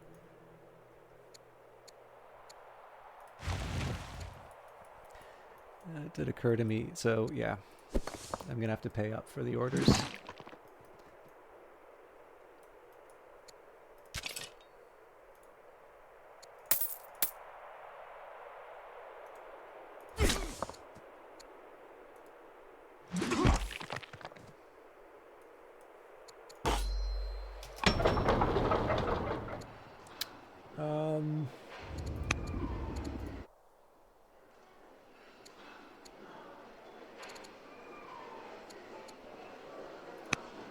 So I want them to have an archer so that I can start using the spearman.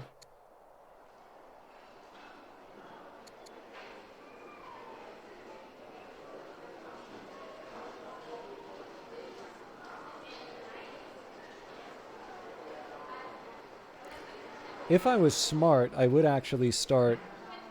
I'd actually start preparing an invasion for Misana.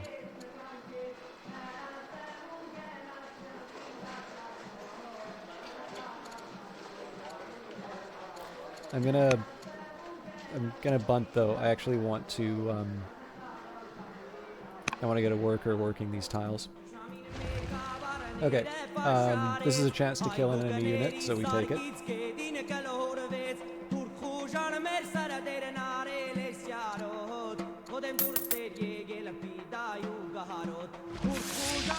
The good news is I'm obviously spending a lot per turn to do what I want, but the good news is that like there's only so many more regions where that applies.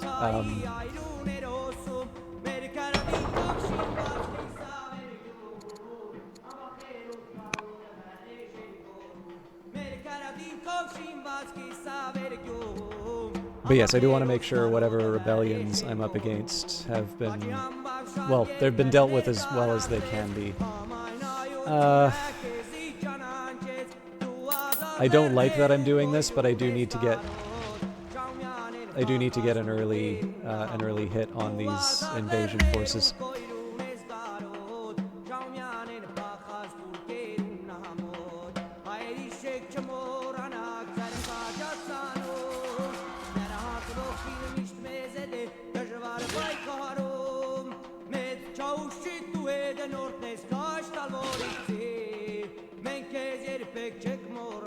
So the plan's going to be, I want to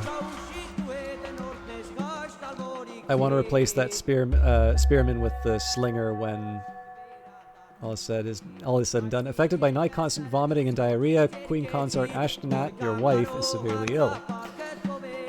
It's recommending Axeman. I'm not going to use it. Stirrups will get me more units. Okay. So, priority as always is to recapture Oea, especially because that's our gateway to all of production.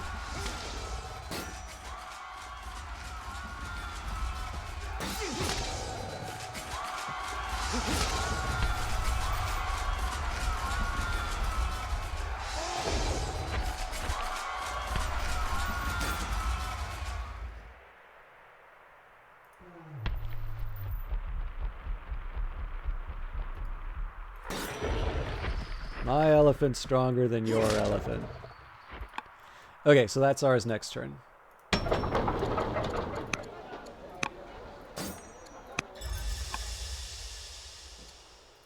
Moving right along. Rebellion's dead.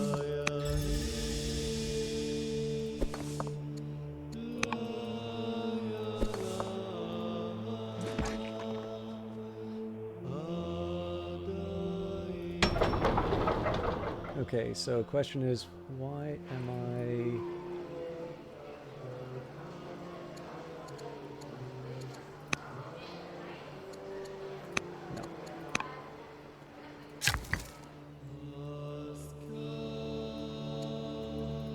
No. Let's just let that be for a little while.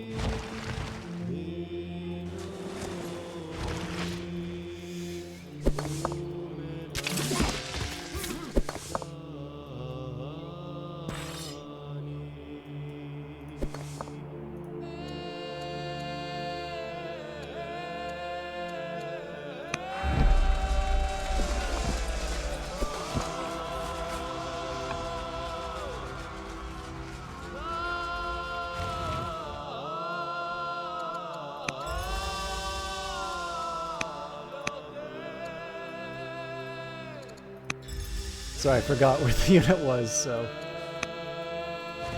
kind of important if I want to maintain the position.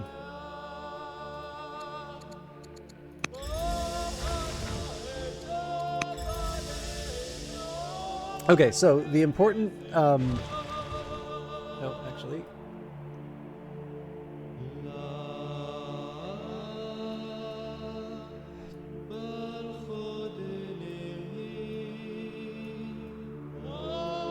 I'm in this very dangerous place where I'm daring to dream that I can actually start building the bridge.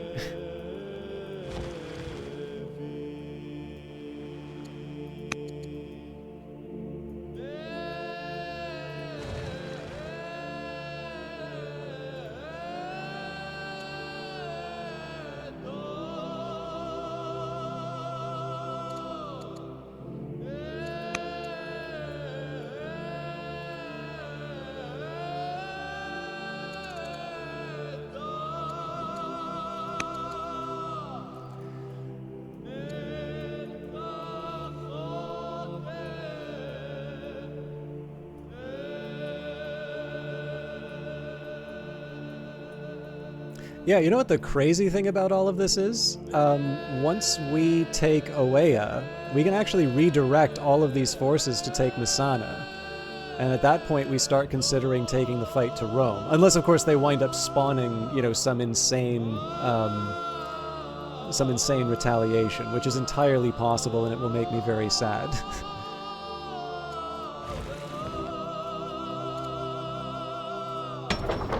Okay, Carthage needs walls.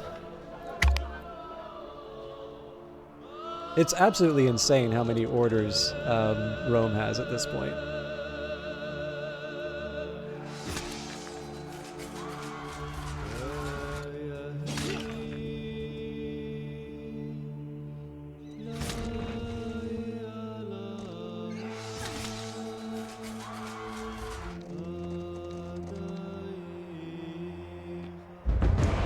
Your adult children, Duke Pharaoh and Prince Hasdrubal, recently attended a royal hunt on which Pharaoh spotted and stalked an exquisite 14-point stag. At the last moment, Hasdrubal cut in and shot the beast himself, even having the gall to claim ownership over the trophy. The squabbling siblings confront you in the royal palace, which of your children should be given ownership of the trophy and the subsequent bragging rights. Pharaoh did the hard work on the hunt. Hasdrubal struck the final blow and deserves the credit. And we can settle this dispute equitably by hanging the trophy in the royal palace. Okay.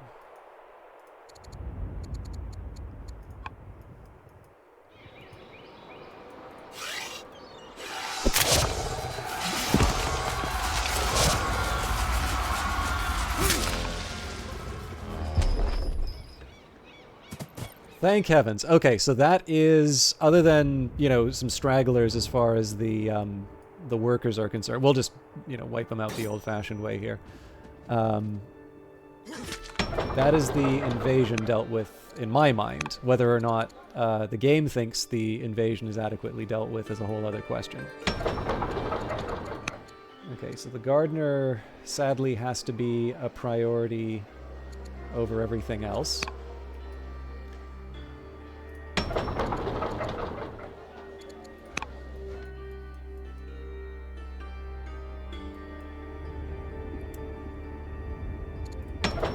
Balearic Islands have their moats. I'm going to ignore that for now. Dismagna. Okay, you get walls.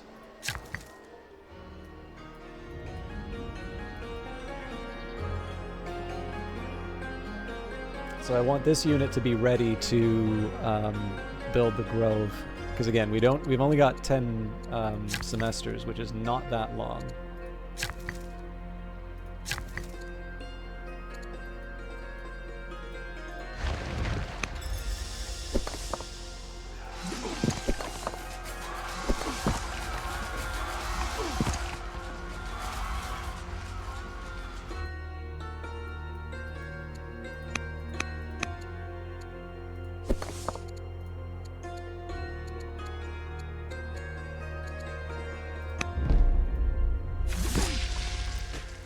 Okay.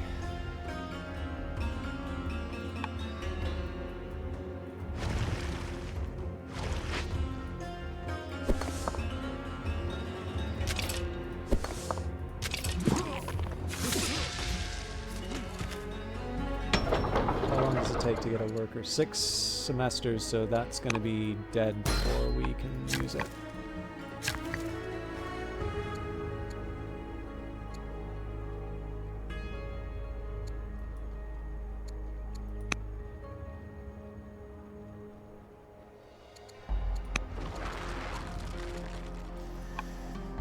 Okay, I do want to get these workers doing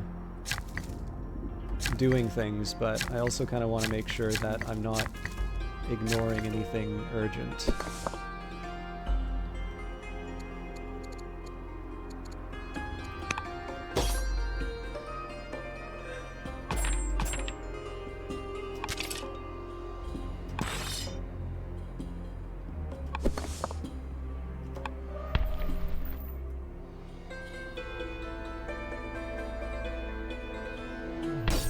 quite sure what I'm going to do with these guys yet. Well, we'll promote some.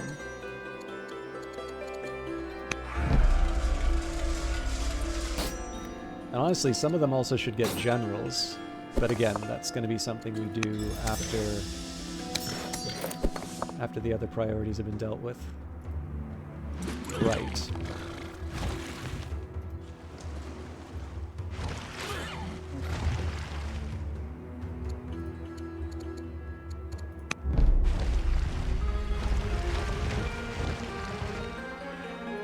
Okay, it looks like we're at the point where I can start working with my navy, but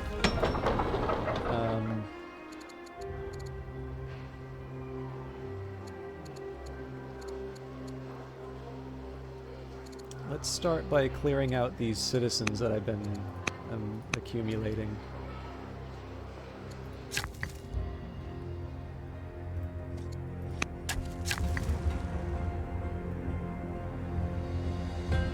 Good heavens. Okay, so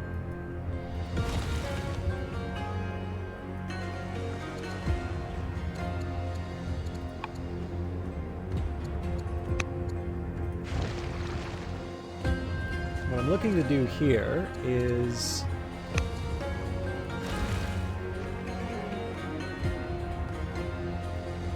so I don't want to completely waste the connections. Like, I don't want it to be completely full of redundancies, but I also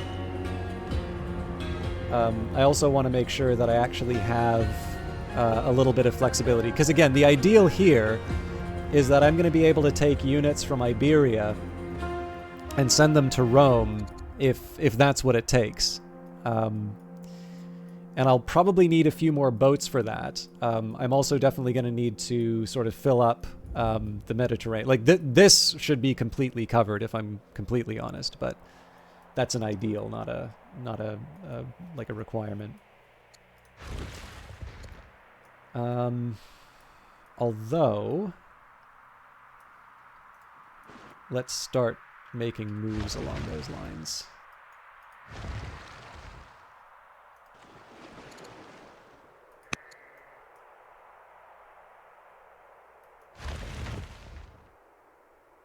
So this is technically an area they can sneak a ship out on us, but I'm not willing to divert the resources to deal with that.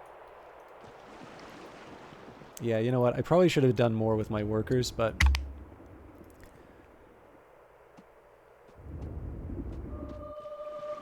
ah.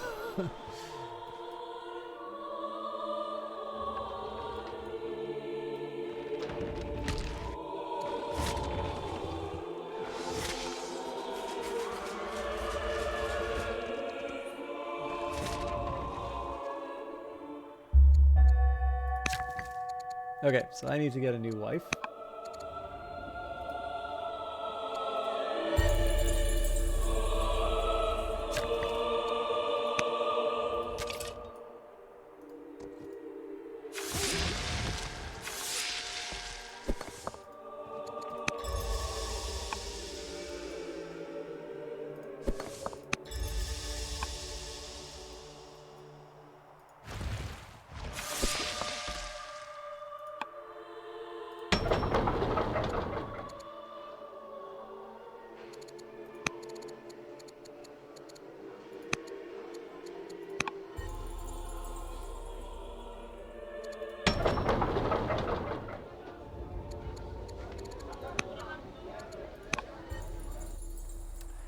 Okay. This is prep for the olives. Although, I have some combat stuff I need to do, so let's focus on that first.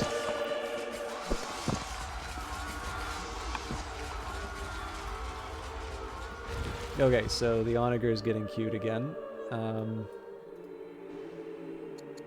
Although, if they're going to damage my ship, let's get our money's worth.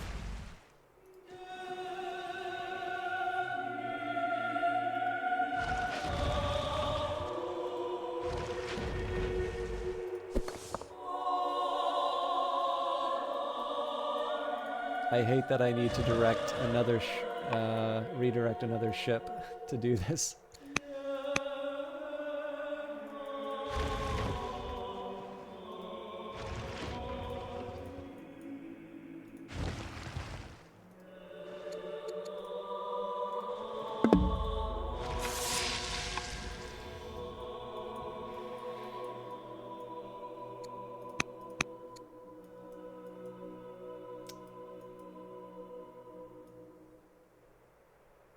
So yeah, this is supposed to be the turn all about kind of taking advantage of the fact that we don't have so much fighting to do. Here's what I am going to do.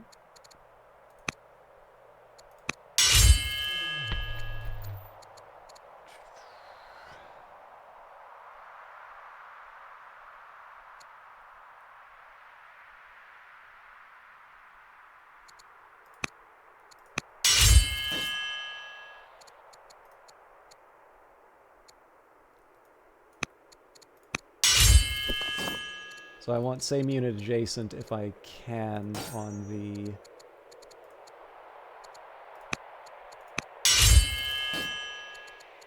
sacred bands. Hang on. It's slightly annoying.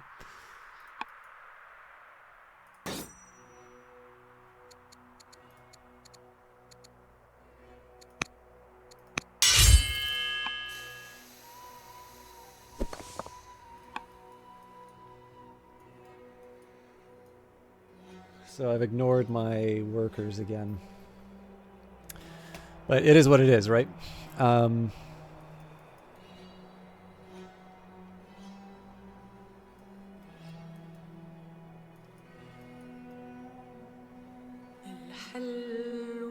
We are in considerably better shape than we were a few turns ago. I am slightly tempted to... oh, right, the city's damaged, so I can't rush it. Oh, that's going to be a problem, actually. Because we have 9 turns. And that's the... I think that's my only source of marble that I can work with.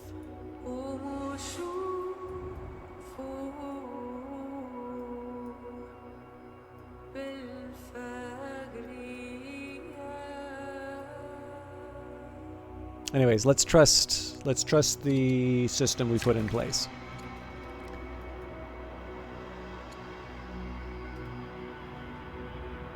Hey, good for you, Decree.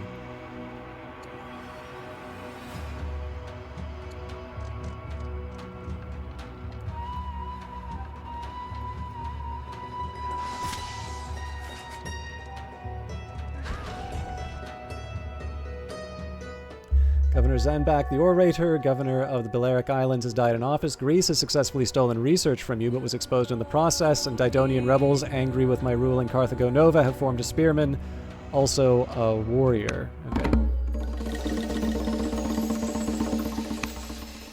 Invasion repelled. The brave Carthaginian armies have driven the Roman legions out of Africa. Governor Xanthippus' tactical advice proved prescient, and the Roman legions deployed in close formation in deep ranks that rendered them vulnerable to flanking attacks.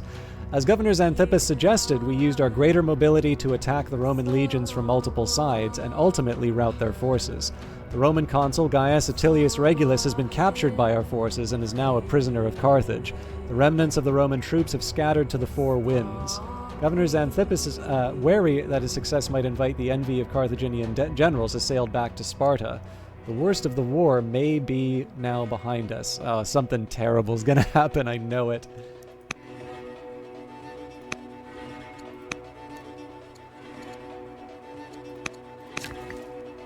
I'm actually going to say, I'm going to try and go a little bit later, but I'm already an hour and a half past where I normally go, and I started quite late. Oh my god, it's already 2:30 in the morning? Okay.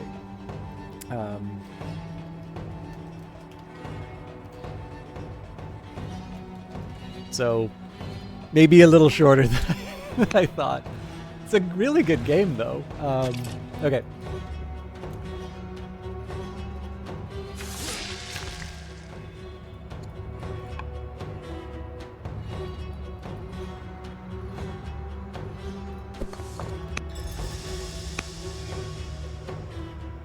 So again, we need to take advantage of the peace in order to be able to accomplish a few of our goals.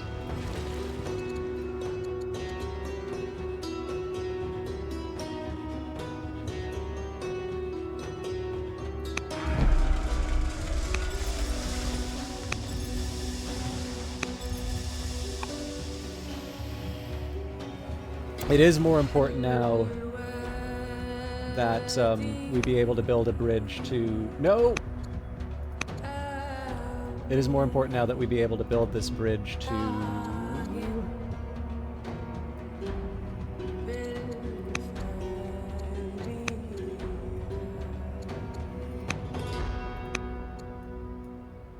maybe this?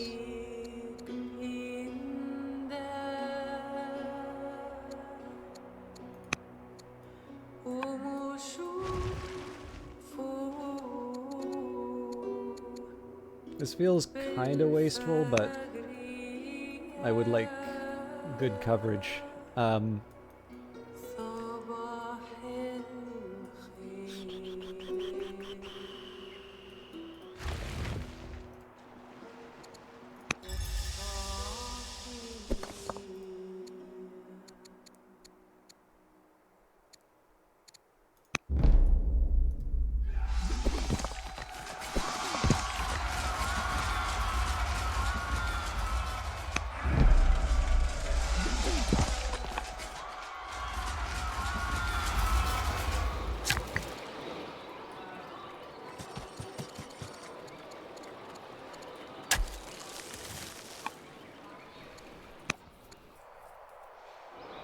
So it seemed to me the obvious step is that this is the invasion force. We need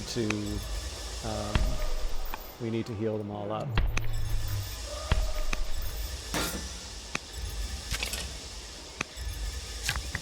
I need you to build a grove. Unfortunately, there's no way to rush that, but I suppose we can at least start repairing the damage. Now the slingers need to get back to the city for more than one reason.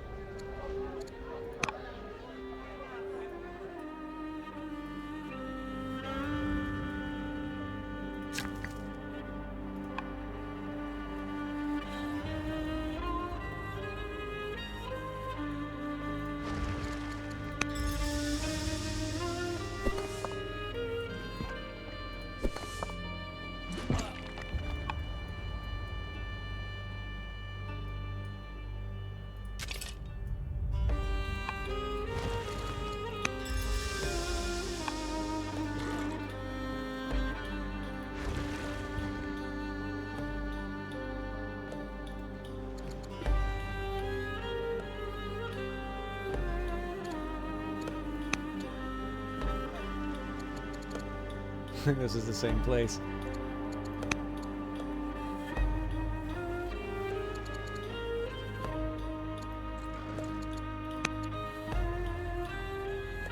I don't know, I might have been able to do better than that, but... So, as far as the bridge is concerned, we've at least got to Carthage Nova. It would be nice if we could make it all the way to Mons Calp, and it is within... Like, we've got 2 ships in the area, so I think that is a possibility. Unfortunately, I think we're short. I don't know if we're going to be able to deliver next turn. Anyways, there's some other stuff I need to get through, so let's not...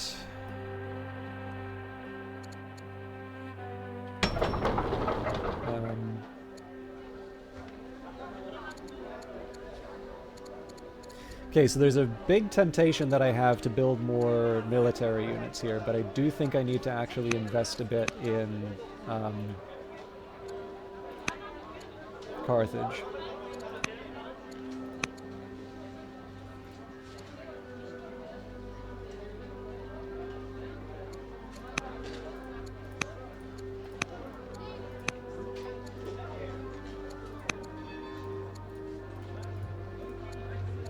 I may not actually do all of this, obviously that's a lot.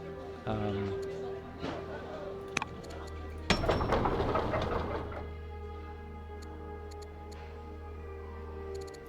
it seems to me siege is the next obvious step from this for this location.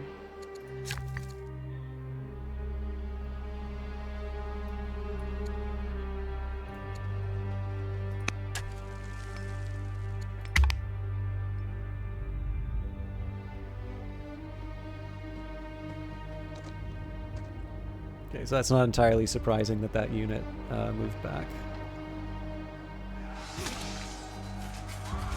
Now, this is going to create a problem in terms of the repairs, the wall repairs, because that's going to potentially affect my ability to...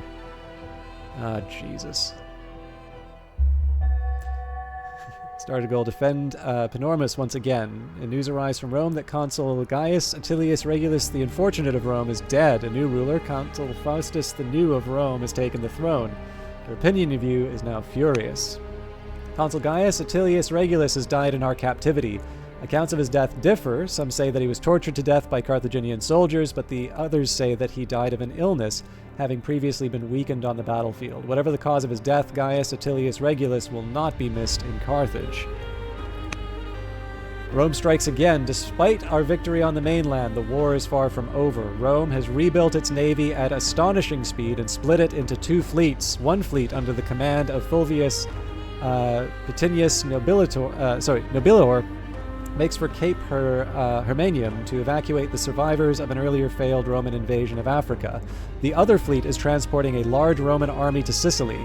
Consul Lucius Caecilius Metellus commands those land forces, with which he will certainly attack Panormus. We already defended Panormus from the Romans once, and we can do it again. Be forewarned, though, this Roman invasion will be powerful indeed. Okay, we are not prepared. Hamilcar Barca. A young man of great confidence by the name of Hamilcar Barca approaches the court. It is immediately clear that he is sharp-minded and devoted to Carthage. Hamilcar Barca shares his opinion on the weaknesses of Carthaginian forces in the war against Rome. He believes our men would be capable of even greater feats if we were to improve our training methods. He also has new ideas on how to bleed the Romans dry with sustained attacks. Hamilcar Barca is willing to abandon the easy life on his estate to serve Carthage in the war. He will be making quite the sacrifice by going into the field, leaving his newborn son Hannibal Barca at home. We do need more skilled commanders, like little Hannibal's father will have quite a few stories to share one day. Hamilcar Barca joins the court. A new court soldier, Hamilcar Barca, has joined the court. His experience in matters of war will help keep Carthage safe. Okay, war discipline.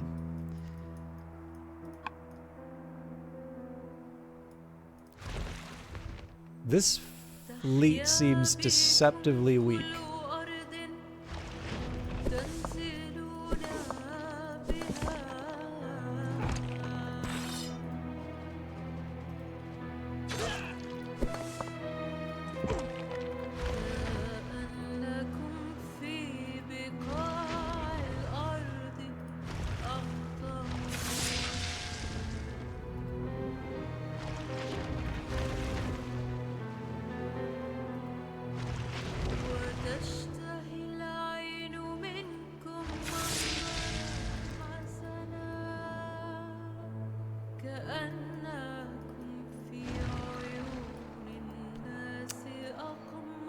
Okay, this is going to create problems.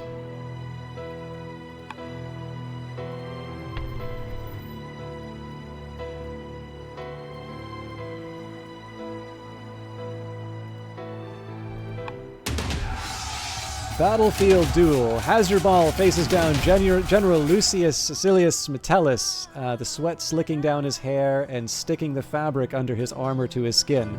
Not that he notices. Every ounce of his being is focused on his opponent's slightest movement. Suddenly, Caecilius Metellus lurches toward Hasdrubal, weight shifting from right to left foot as he tries to find an opening. The familiar thud of metal being absorbed by leather lets Hasdrubal know that his armor held, but the weight of the blow knocks Hasdrubal off balance, and in the opening, a second blow finds a crack in his armor and pushes through. However, Lucius Caecilius Metellus miscalculated. The thrust only grazed Hasdrubal, and now Lucius Caecilius Metellus is too close to maneuver. With a swing, Hasdrubal slams his shield into Metellus' helmet with as much force as he can muster. Lucius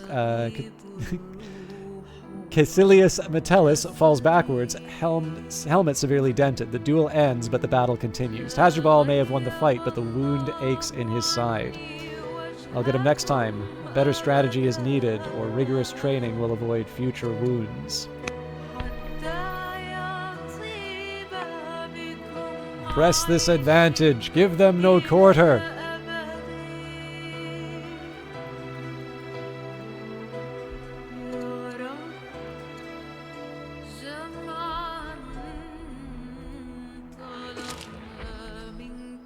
Oh, that sucks.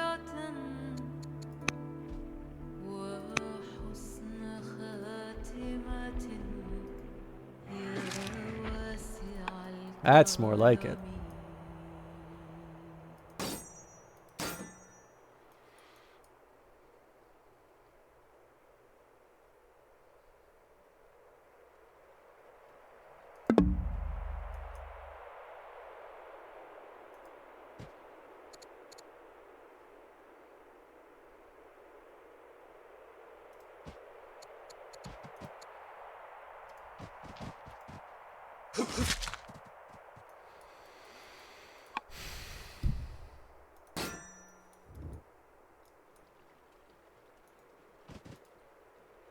I'm so darn close to killing this guy.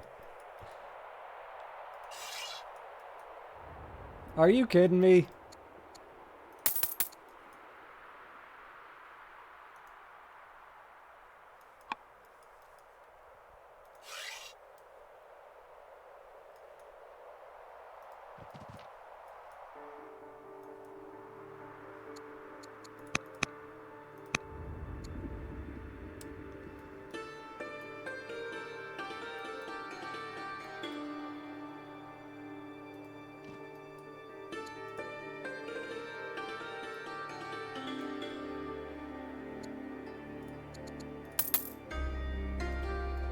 It's not enough!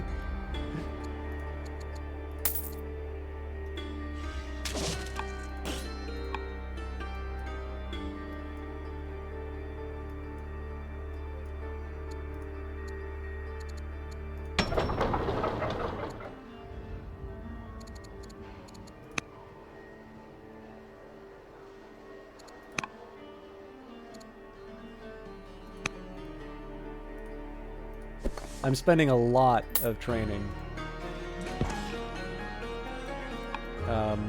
Perhaps in an inadvisable amount. But the good news is we are more or less in shape to have... So, like, if I have to break the bridges because of this unit or this unit, like, we've got our main force, and we're actually probably ready to take Masana, if I'm completely honest.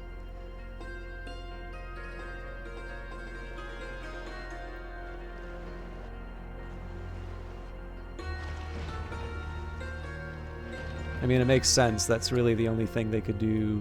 Oh yeah, they're gonna take a ship off us. But we do get our revenge, so.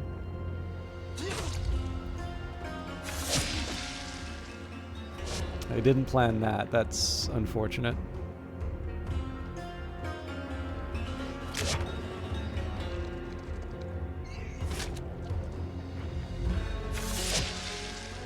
I was not expecting to lose 2 units. I may even lose more, but...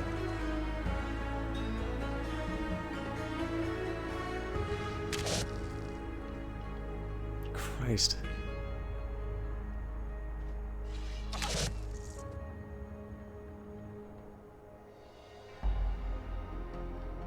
Okay, that onager is going to be a problem. I feel like there's got to be a way you can blockade in this game.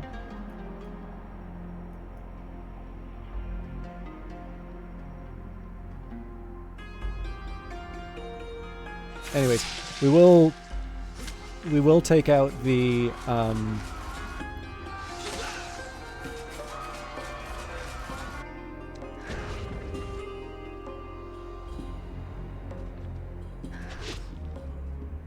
actually I need to double check the marble situation. As our treasuries fill with the finest luxuries, the Hananid family has come to demand a cut of the wealth. They desire more of our collected pearls, or they will make our job of governing difficult. Keep them happy.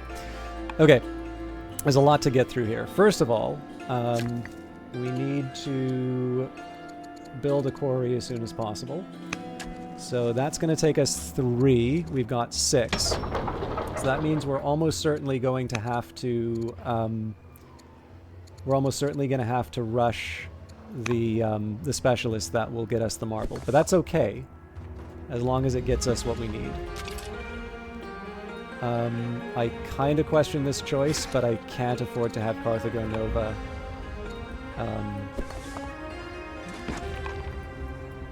under siege that long. Okay. Again, I'm focusing on trivia when I shouldn't. Let's get the naval battle out of the way.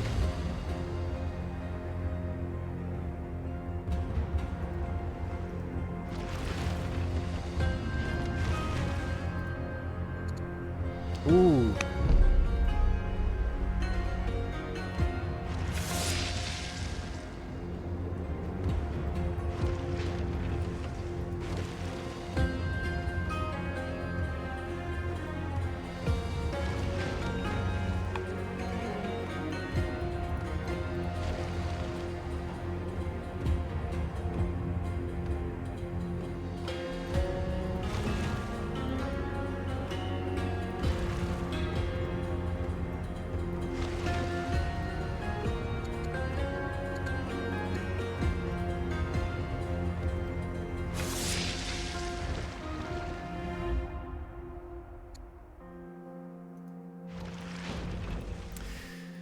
Okay.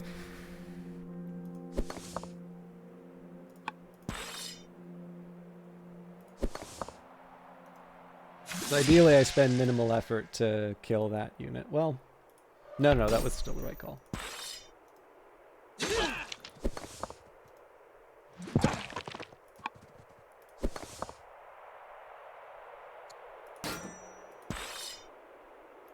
Okay, it kind of annoys me I needed to spend that much to... Oh, Jesus, I'm still focusing on them.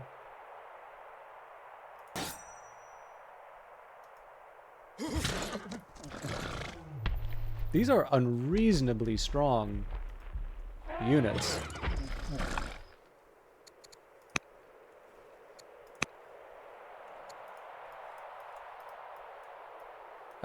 Like, to a point, I probably should be reevaluating...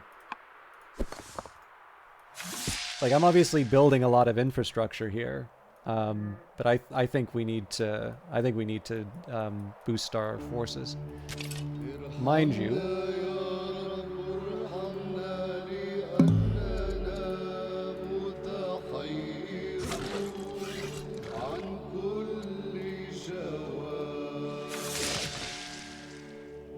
it's a start.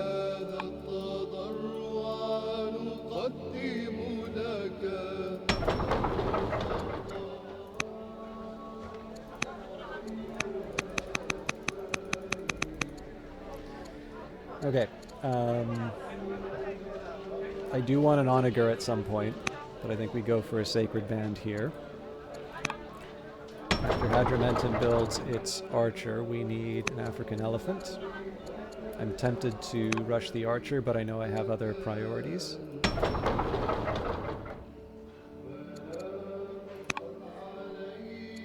Okay, so we have the olives. Wait, what? Okay, we have the olives we need, but we're too short on the marble. So let's make sure we actually have the marble that we need. Because I don't see any stone cutters. Oh, this could be a problem.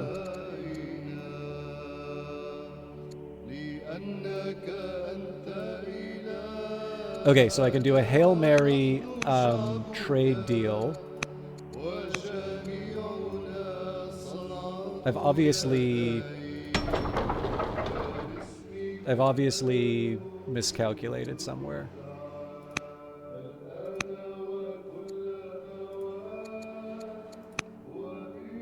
That's such a pain too. Like, we're so close. It's disappointing that I couldn't count out my marble sources.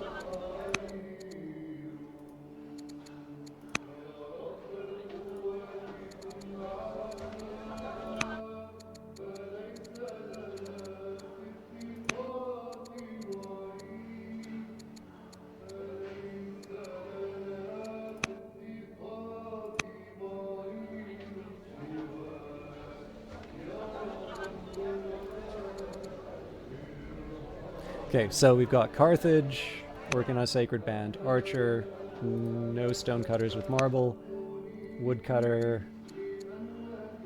I feel like this should be...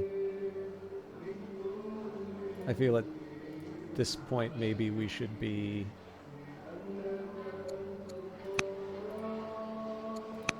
Maybe we should be focusing a little bit more on... well, yeah, see, the officers... The officers do actually get me something.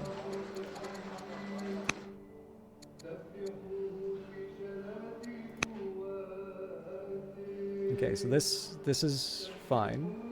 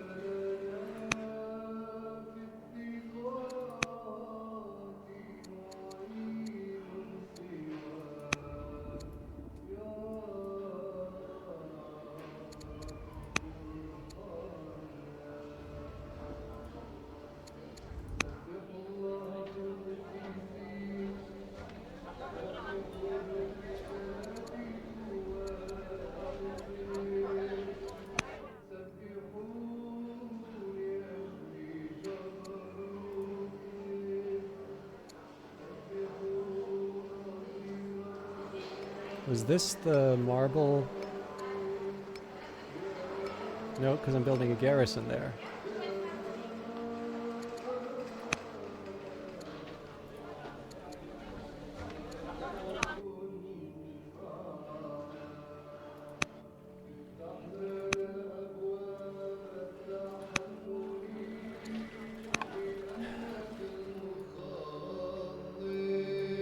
So the game wouldn't tell me to claim marble that I don't have.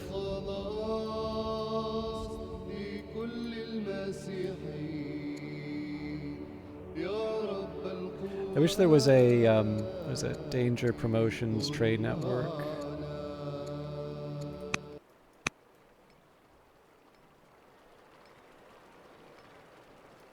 Yeah, I'm trying to think how I would identify.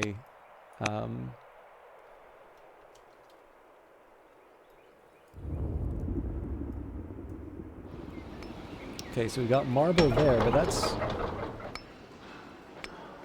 I'm a clown. Okay, we got it. We've got it.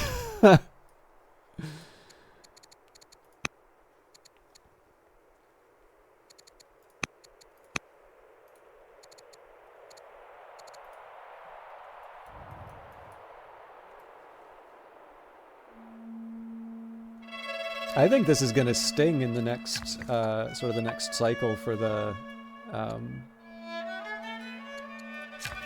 war, to be completely honest.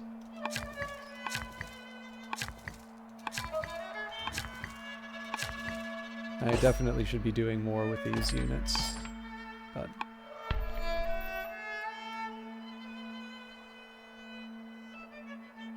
Well, we can move them closer.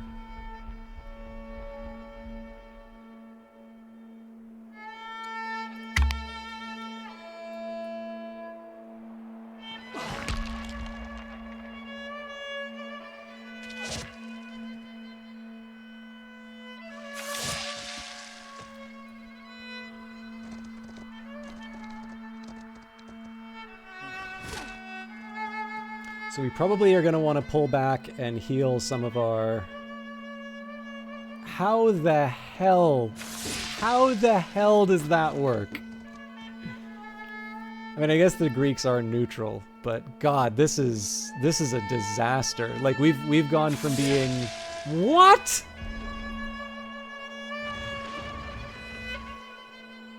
We've gone from being like, okay, you know, it's a little rocky, to like, this is an existential threat.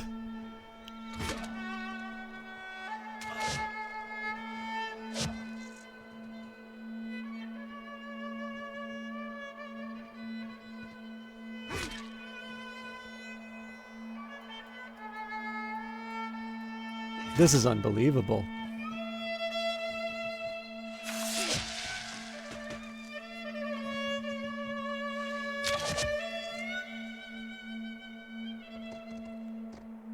Like, it's almost like it's the weird thing about this is like it's almost like my navy doesn't matter.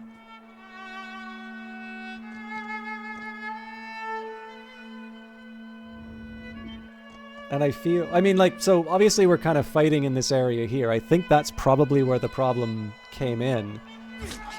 And it did warn me, right? Like, it's a tough fight coming up. But like, it is really, really, like, it is shocking how little is required to,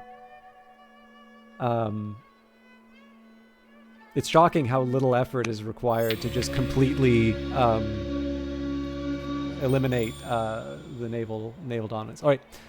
As the enemy descends upon Gades, Imilce of Gades approaches you with a suggestion. She proposes that the prisons of Gades should be emptied and the prisoners conscripted into the army.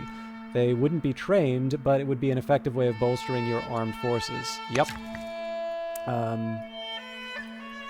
So yeah, at this point we need to throw everything we can at stopping the Romans.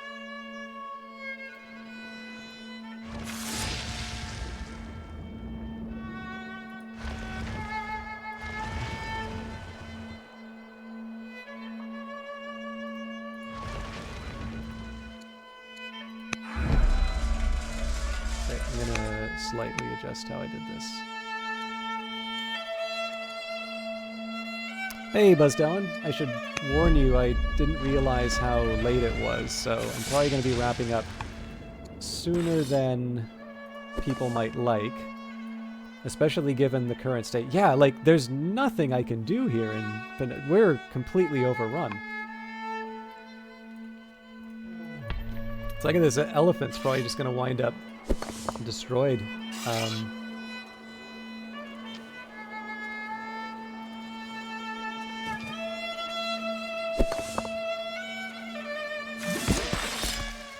So try and put a brave face on it, at least.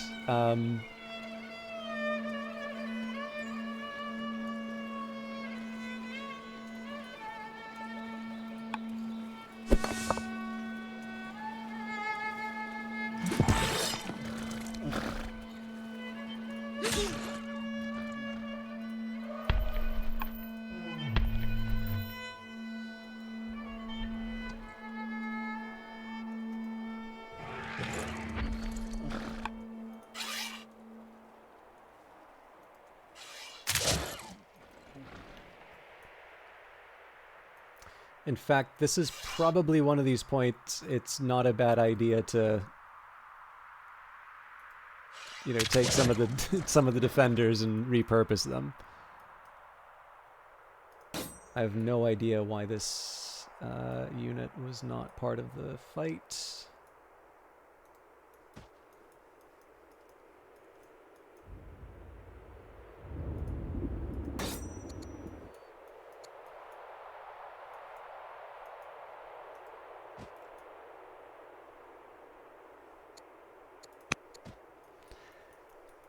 Okay.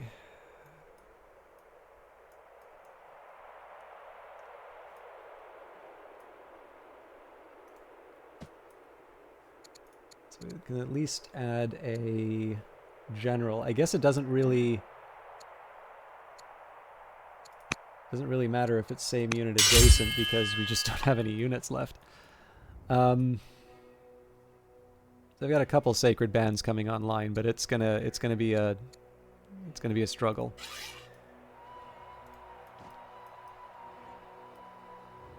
And obviously, if we empty out the defenses when the kind of the rogue units come in, that's going to be its own problem.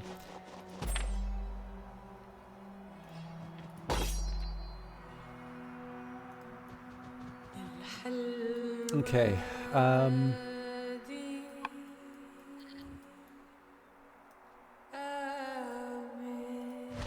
This is a free ship.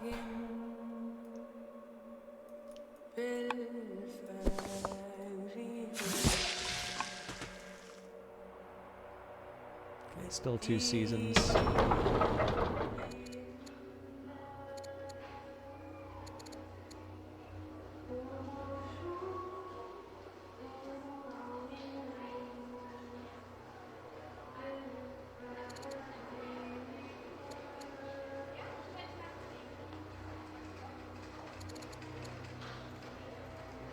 Yeah, we'll keep going with the boat.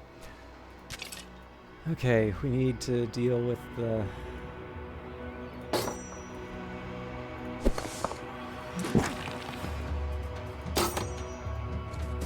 the other fresh set of threats. So that after all of that, we got two orders left.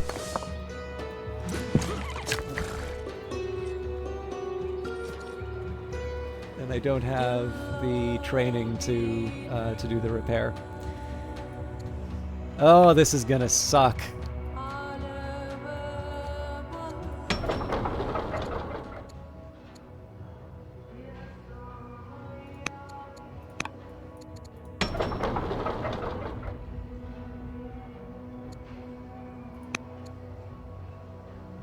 Nope, not even African elephants. We need as many sacred bands as quickly as possible.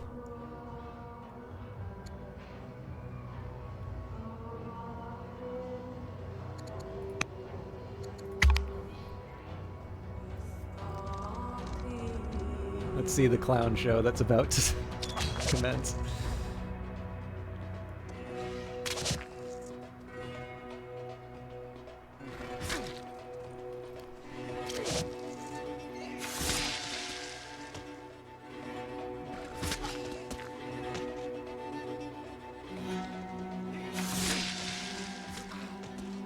Absolutely devastating.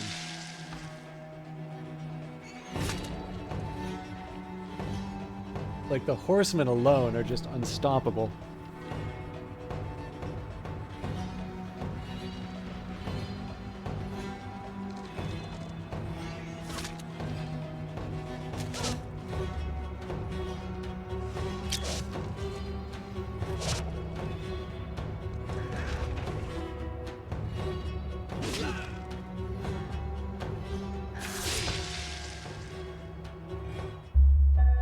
So that was tough. Okay, scientists in Leptis Magna claim to have discovered a new species of fish in the coastal waters outside the city during their migration season. These large pink fish often become the target of passing birds. What shall we do with them? We can scare the birds away so the fish may thrive, send an expedition to learn more about them, or try to attack tourists to see the beautiful flocks. I think we'll go for the culture. So again, let's see if we can hang on with our fingernails.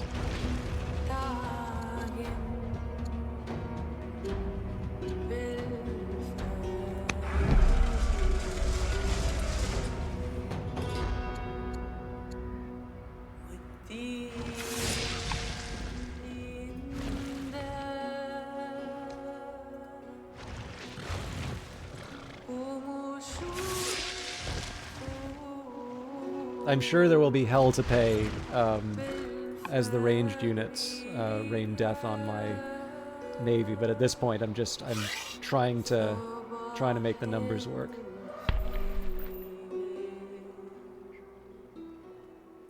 Okay, I do like the idea of this thing getting stunned.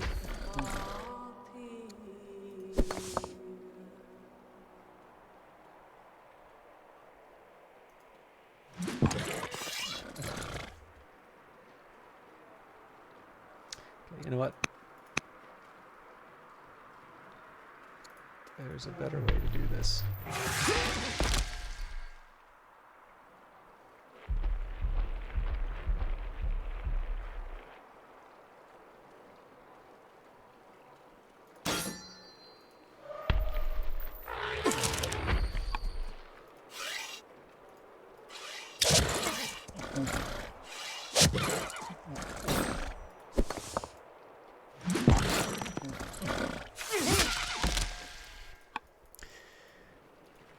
Every turn it's buying me another turn. That's all I can really ask for on some of this stuff.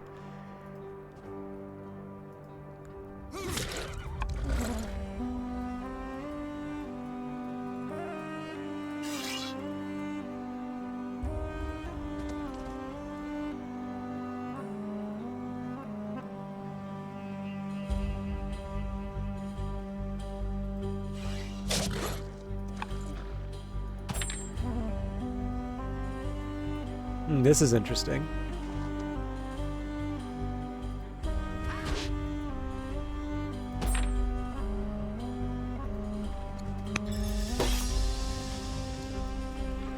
So I also have some leftover, units I can bring in from here. It's just I don't think I have the orders for most of these.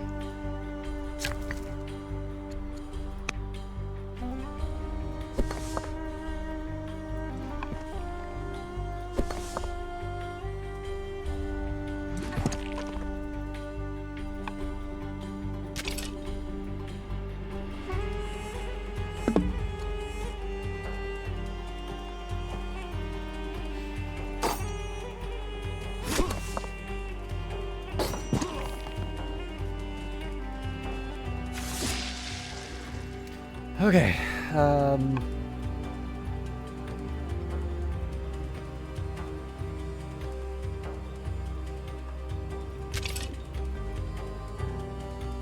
I hate doing this, but I think I do need all hands on deck on this.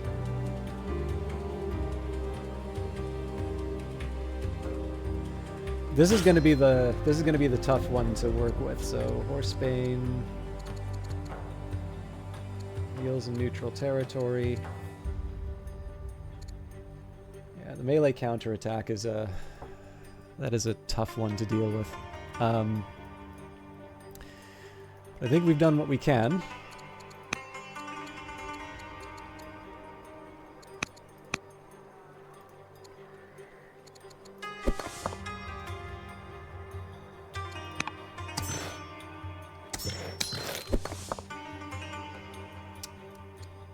Is it dare I dream?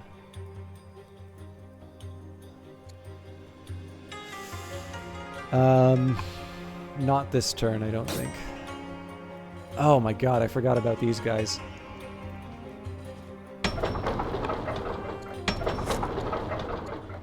Oh god, okay, what do we do with you? Let's...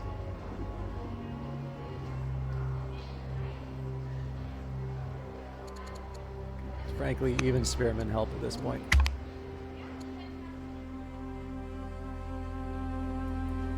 Now that's interesting.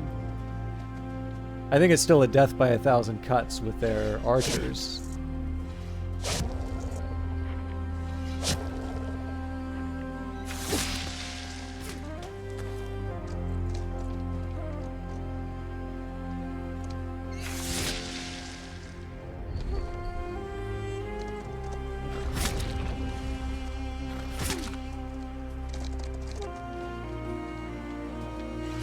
Yeah, see, their ability to run out... Like, the thing that's crazy... Like, beyond the fact that their cavalry is, like, preposterous, it's the fact that they're able to zip back into their territory that's really, really causing me some trouble. I'll give it the Axeman. Alright, wow, we got it, okay.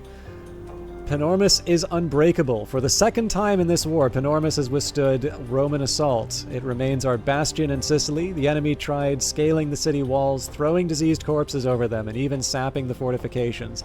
Yet for every Roman stratagem, the defenders of Panormus had a response. Now that the remaining legions are retreating, it is time for us to go on the offensive and seize control of Sicily. Our successful defense was a noble accomplishment, but wars are not won by defense alone. We must know both how to gain a victory and how to use it. Panormus is our bastion. When we win the war, a major celebration will have to be held in the city. Good God. Starts the goal, take Messana, and drive the Romans out of Sicily.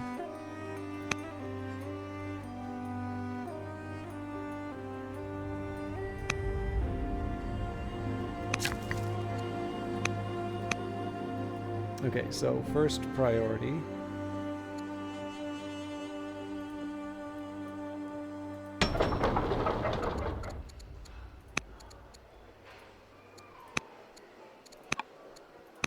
Now, what's the deal with this stone carver?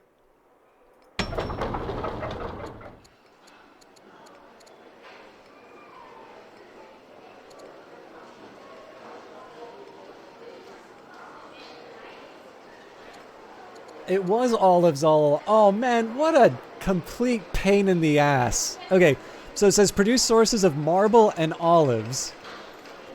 Requires 4 olives, 3 marble, but it puts the olives in the marble position. Oh my god. So all that effort that I put in. So the crazy thing is, I can actually probably still pull this off. I'm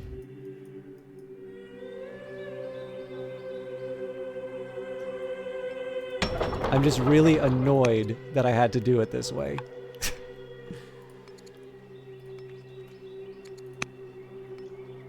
And I think... I'm sorry to be such a jerk at the end of it, but it is 3 o'clock in the morning. I thought it was about 2 hours earlier. So I'm sorry to do it this way, but I really need to get to bed. So, where are we? May 29th. But we are going to be back next week. So I mean, I'll be honest. I was expecting to lose, and not only are we not losing, we are at a silver victory. So we will get a gold for producing the marble and olive sources. Again, we have too many. We have too many marble. And the olives were the ones we were actually focusing on, or supposed to be focusing on. So that gives us gold. If somehow we can take Messana, which we were originally going to do before the drive the Romans out objective came up. If we somehow take Messana, I guess the epic victory is to take Rome itself. Which, again, to dream the impossible dream. Although, I suppose, if I'm completely honest,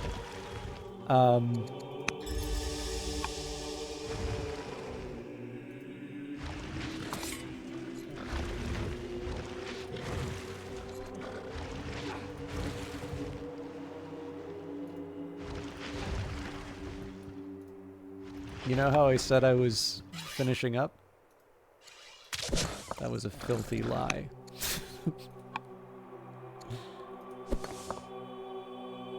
Man, they do not let me have... They do not let me have anything for free.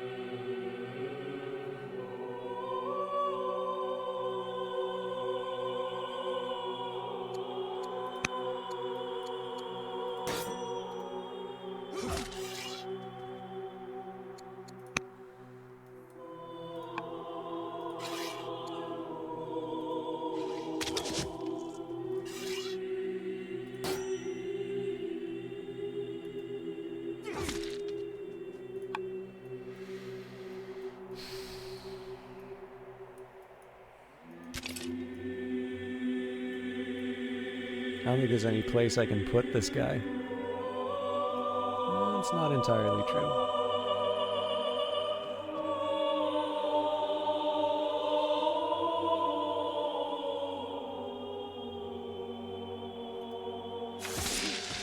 Would have been better for the extra damage. I think he's going to get clobbered.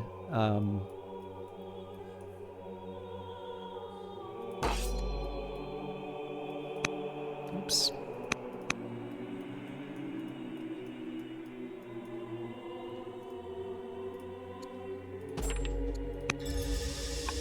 Still.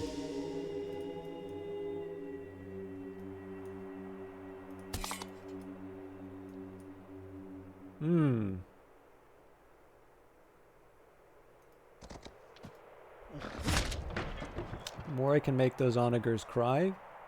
the happier I am.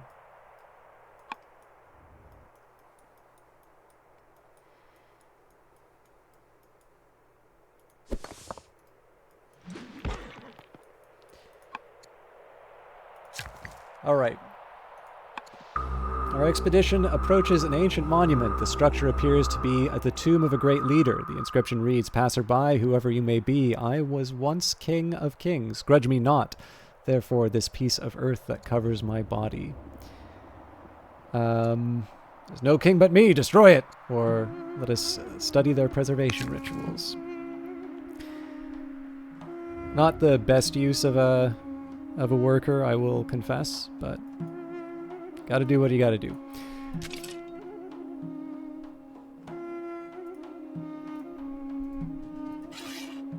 Okay, it's gonna get a little dicey with this unit, but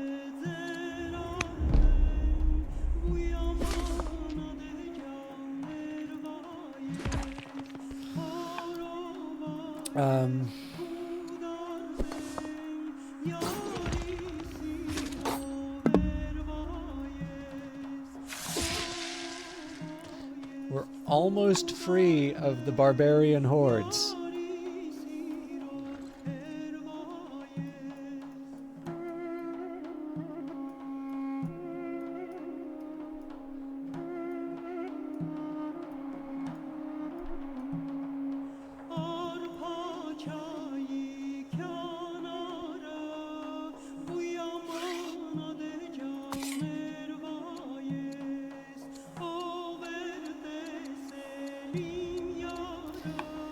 Okay, so, I mean, my empire is in an uproar. Like, everybody hates me. I've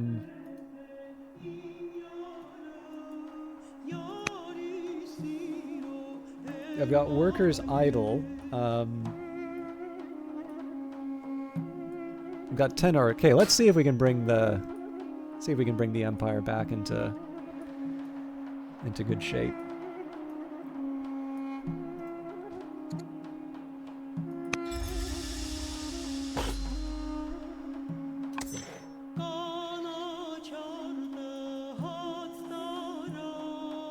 This is so dumb.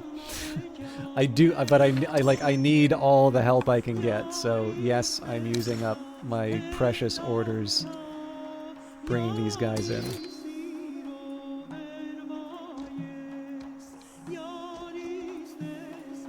All right, let's see how it goes. I don't know. I think I want to see how my counterattack goes before we go on this work on Masana. If nothing else, we can just kind of claim our goal and... Oh my god.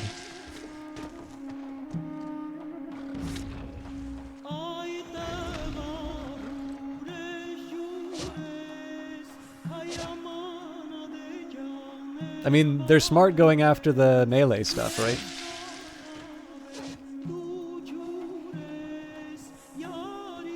Jesus. I knew this guy was going to be coming back.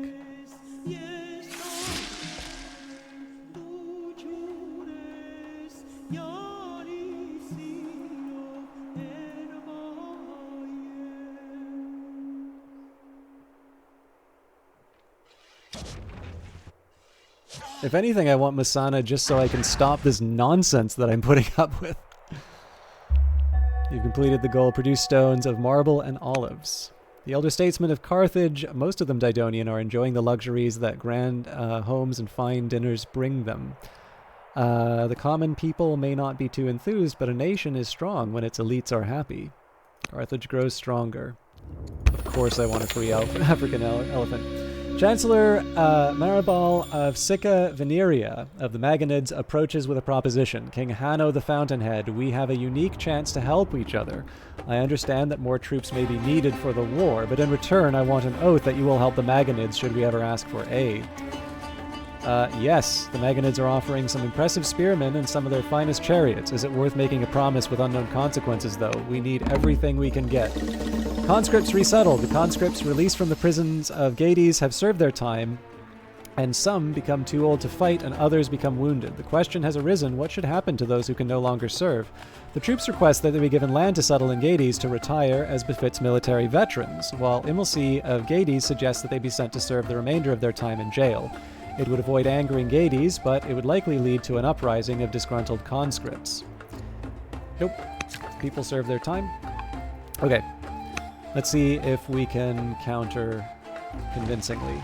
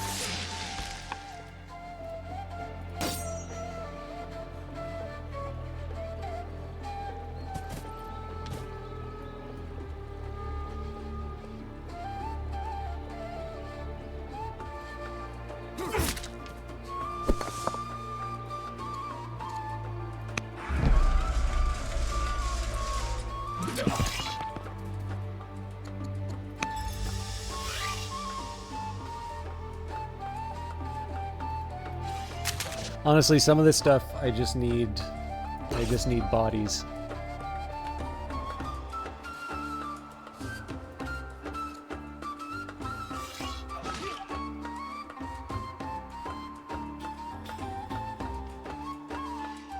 Some of them are intended to serve a slightly more aggressive purpose, but these guys are ranged and they are going to get clobbered.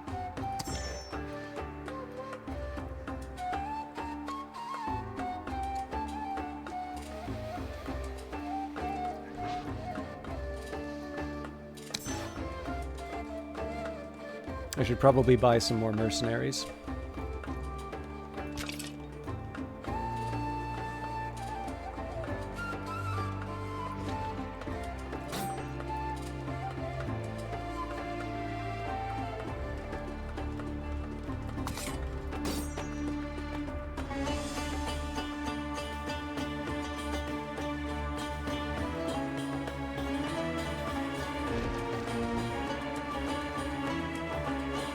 God, I hate the Greeks.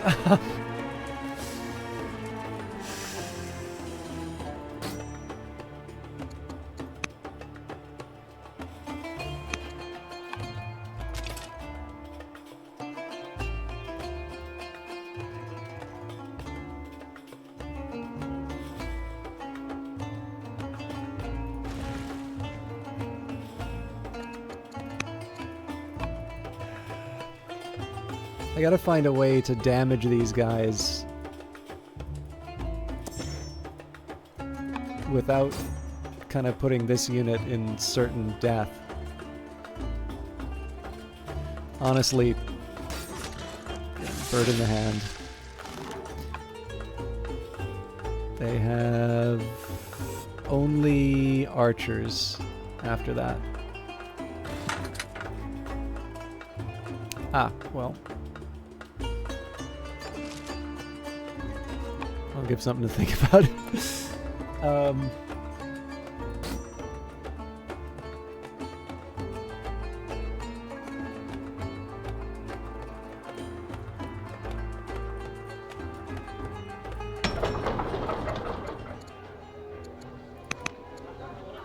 We're never going to make these fishermen, and we shouldn't pretend that we're going to. Part of this, too, is waiting the number of semesters to get the onager.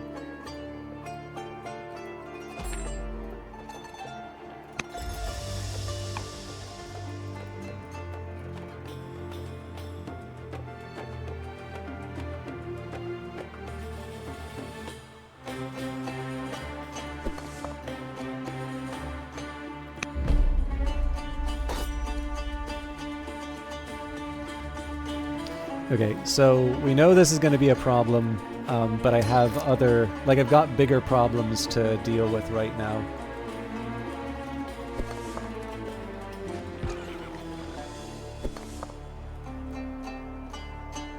I do think we can stand to bring some of these slingers into the field, though. Or onto the field, I guess. Okay, so let's see how many units we lose this time. Ah, crap, I forgot.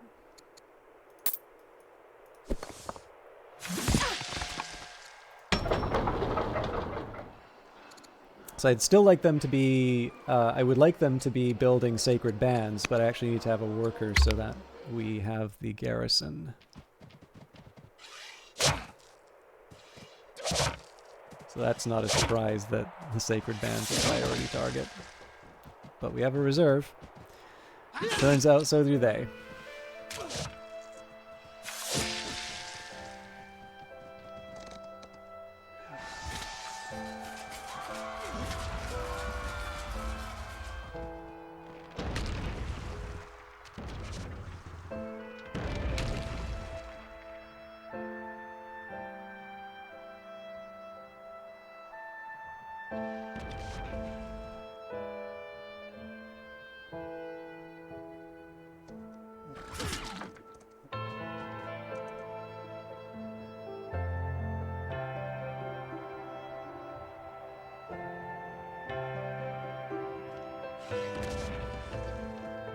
Man, I am really cranky about the way that the coastal transport works.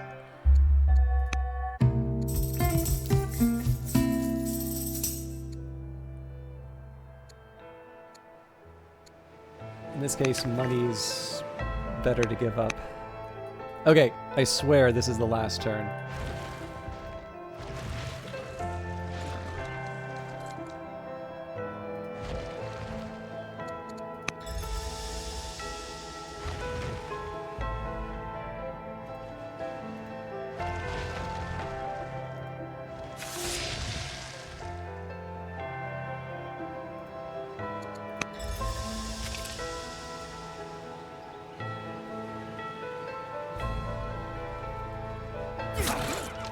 Yeah, just looking at the fact that we've got like an anti-cavalry unit, and that's the effect.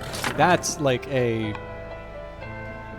That's almost a like, well, what do I do with that kind of a problem.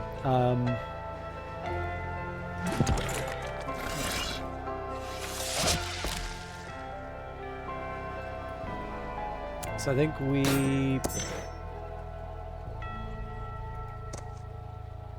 I think I'm actually going to hold the Sacred Band in reserve.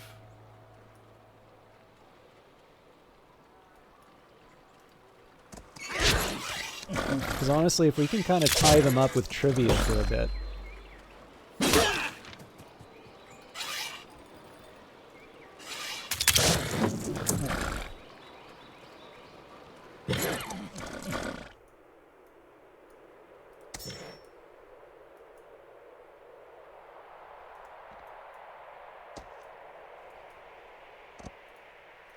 I do wonder whether or not...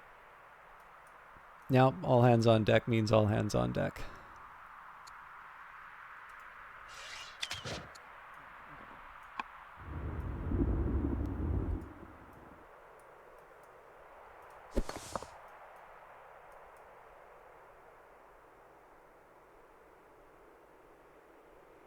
I also got to be careful. I don't think there's going to be room for the onager if I keep going at this rate.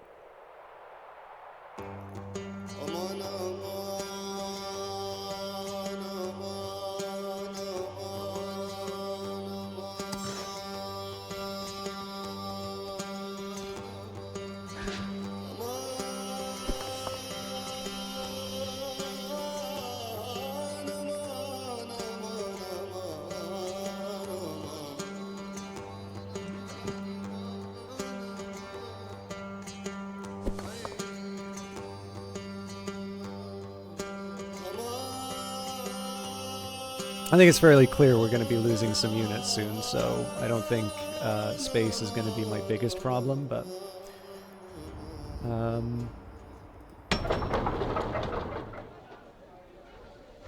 Okay, so I need a hell of a lot of garrisons in my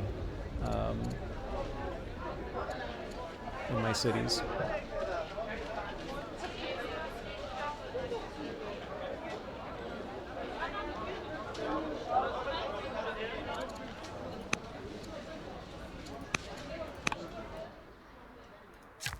So, that is what my workers are going to do.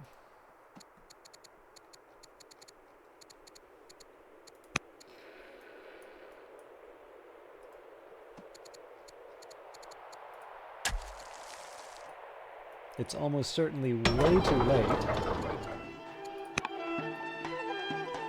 This is very much a better late than never kind of a situation.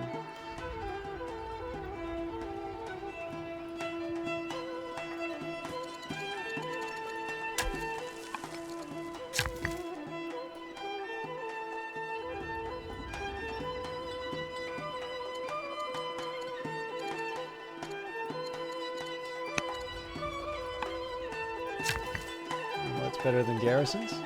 Strongholds.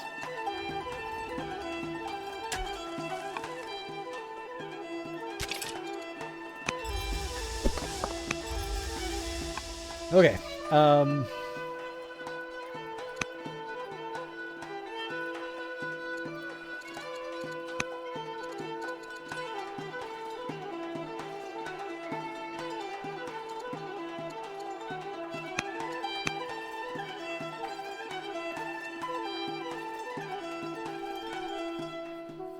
I am curious how the game rates me against the Romans. So they are counted as stronger. I mean, unsurprisingly, but...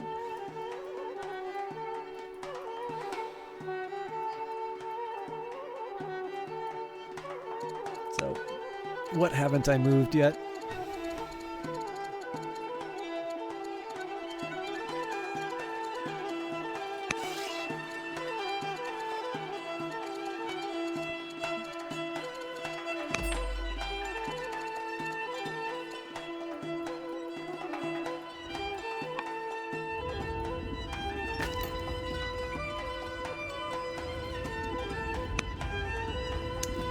No spearmen, sadly.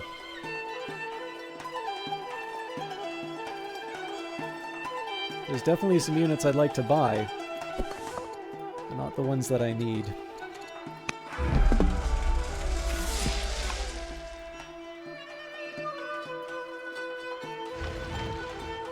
Okay, so I think one of the first things I need to do... I keep talking about this bridge, but the bridge has not actually served its function. So I at least need to start getting the ships in position. Hipporegius, Sacred Band. Basically, if a city can build a Sacred Band, they get a Sacred Band.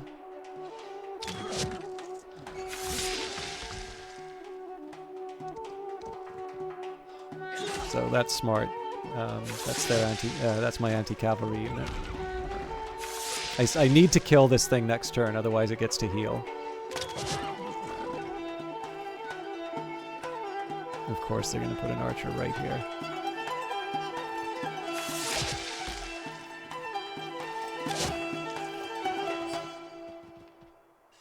So I think the one possible saving grace is I might be able to maneuver a ranged unit around the edge and hit something. These onagers are out of this world.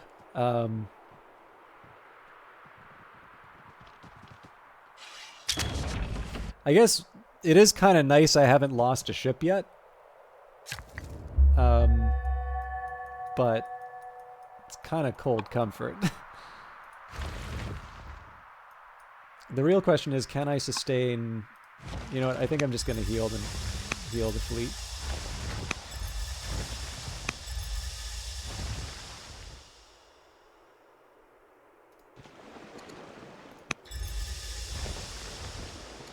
It's a shame, right? Because I really want to do some damage to that onager, but...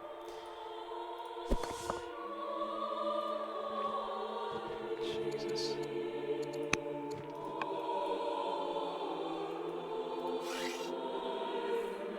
Okay, thank God. Actually, I am slightly curious, because I'm basically sending that unit to its death. I'm curious if I can get away with the same move. Yup.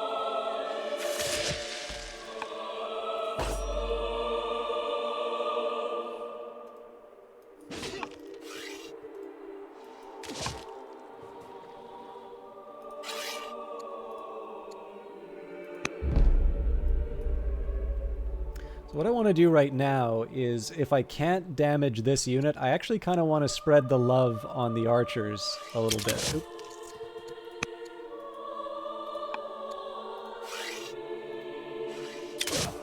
Or do I? That might be a really stupid move.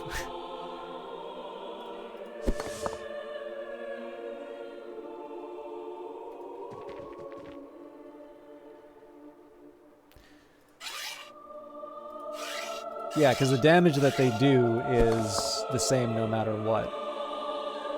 Okay, let's reconsider the approach. Okay, so that one's fine.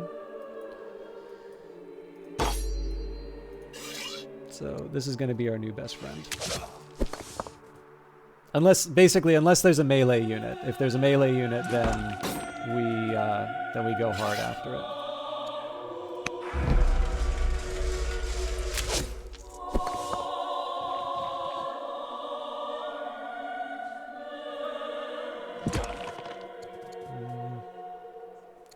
Again, I'm debating about sacred bands, whether I want to throw them into the melee or keep them in reserve. I think keeping them in reserve probably is the prudent choice.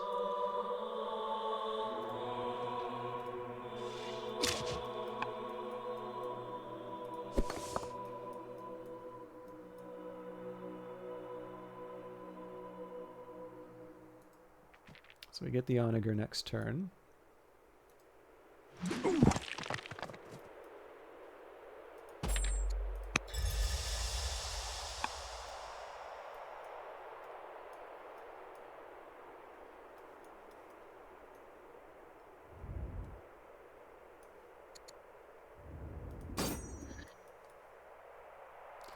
This is a very welcome and unexpected surprise.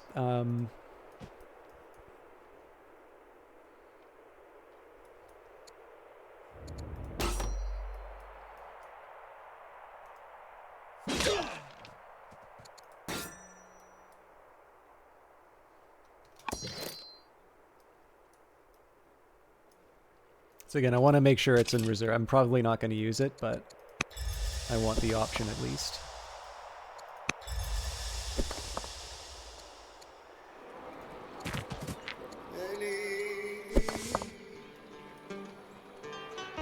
Okay, you can stay put. You go poke the bad guy. Oh wait.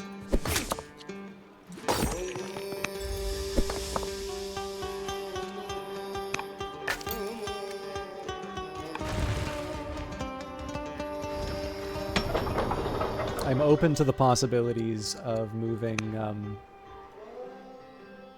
moving some of the ships, but maybe we aim a little higher. Okay. If the city doesn't have a garrison, it needs a garrison.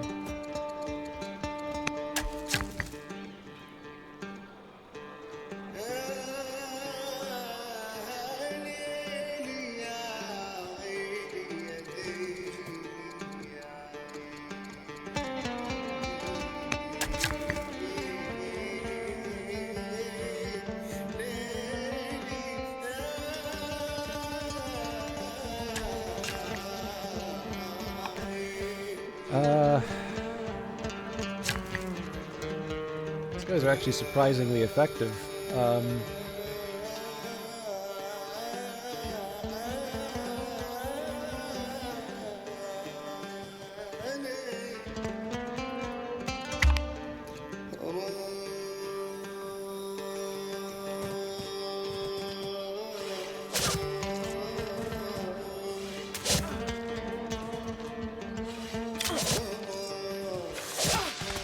Like I said, units go into its death, so...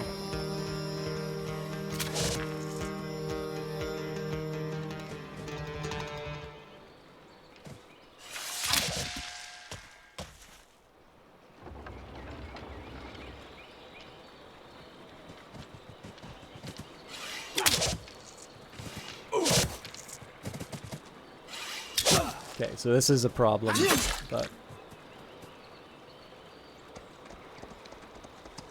Oh my god. These horses.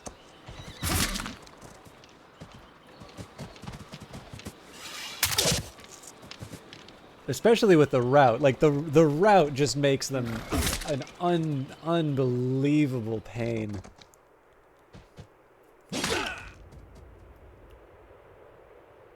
Duke Baelbad is now old enough to be tutored by courtiers. Okay, let's go for the cheapest stuff. We need more generals.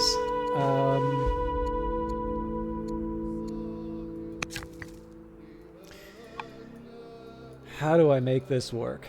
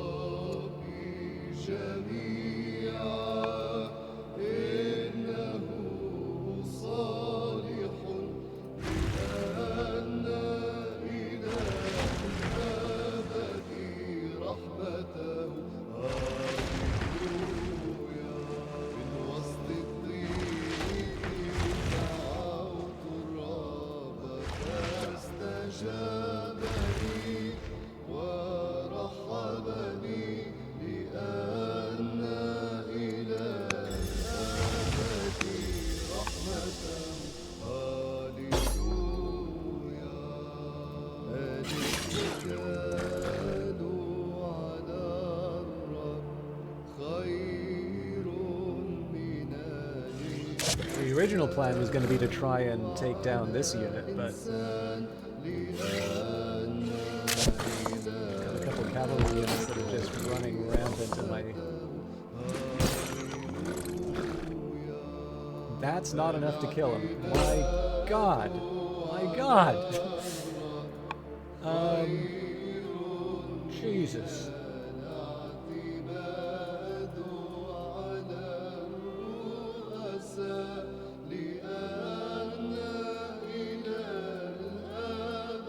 I don't think there's room for any more units in this area.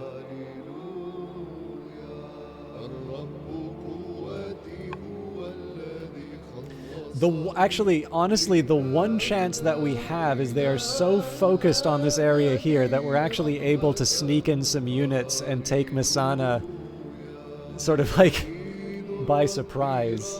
Also, I notice we're at 93% naval dominance, so there's almost certainly going to be a sneaky...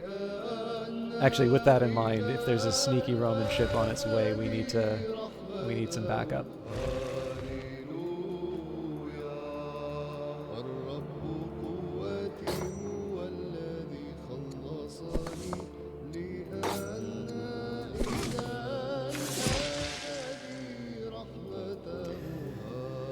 Alright, where are the other rebels? That's Nova Carthago, right? Yep.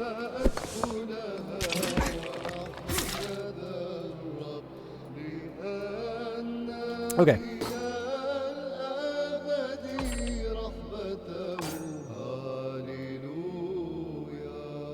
Maybe it would make sense to bring the Sacred Band in. I don't know. I definitely feel... Oh, actually, okay. Here's a way we can have a little bit of fun. The elephant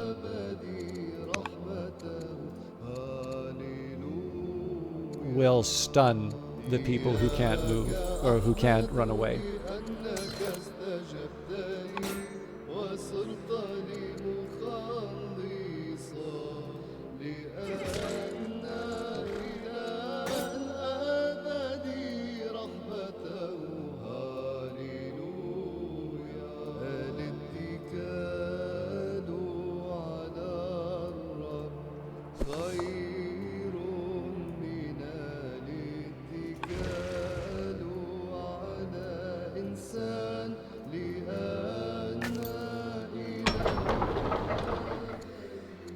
Okay, we don't have a garrison yet, so no Sacred Band.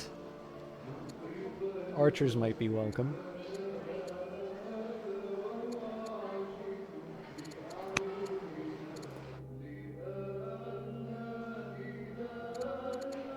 Do I go for another Onager, or do I think we need Sacred Band at this point.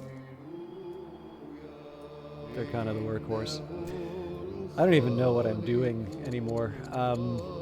Honestly, stone is not the biggest priority right now. I need to find more places where I can build mines.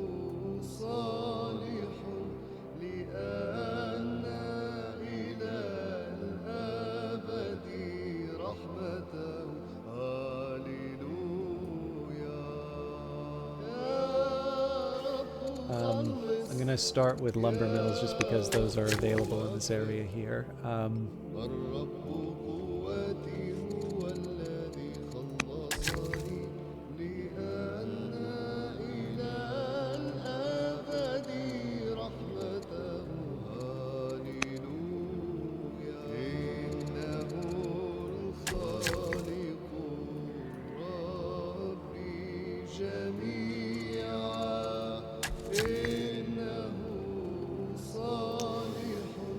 So much stuff to build.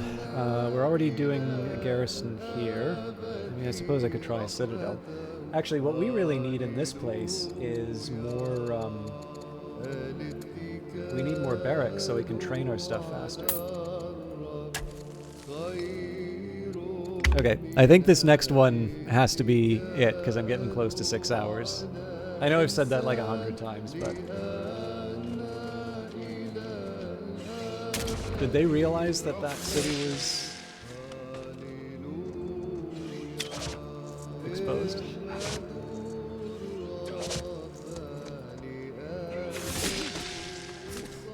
Jesus. So even though that Sacred Band... What the hell happened with this unit's health?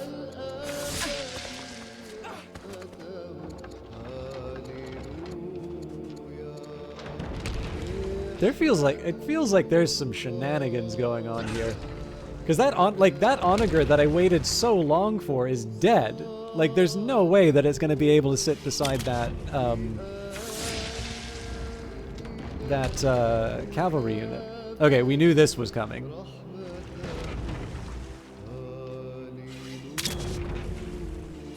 Unfortunately, that's 2 ships.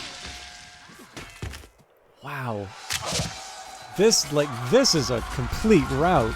Hey, big old Dave. I should have quit like 2 turns ago.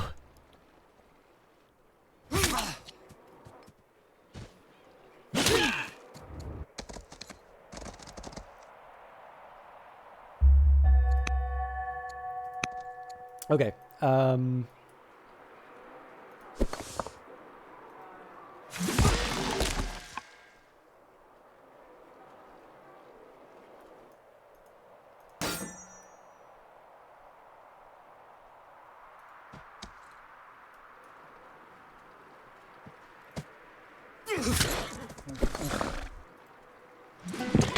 think we're at the point where we need to start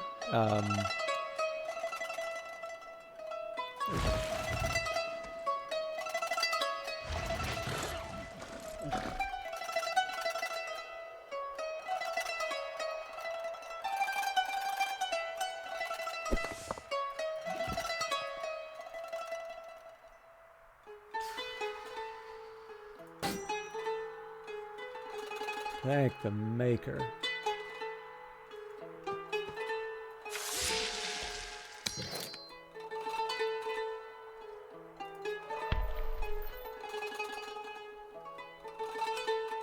Yes, this is the Carthage scenario, so it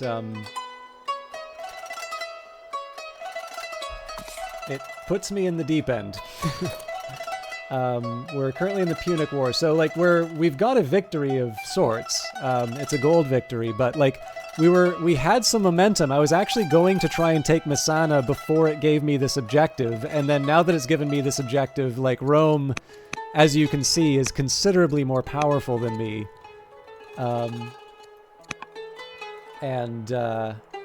It feels like there's just this endless stream of very, very powerful units.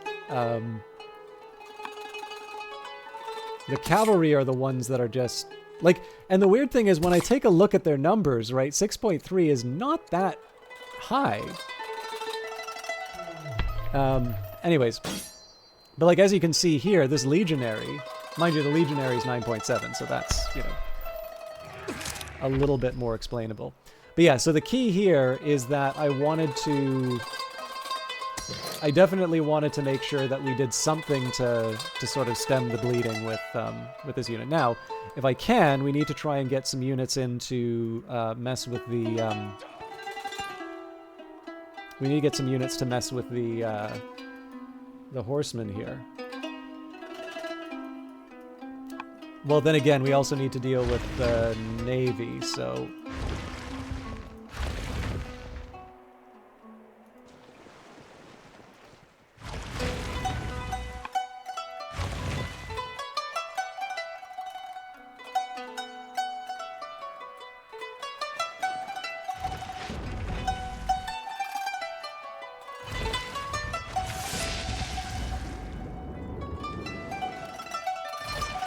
Let's face it, we're losing this ship, but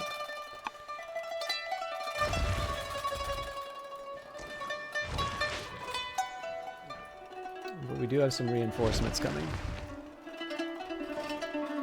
Carthage is your favorite country? I don't actually play them that much. Usually when I play them, it's not... I know, like, the starting of Old World is...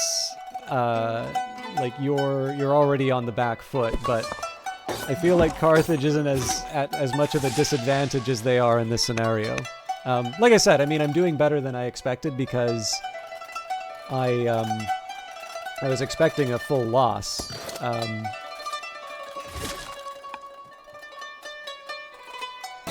But that said, I'm obviously getting very frustrated with the way that some of these units work. Now, I think if I move the Onager up, yeah, it limbers, so I have to make the most of my current location.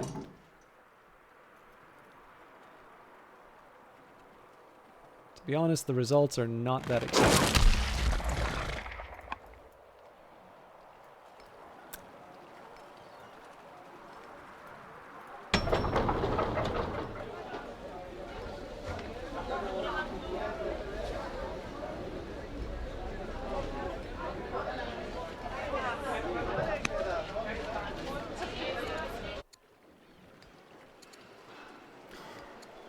It is, I think we're at a point where we need to get a couple of...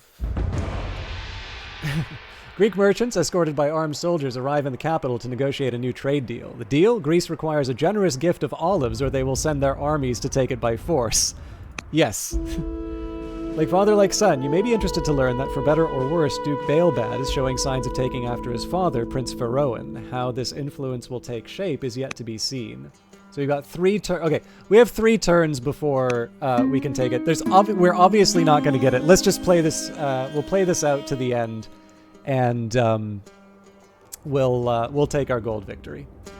Your wife, the queen consort, spends more and more nights at her private estate outside the capital. When she visits the palace, she treats you with cold indifference. Meanwhile, your beautiful lowborn hunting companion has drawn your attention. Should we arrange some private time for you? We do enjoy each other's company.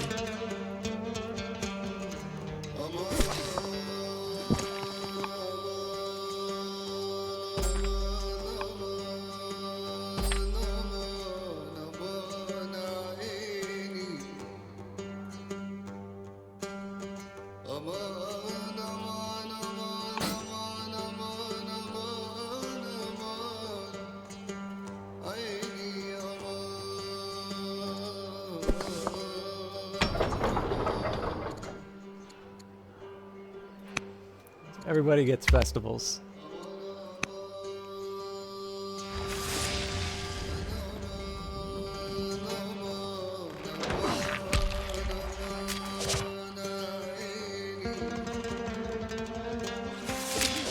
Man. My best units, and it takes like two units to take them out completely. What?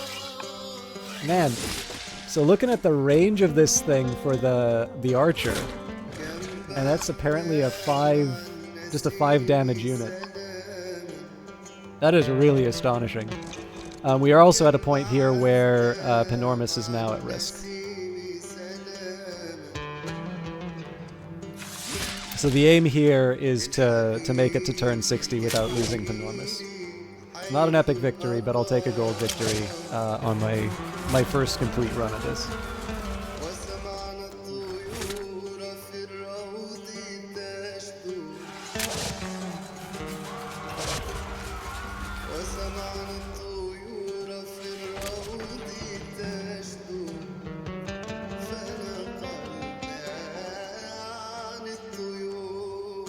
So they are doing a slight favor to me by clogging up all of Sicily. It does mean that my elephants are able to lock down the...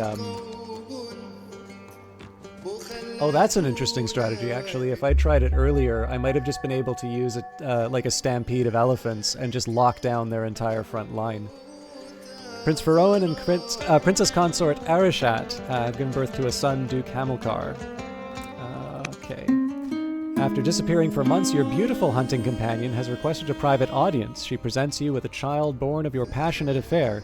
You agree to let her raise the baby at court as your own, but outside of the royal line. She smiles, pleased with the outcome. Okay.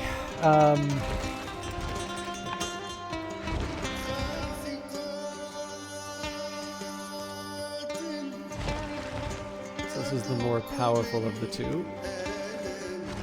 Although I don't think it matters because the coxswain's not going to allow him to move once again. Yeah.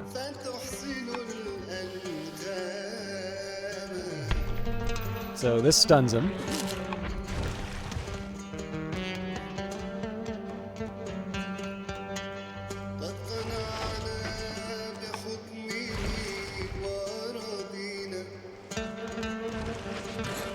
I'm actually going to let the rebels do whatever they want, because it's not guaranteed that they're going to be coming after me.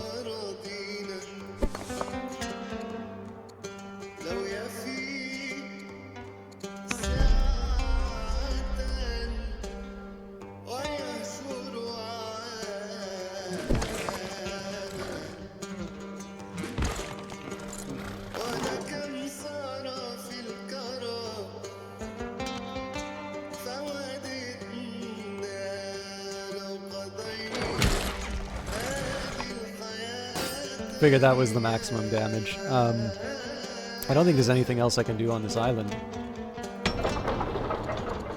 So I have to repair the damage, but it's not going to make a difference. Well, I mean, I'm not going to have a Sacred Band done in time, so...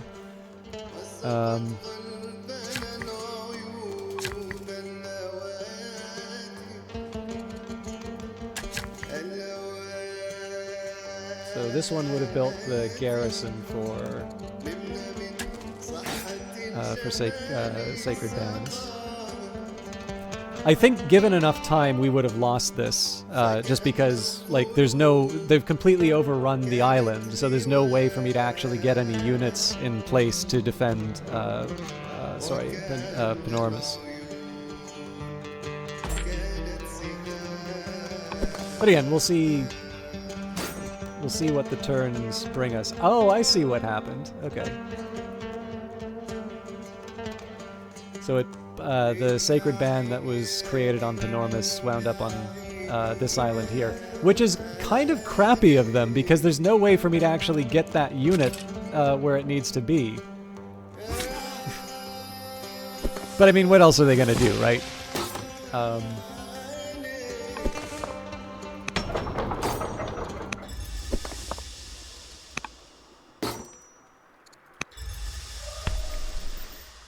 Okay, so, I mean, if I can, I'd love to use the elephants. Obviously, we're a long way off from that.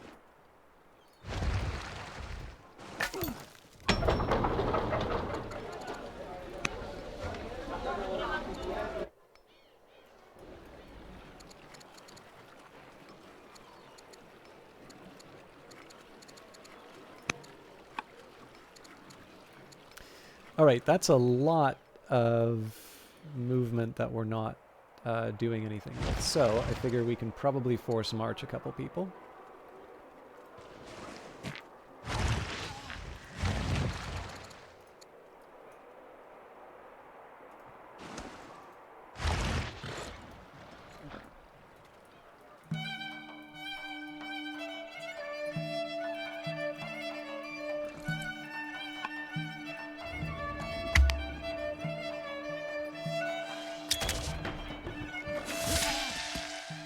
So that's probably the onager gone.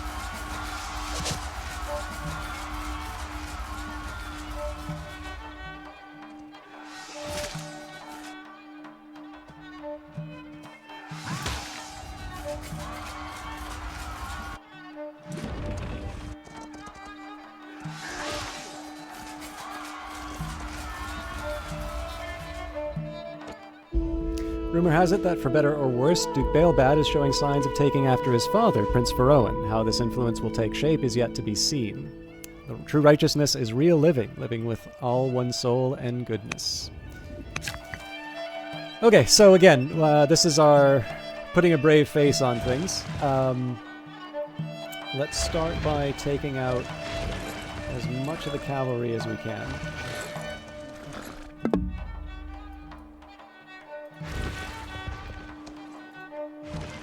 Jesus, these things are tough.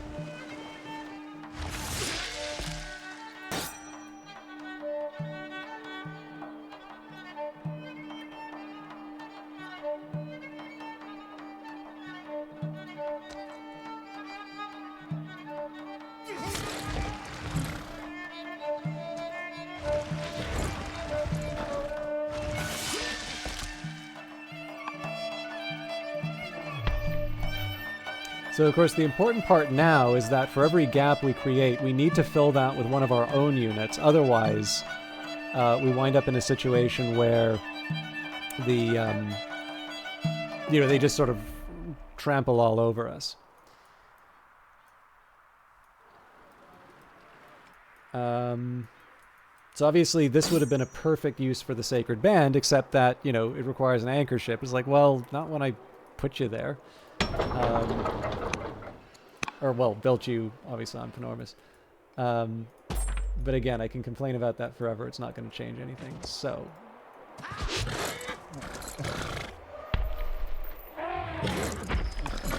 Now, I suspect this elephant's going to fall to all of the archers. However, the important difference is that that's attention that's not being put on Panormus.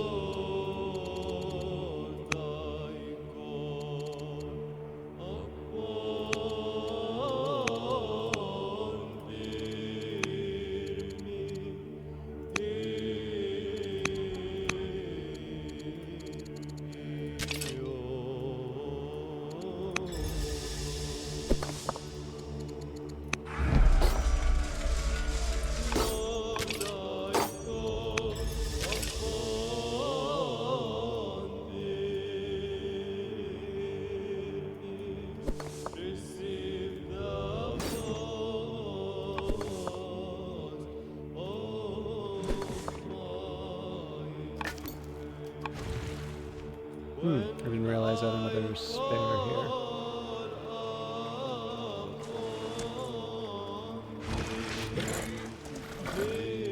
Actually, I wonder what kind of damage I can... Yeah, it's not that. I was thinking I might be able to do something to the onager, but... okay.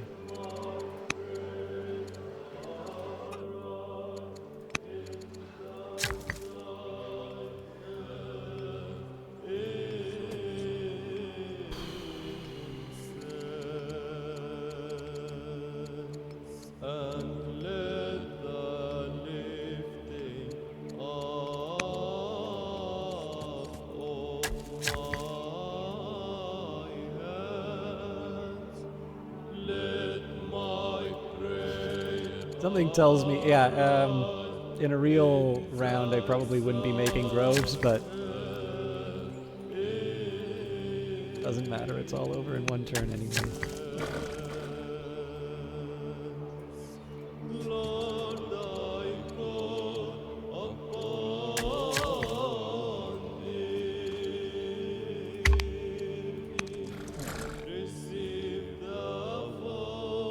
Yeah, so I think they're in the tough spot where, like, there's just so much. There's just so much stuff that. I guess they're clearing out to put fresh units in. But yeah, the strategy worked in terms of. So as far as Panormus is concerned, they're ignoring it mostly.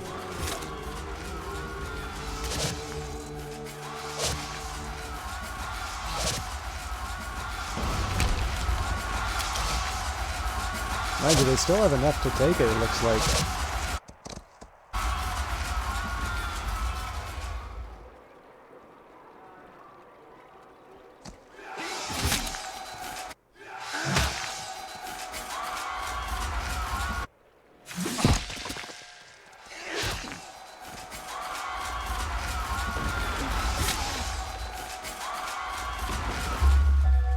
Right, Prince Feroan has reflected on his recent experiences and absorbed many important lessons. He's gained +1 wisdom. Odir the soldier has tutored Duke Baelbad, improving his discipline. News arrives from Greece that General Hero the Second the Good has abdicated.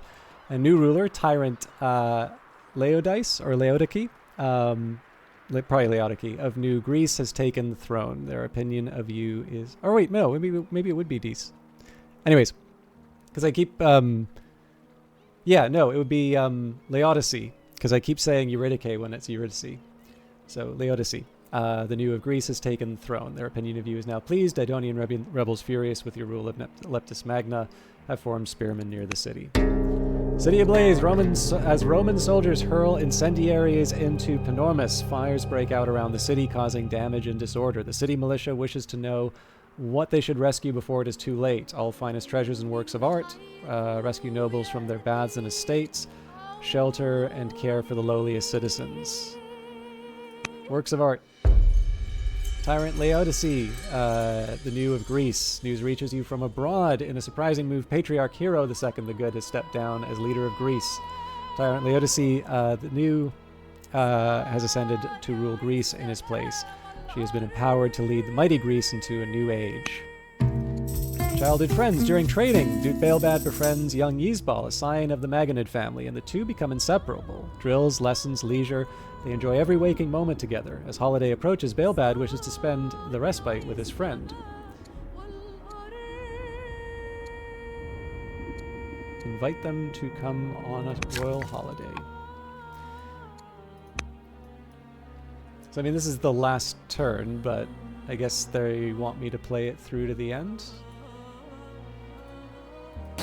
That's gonna sting.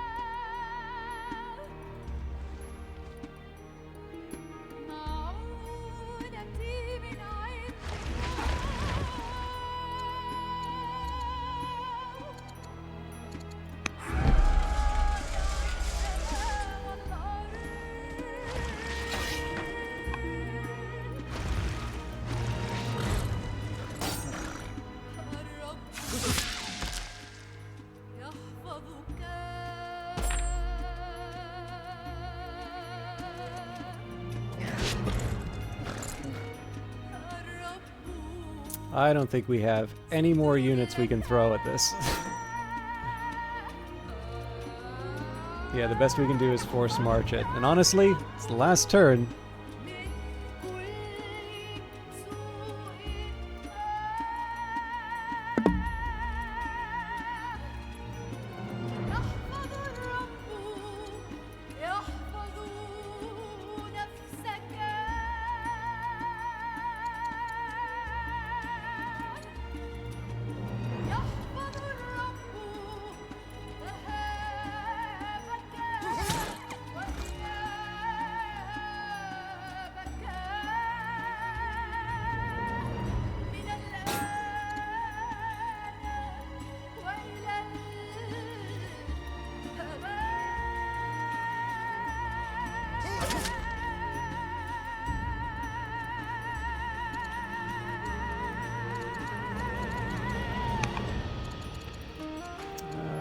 who's got good courage?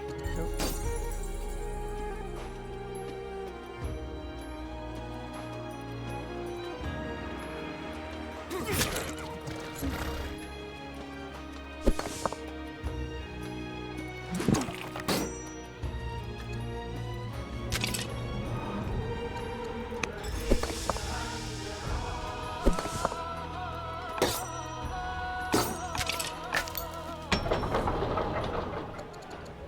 More sacred bands. Again, it doesn't matter, it's the last turn. I just didn't want to lose the city.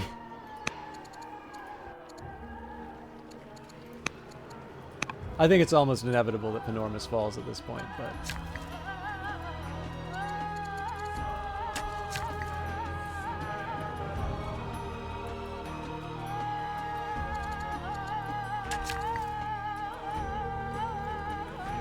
Oh god, what do I even do here?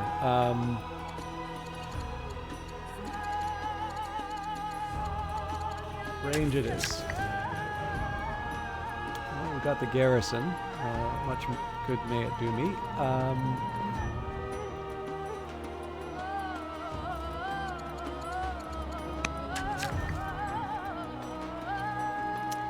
And that's it for the semester. Okay, so...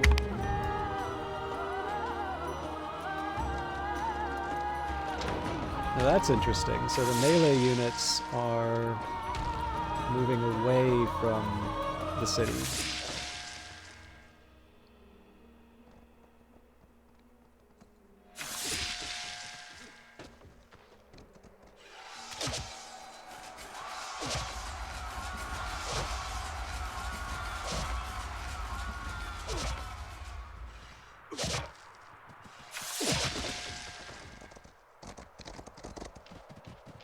Well, not exactly, so they kept one in reserve.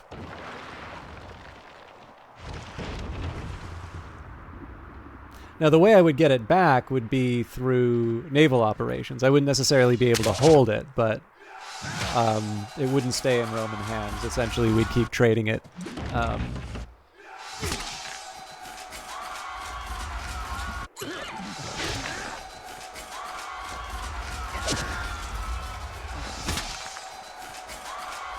Carthage has won a gold victory. People from across Carthage gather in the capital to hear you speak at one of the greatest celebrations in history. Carthage has overcome a great adversary and met nearly every goal it aimed to pursue in the process. Rome has been defeated after a difficult war and is unlikely to challenge the seas again. Carthaginian explorers will continue to travel in every direction and find new partners for exchanges of goods and knowledge.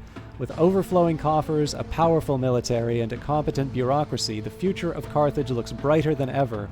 One day Rome will likely seek revenge for her defeat, but Carthage will rise to that challenge and prevail again.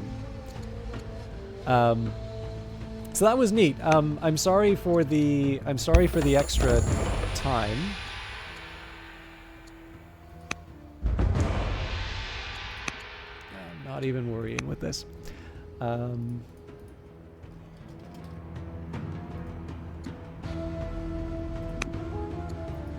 So yeah, like the way I would get Panormus back would be something like this. I'd need at least one more ranged unit to seal the deal, but yeah, like that's kind of how it would go. It did occur to me though that I need the bridge a little bit more than I thought if we think we're going to lose the city, because I actually need to move out and around to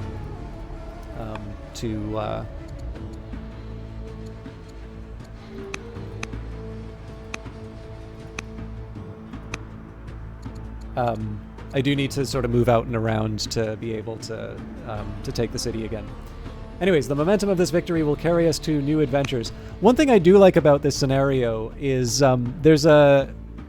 like, this is more the old school... I've never really played these games, but I do read about them. And some of the old school, like, historical war games, which are... like, the way you can kind of think about them is they're intended to be simulators, and some of them were intended to be simulators before there was even the computer. It was almost like those games were begging for the computer to be invented in some cases because the rules are so complicated. but there's definitely a style of war game where, like, the purpose is to replay sort of this historical moment, and victory for the side that historically lost is actually not doing as poorly as sort of history actually turned out. I mean, it's a tough one. I actually don't know if there's a lot of that in computer wargaming, because, like, the thing is that for the most part, a lot of, you know, like, a lot of games, it's about winning. And, like, obviously the way I was complaining about the way that it felt like Romans just had these endless armies that, you know, completely ignored my my control of the seas. And again, like, there's mechanical reasons why it works that way. Like, I it's not that I sort of felt that the thing wasn't working out. It was just like, man, I've put so much effort into controlling the seas, and it feels like it has very little real impact. Maybe that's why they put that mechanic in it, actually. But yeah, I like that one quite a bit, because obviously that was not the outcome. So it's neat to see a couple of scenarios like that. Whether or not I learned something about, I don't know. I feel I'm doing better. I'm pretty sure I did, I think, 10 turns of the Rise of Rome, and I was like, yeah, I'm almost certainly gonna lose. But yeah, I like that scenario. We might as well, you know, next week start on Seizing Destiny. So 2 decades have barely passed since the previous war, and now Carthage finds itself at war with Rome again. This time Carthage has an advantage, the great Hannibal Barca, a military commander of skill never seen in history. You may import a save file from completing the previous scenario, Rise of Rome. If you import a save, some of your choices from your previous scenario will be preserved. Family assignment and some city improvements will be carried forward, and you may encounter events related to your actions in the previous scenario. In this scenario, you're fighting a war that historically ended in a total defeat for Carthage. Accordingly, the scenario offers a significant challenge, and some goals may be very tough to complete. Rules for Game 4 Seizing Destiny. Only scenario-specific technologies are available to research. You cannot settle new cities. Some of your cities can build mercenary units, like, Kitrari or Numidian cavalry. These are quick to build, but cost money. You will remain at war with Rome until the bitter end. You can only anchor near your capital and near Iberia until further notice. Hannibal Barca is a uniquely powerful general. Make good use of his abilities. Complete 6 goals to complete a bronze victory. Complete 8 to complete a silver victory. If you complete 10, you will earn a gold victory, and complete all of the goals to achieve an epic victory. After that, I think we'll go back to Heroes of the Aegean. It looks like we have already, we're allowed to kind of keep our progress with Battle of Marathon and ending the invasion. But yeah, I don't know. I feel like trying Seizing Destiny would be a fun one. But again, I have gone way too long for tonight. So I'm going to find out who's online tonight. I'm going to see if anybody's even still watching me. Yeah, nobody's really watching me. But let's see who's on to host. Nobody. And nobody is, well, there's one streamer doing Old World, but it's not in English. So I think I'll just leave it there. Thank you everybody for watching. Sorry to have gone so long, but I'm glad it turned out. Have a good evening, and we'll see you in the next one.